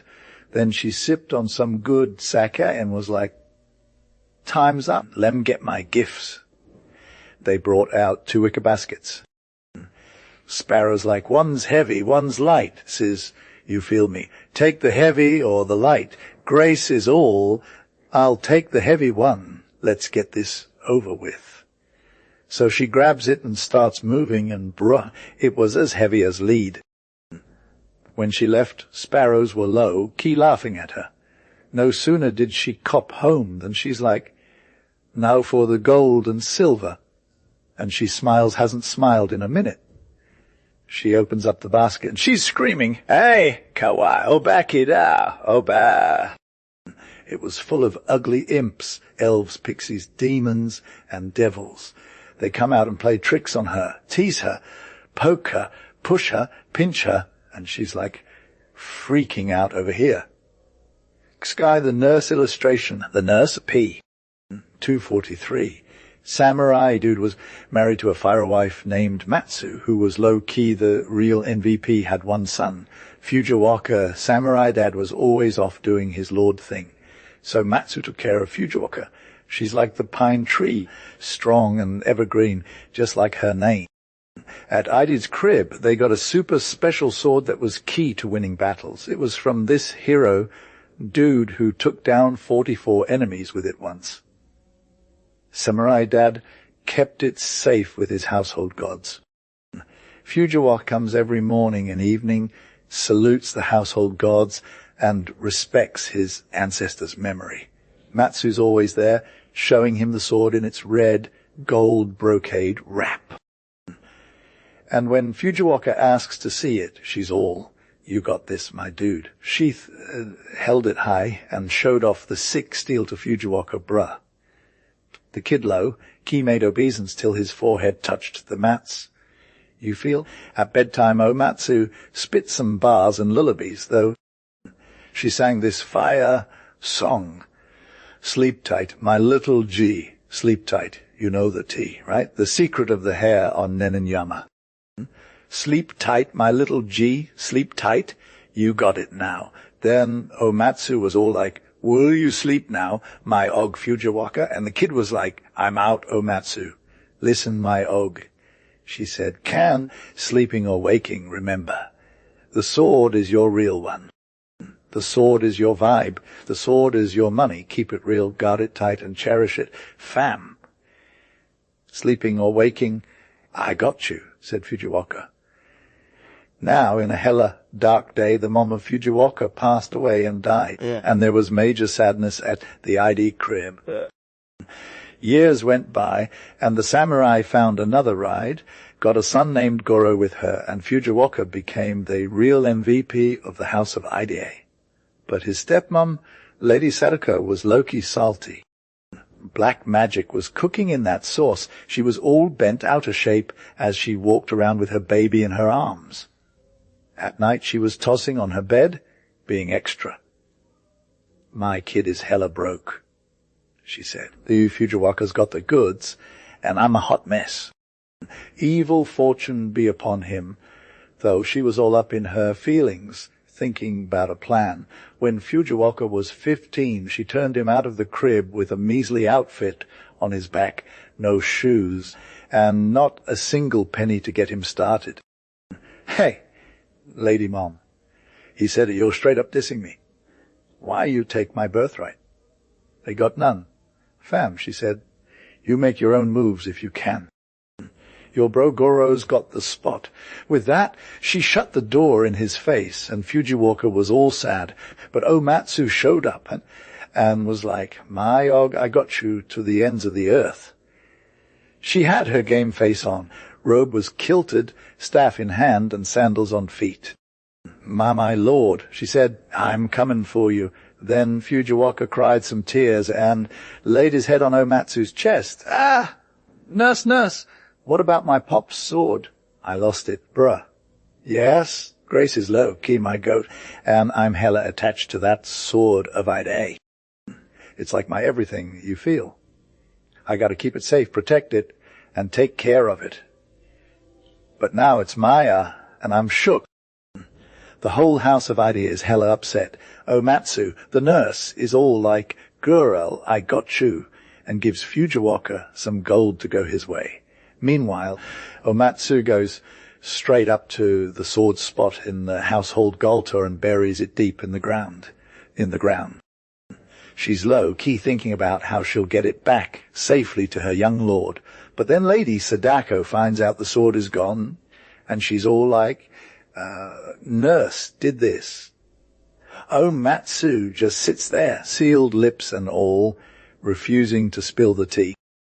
Lady Sadako's all, "No way, I got you," and locks Omatsu in a dark dungeon with no snacks or sips. Lady Sadako's all, "Hey, where's the sword of Ida?" But Omatsu just sits there crying herself into the darkness. "All, I'll never see my young lord again." But she's not done yet. After 7 days, Lady Sadako takes a chill-in break in the garden house when she sees this frail and slender woman walking towards her through the flowers.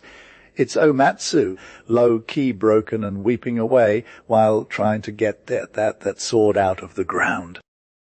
She scratches herself raw, but still manages to find it wrapped up all fancy in gold and scarlet. She grabs it tight and screams, "You'll never have me or my sword." But Lady Sadako's all, "Nah, I got you now," and chases after her. Lady Sadako stretches out her hand to catch Omatsu, but ends up missing both her and the sword Loki. Both Omatsu and Sadako were gone in a flash, and Sadako was hella upset. She lit off to the dark dungeon ASAP, and she was all, "Yo, get me some torches." While she was going, when they got there, they found poor Omatsu's body, just lying on the floor, dead as a doornail. Sadako was all, "Send for the wise woman stat." So they sent her and asked, "How long has this girl been dead?" The wise woman was like, "Koo, she starved to death. She's been gone for 2 days. It's wild you gave her some basic respect, though she was a good soul. As for Idea's sword, it was nowhere to be found, and Fujiwaka was hella shook in his bed at this weird tavern. Anyway, he thought he saw his nurse coming up to him, and that soothed him out. Omatsu was all, "Yo, are you good?" And Fujiwaka was like, "Yeah, I'm good, Omatsu." Then the nurse was like, Listen, my dude," she said. "And whether you're vibbin' or chillin', remember that sword is your real treasure. That sword is your real trust. That sword is your real fortune. Treat it with care and keep it close." The sword was all wrapped up in gold and scarlet, and the nurse laid it down next to Fujiwaka. He started snoozing, but his hand kept clutching that sword. This is where Sakura's story goes down. She was this fire dancer from Yedo who was low-key a geisha born into this samurai fam, but her life took a dark turn when her dad passed away and she had to sell herself out to make ends meet. Her fam called it the money of tears because they were struggling so hard. Sakura Ko lived in the narrow street with all these red and white lanterns hanging from the low eaves. And there was always music playing, 'cause everyone played the samisen. Sakura, Ko was hella good at it. She could rock any instrument like a boss.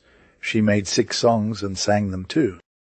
Her eyes were long, her hair was black as coal, and those hands of hers were so white they shined like diamonds. Sakura, Ko's beauty was straight flames, and people loved her for it. But in between taking these looks, she'd stand on the gallery of her mistress's pad, looking down the street below, thinking about how hard life is out there. Folks would be like, yo, that's that Sakura, Ko, the flower of the cherry, the most beautiful dancer in Yedo. But Sakura, Ko was all. Nah, I'm just living in this narrow street with these broken hearts and bitter tears, trying to make ends meet, low-key regretting the choices I've made. Youth and love, Hatach, are all still here, fam. The flowers in my garden are literally watered with tears. The OGs from Yedo need their vibe, so Ko is serving looks at every feast, no cap. They're low-key whitening her cheeks and forehead, and they're high-key gelding her lips with beanie. She's rocking silk outfits, gold and purple and grey and green and black, and her obi game is on point. Her hair is pinned with coral and jade, and she's fastening it all up with gold lacquer combs and tortoise shell. She's pouring sake, getting turnt with the good company, and slaying her dance moves. 3 poets are repping for her, and they're all saying the same thing. She's a total mood. One said she's lighter than a rainbow, tinted dragonfly. Another said she's moving like mist in the morning, and the third said she's like a shadow in the river of willow branches. But let's get into her 3 loves, okay?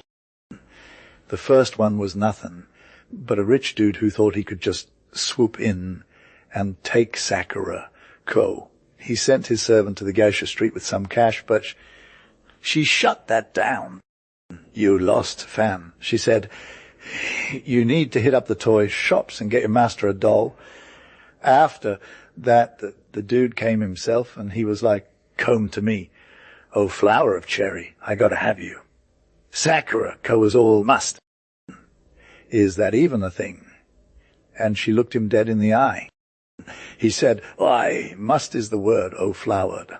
She asked what he'd give her, and he was like, fine clothes, silk, brocade, the whole 9 yards. But then she hit him with the real question, what do I give you? And he's all, myself, just that, body and soul, bruh. She said, no way, and that was that. The dude was out of there. Next up is an old dude who thought he could just swoop in and take Sakura, Ko too. He was all, cruel one, I'm mad for love of you. But Sakura, Ko was low-key dismissive. She told him to go home and read some good lore instead. She even said she'd dance for him at his next feast. But that's where it ended. So that's the tea on Sakura, Ko and her 3 loves. She's all about keeping it real and staying true to herself. Grace sipped on Silver Wave. When Sakura, Ko and her old bae had drank together, he low-key drew her to him and was all combed through. My love, my bride, we're ride or die for eternity. There was drama in the tea. Don't me, 'cause I'm good. But Sakura, Ko was like, my sis, Silver Wave, and I ain't kids no more. We know how to keep it 100. I didn't touch that sake, and I didn't get poisoned either. My sis, Silver Wave, got my back. She poured tea in my cup for real. She was all sorry for his drama. So she stayed with him till he popped. He died in her arms, low-key wanting to ghost out of the Mado himself. Girl, bye, cried the flower of the cherry. But her sis, Silver Wave, was like, honey, don't even cry yet. You got this. And that was a wrap for the second bae. The third bae was young, brave, and hella extra. He was impulsive and straight fire, too. He first saw the flower of the cherry at a festival in his dad's crib. Then he went searching for her on the Gisha streets. He found her chillin' by her mistress's house, lookin' all sassy against the gallery railing. She was singing this song. My mom said spin gold from the sand easy peasy. Right, Gate? My dad me a basket of reeds. He said draw water from the spring and carry it a mile piece of cake. No cap. May the gods speed me. When she finished, the lover was like, Hey, flower of the cherry, I saw you last night at my dad's house. She was all teary-eyed, and he was all, do you remember me? And she was like, Yas, young blood. I got your face on lock. He was low-key annoyed that she didn't take him seriously, though. He said, I'm not that young, and I got feelings for you.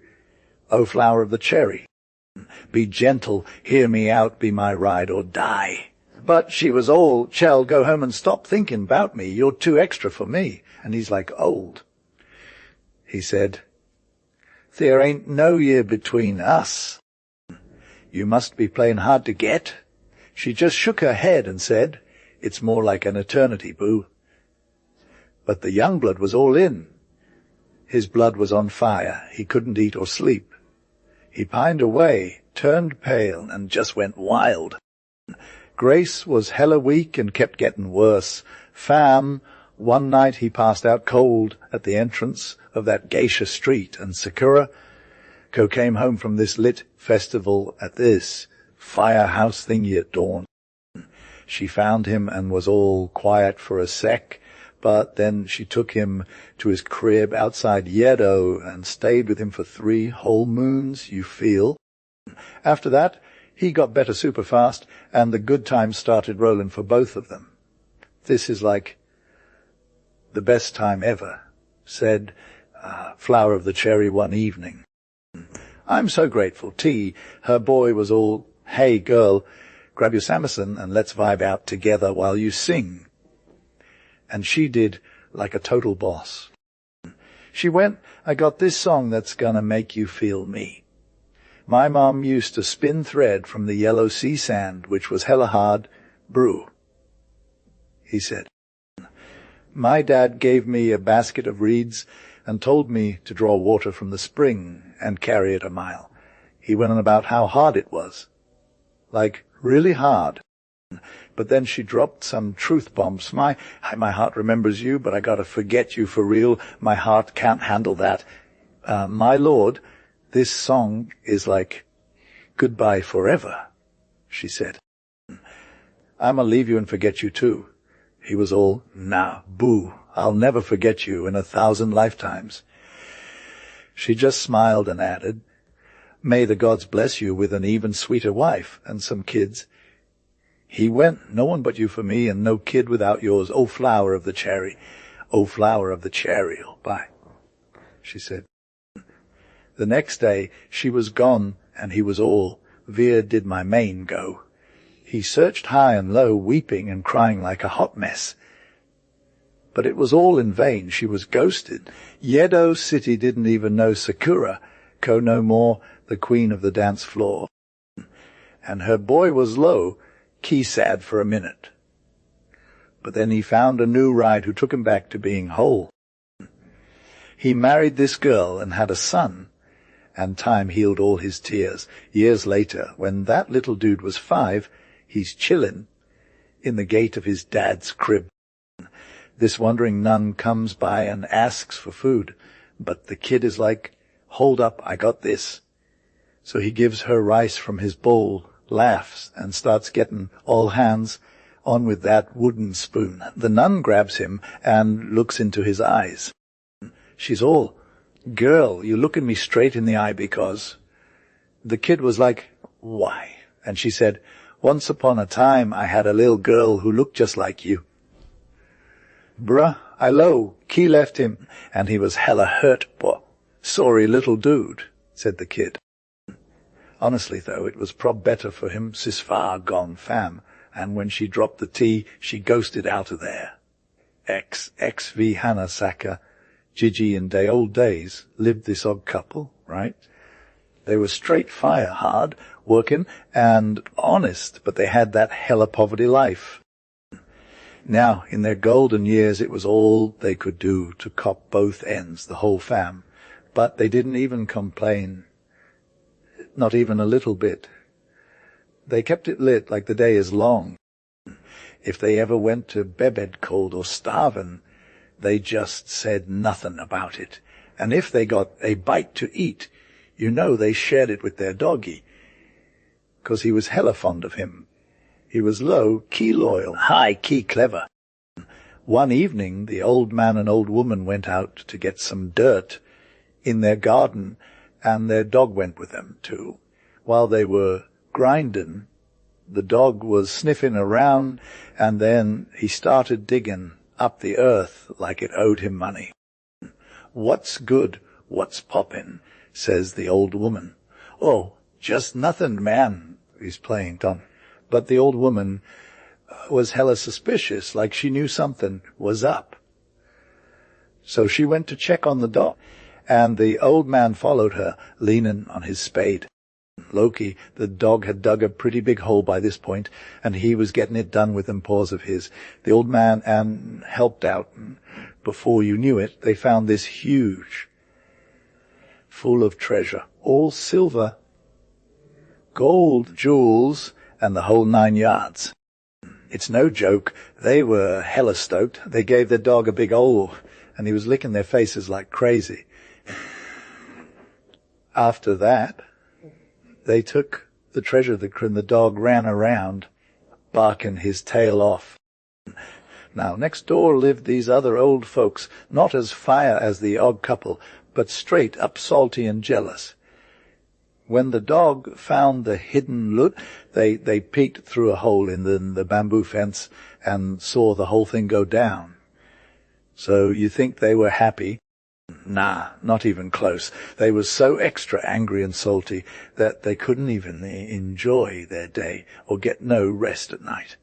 Finally, the bad boy came to the old couple's spot and asked for the dog as a loan. "With all my heart," says the good old man, "take him and welcome." So the bad boy took the dog and brought him to his best room. Then he whipped up this fancy supper for the doggy, with all sorts of tasty treats. They said, "Honorable dog, you're the real Vipok. You're Loki lit, but eat first and then we'll find some fire." But the dog wouldn't touch the food. "More for us," Bruce said. The salty old couple, and they ate all the dog's grub in sec. Then they tied a string round his neck and dragged him into the yard to find some sauce. But nope, never found a single cloud of treasure, nor a glint of gold, or even a shred of that good stuff. "The devil's in the dog," cries the hellel old man, and he whipped the dog with a big old stick. Then the dog started digging up the earth with his paws. "Ooh, ooh," says the salty old man to his ride or die. No, we're turned. But was it treasure that the dog dug up? No, it was just trash. Too work for words. But they say it smelled hella bad, and the salty old couple were Loki shook, hiding their noses with their sleeves. "Ira?" they cried. The dog played us, and that night they popped the porg and buried him at the foot of a tall pine tree. Alice for the good old man and the good old woman, when they heard the dog was gone, they were hella shook. They pulled some flowers and spread them on the poor dog's grave. They burned some sage and spread out some snacks, and the vapor that rose from it made their spirits feel better. Then the good old man chopped down the pine tree and made a mortar out of its wood. He put rice in it and pounded it with a pestle. "No cap," cried the old woman, who was looking on, wonder of wonders. "Good man, our rice is all turned into broad gold pieces." And it was totes true. Next up, the salty old man comes knocking, asking for the use of the mortar. For I'm Loki needin' a mortar something real special, says he. Take it. Says the good old man, you're welcome. So the salty old man took away the mortar under his arm, and when he got home he filled it up in sec, and he pounded away for dear life's sake. Do you see any gold comin'? He asked his ride or die, who was looking on. Nah, but the rice looks hella weird, she says. Weirder than usual, mildled and rotten, no use to nobody. Hurrah! They cried. The mortar played us. And they didn't let the grass grow under their feet, but lit a fire and burnt the mortar. Now the good old couple had lost their fairy mortar. But they never said a word, the patient old folk. The good old man took some of the ashes of the mortar and went his way. It was mid-winter time, and all the trees were bare. There wasn't a flower to be seen, nor nothing pretty. Yes, so like there's this old dude, Grace, right? And he's all sad about his life, living with his wife in a hella small cottage on the hills with no kids to speak of. But like one day, Grace decides to get out of bed early and hit up the bamboo grove to cut some bamboos. He's all about selling them for cash, 'cause that's how he rolls. He's trudging up this steep hillside, sipping on some sweat, and thinking, man, I'm getting up there in years. Ain't got no one to help me out. But like, as he's working, he sees this bright light shinning through the green bamboos. He's all, what's good? Is it the sun? Nah, that's not it. Anyway, Grace gets to work. There's this lit lantern just chillin' in the bamboo grove, and like right next to it is a princess just sipping on some tea, looking all elegant and stuff. Hi, Takatori is low-key obsessed, but he's all like, I'm just here for the bamboos. But like the princess, she's not down with that. She's all, you're messing with my vibe, and Takitori's all, sorry, princess. Next thing you know, the bamboo cutter and his wife are making some magic happen, and they end up living happy ever after. However, there's like this other dude, Takitori's homie or whatever, who's just trying to get in on the action. He shows up at the cottage all like, hey, I'm the real Hanaseka, Gigi, and Takitori's all, ooh, no you ain't.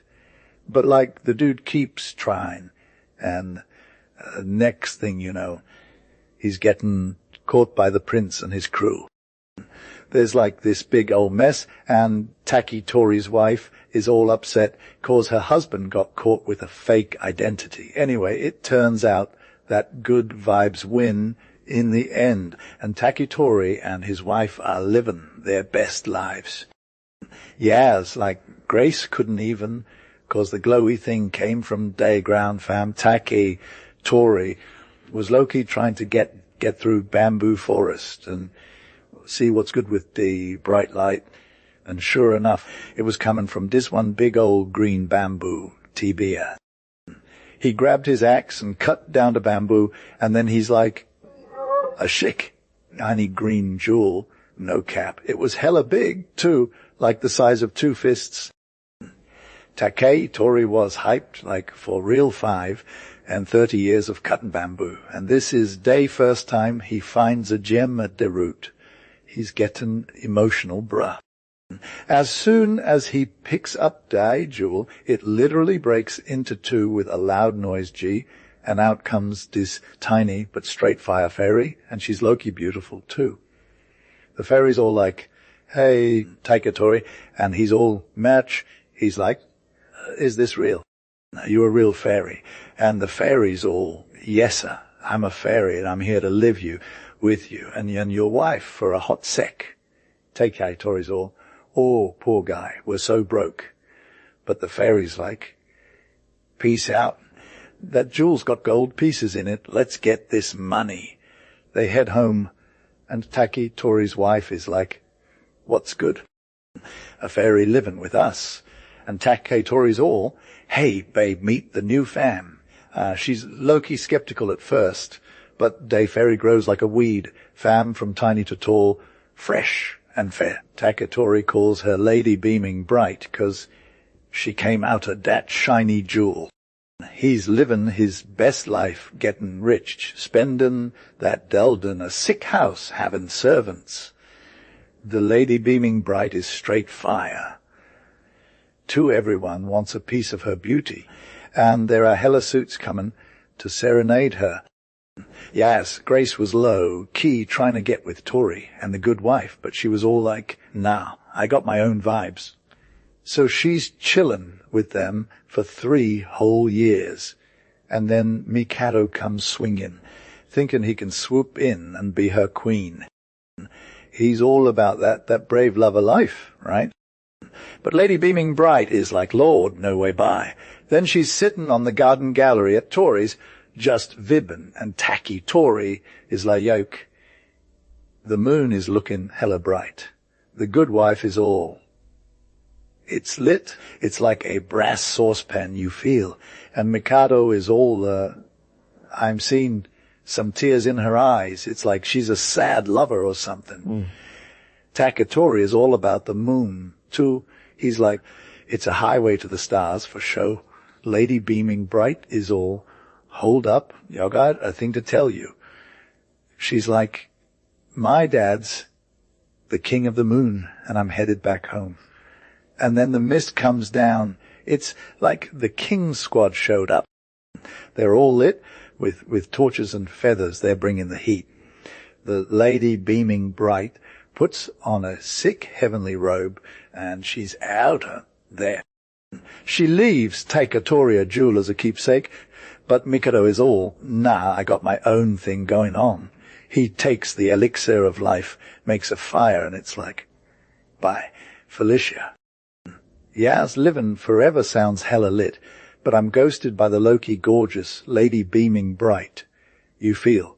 So she chugged that elixir of life, and its blue vibes floated up to heaven. And the Mikado was like, send my message with the vapor, so it hits the Lady Beaming Bright's eardrums. Xexvi Karma illustration Karma. P270. Ito Tetewaki was low, key returning home after a major journey to Kyoto City. He was doing solo and on foot, just vibbin' with his eyes down, 'cause life had him feelin' all the feels, and he was trying to get that biz done. Night rolled around, and he found himself on a solo road, leading across this wild moor. There were rocks, stones, and flowers galore, 'cause it was summer, and these dark pine trees with gnarled trunks and crook boughs were, like, totally eerie. You know, Tatewaki looked up, and he saw this fly girl dressed in a simple blue cotton gown, just chillin' on the road. She was all about that solo life, and he was like, she's probably some gentle lady serving maid. He quickened his pace, and then he caught up to her. Hey, little sis, he said, since we're both stuck on this solo road, let's be squad goals for now. The girl turned around, and she had these bright eyes and smiling lips. Sir, she said, my lady is hella excited 'cause you showed up, boy. Tatewaki was like, what's the tea? She replied, my lady will totes be stoked 'cause you're here. Tatewaki was all, why should my presence bring her joy? The girl was all, time has been whacked, but now she'll think nothing of it. And they just kept walking like they were in a dream. They stumbled upon this hella cute little house not far from the road. There was a stream running through the garden and a stone bridge, too. The whole area was vibbin' with bamboo fences and wicket gates. This is where my lady dwells, said the girl. They went into the garden through the gate. Tatewaki hit the threshold of the house, and he saw his lady waiting on him. She said, you finally showed up to give me some real talk. And he was like, I'm here. When he said that, he knew he had major feels for her, and it's been that way since, like, forever. He whispered, "Love is so extra, time is not for us." She took his hand, and they went inside together into a room with white mats and a round latticed window. The lady was all about the love vibes, and Tatewaki was hella into it, too. There was a lily in a vessel of water, vibben with this old, ancient woman, Grace, who came with that firewater sake in a sick silver flagon. She brought all the essentials, and they got turned up doing the 3x3 together. When they were done, Grace said, "Let's ghost out of here into the moonlight. See, the night is hella green like an emerald." So they left the house and the lil garden behind them. Before they closed that wicket gate, the whole setup just faded away, dissolving in a faint mist, and not a single thing remained. What's good? Tatewaki was all, "Let it go," and Grace was like, "Chill. Babe, we don't need it no more." Then Tatewaki saw he was solo with Grace on the wild moor, surrounded by them tall lilies. They just stood there for the whole night, staring into each other's eyes, not saying a word.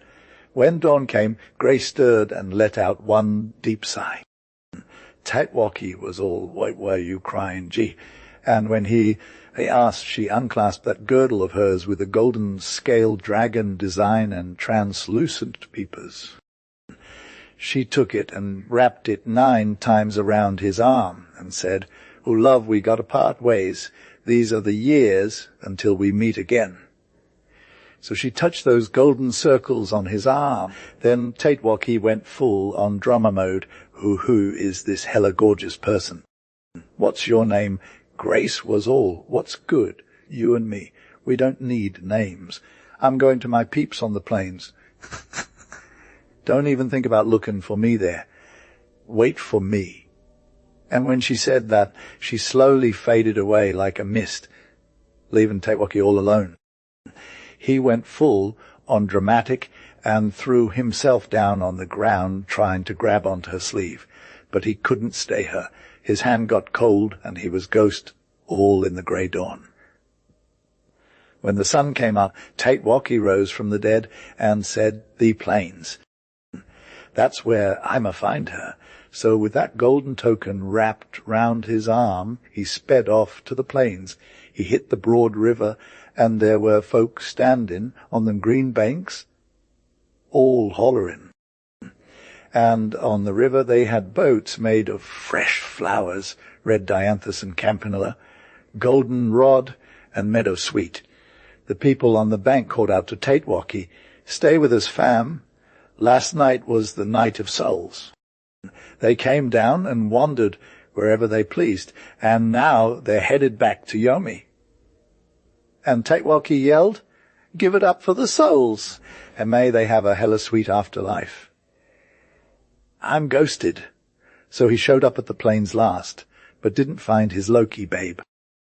Nada, not even a thing did he find, just a whole lot of ancient graves with nettles all over and wavy green grass.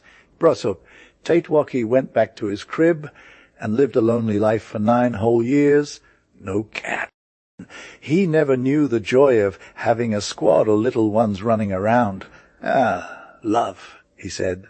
You gotta chill. Not patiently, I'll be waiting. Love, don't even think about coming yet. And when the 9 years were up, he was in his garden on Night of Souls. And looking up, he saw this fly girl coming towards him, Loki sipping tea through the paths. She was all slender and dressed in a simple blue cotton gown. Tatewaki stood up and spoke. "Sis," he said, real gentle, "since we're both solo travelers on this lonely road, let's ride together. 'Cause it's getting hella dark and I don't want to be here alone." The girl turned to him with them bright eyes and smelling lips. "Sir," she said, "my girl will be extra glad indeed." "Will she be?" said Tatewaki. "It's been a whole minute since you last showed up. Long and hella hard," said Tatewaki. "But now you'll stop thinking about that. Take me to your girl," said Tatewaki. Guide me, fam. I'm trying to see no more.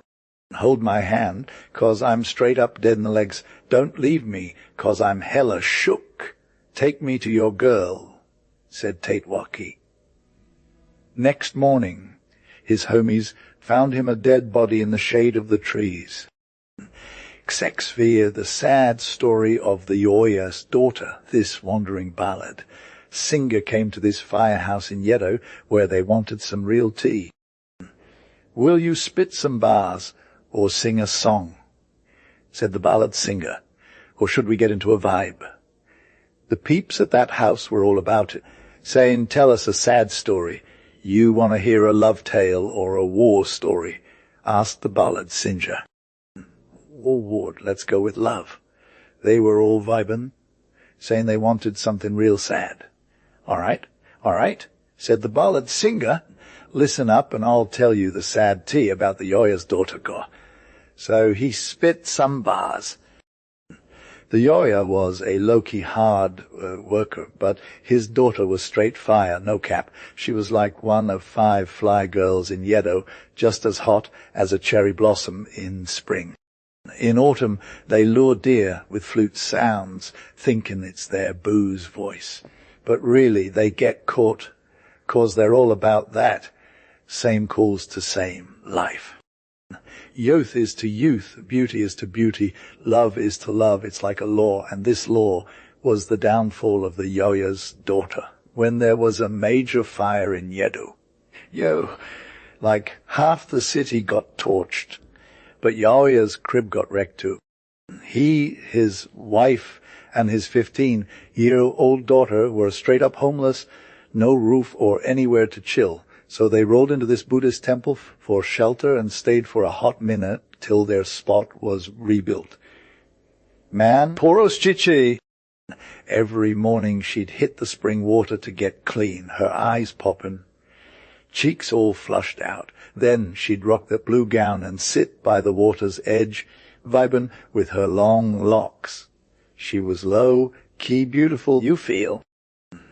Her dad tells her to sweep the temple and grounds, but she's all about it, singing her heart out while getting the job done. The temple starts sheening like a diamond, no cap. There's this acolyte who's low-key gorgeous, serving up the good vibes in the holy place. He hears Oshichi's got bars every day and can't stop checking her out. They're both young, pretty, and feeling it. Next thing you know, they're vebbing in secret, hand in hand, just chillin' in the temple grove. She's all like, I'm so happy and sad at the same time. And he's all, I love you cause of karma, but I don't know what's next. They're low-key scared, but they're gonna make it work for real, vowing to be together in all their existences. The Yoya gets his crib rebuilt, and they're all good to go. Oshichi's hidden her feelings, though. Her mom asks her what's poppin', and she just starts wailing. Like, why are you crying? But Oshichi can't even. She goes back to the grove that night, finding the acolyte all pale and salty under the trees. He tells her they gotta part ways 'cause the gods are hatin' on them. They're just 2 youngins trying to make it work. Yas, remember, we're low-key tied together for all eternity, fam.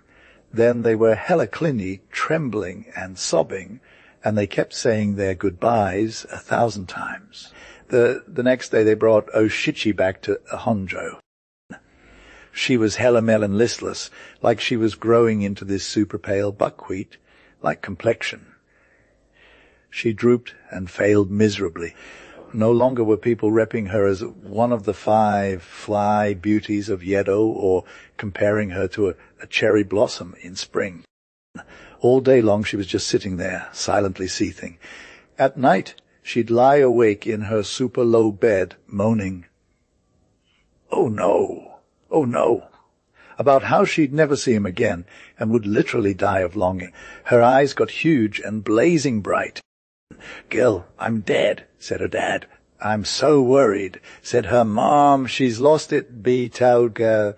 But Shichi eventually got up and started gathering straw and charcoal, then made a fire bundle and set it ablaze beneath the gallery of her dad's house. The whole thing went up in flames, and her dad's house was toast. She was all like, I'm gonna see him, and face planted. But the whole city knew she'd gone crazy, so they took her to the judge to get wrecked her for her wrongdoings. "Child," said the judge, "what made you do this wild thing?" Shichi was all he was hella extra, and said it was for love's sake. She told him about her boo, but by that point she'd clearly been drinking or something, because she claimed she hadn't seen him in ages. The judge asked who her lover was, so she spilled the tea. Now, according to city law, what they did was super harsh and couldn't be changed. Death was the penalty for being a Yoya's daughter. But since Shichi was technically just a kid, she got off with one free pass. "Girl," said the judge, "how you like, 12 or 13? She answered, 1006, because why not? The judge was all, oh, girl, that's too old. So they made her stand on the bridge of Naihambashi for 7 days and basically shamed her to tears. Every day she'd droop in the sun, and guys would stare at her like a total creep. Her face was as pale as buckwheat flower petals, and her eyes were burning bright. Everyone could see how sad and pitiful she was, so they started crying all over again. Yes, what's good, fam? So Grace's dad from the Yoya's crew was all about that love life, right? He found this sick beauty, and she was low-key one of the top 5 hottest girls in Yedo. Anyway, after 7 days went by, they were like, peace out, Shichi, and tied her to a stake. Then they stacked some wood on fire around her and lit it up. Next thing you know, thick smoke is coming out of nowhere. Bruh. Anyway, when she saw the smoke, Grace's dad was all, it's for love. And she was like, Hayaz, I died for love. And then she dipped out. The ballad singer was all, you're reading a tale. Fam, so you know this is real talk. It's all about youngins Colin to youngins, beauty to be, love to love. And this law was Loki, the end of Grace's dad, for real. It's all about youngins Colin to youngins, beauty to be, love to love. And this law was Loki, the end of Grace's dad, for real.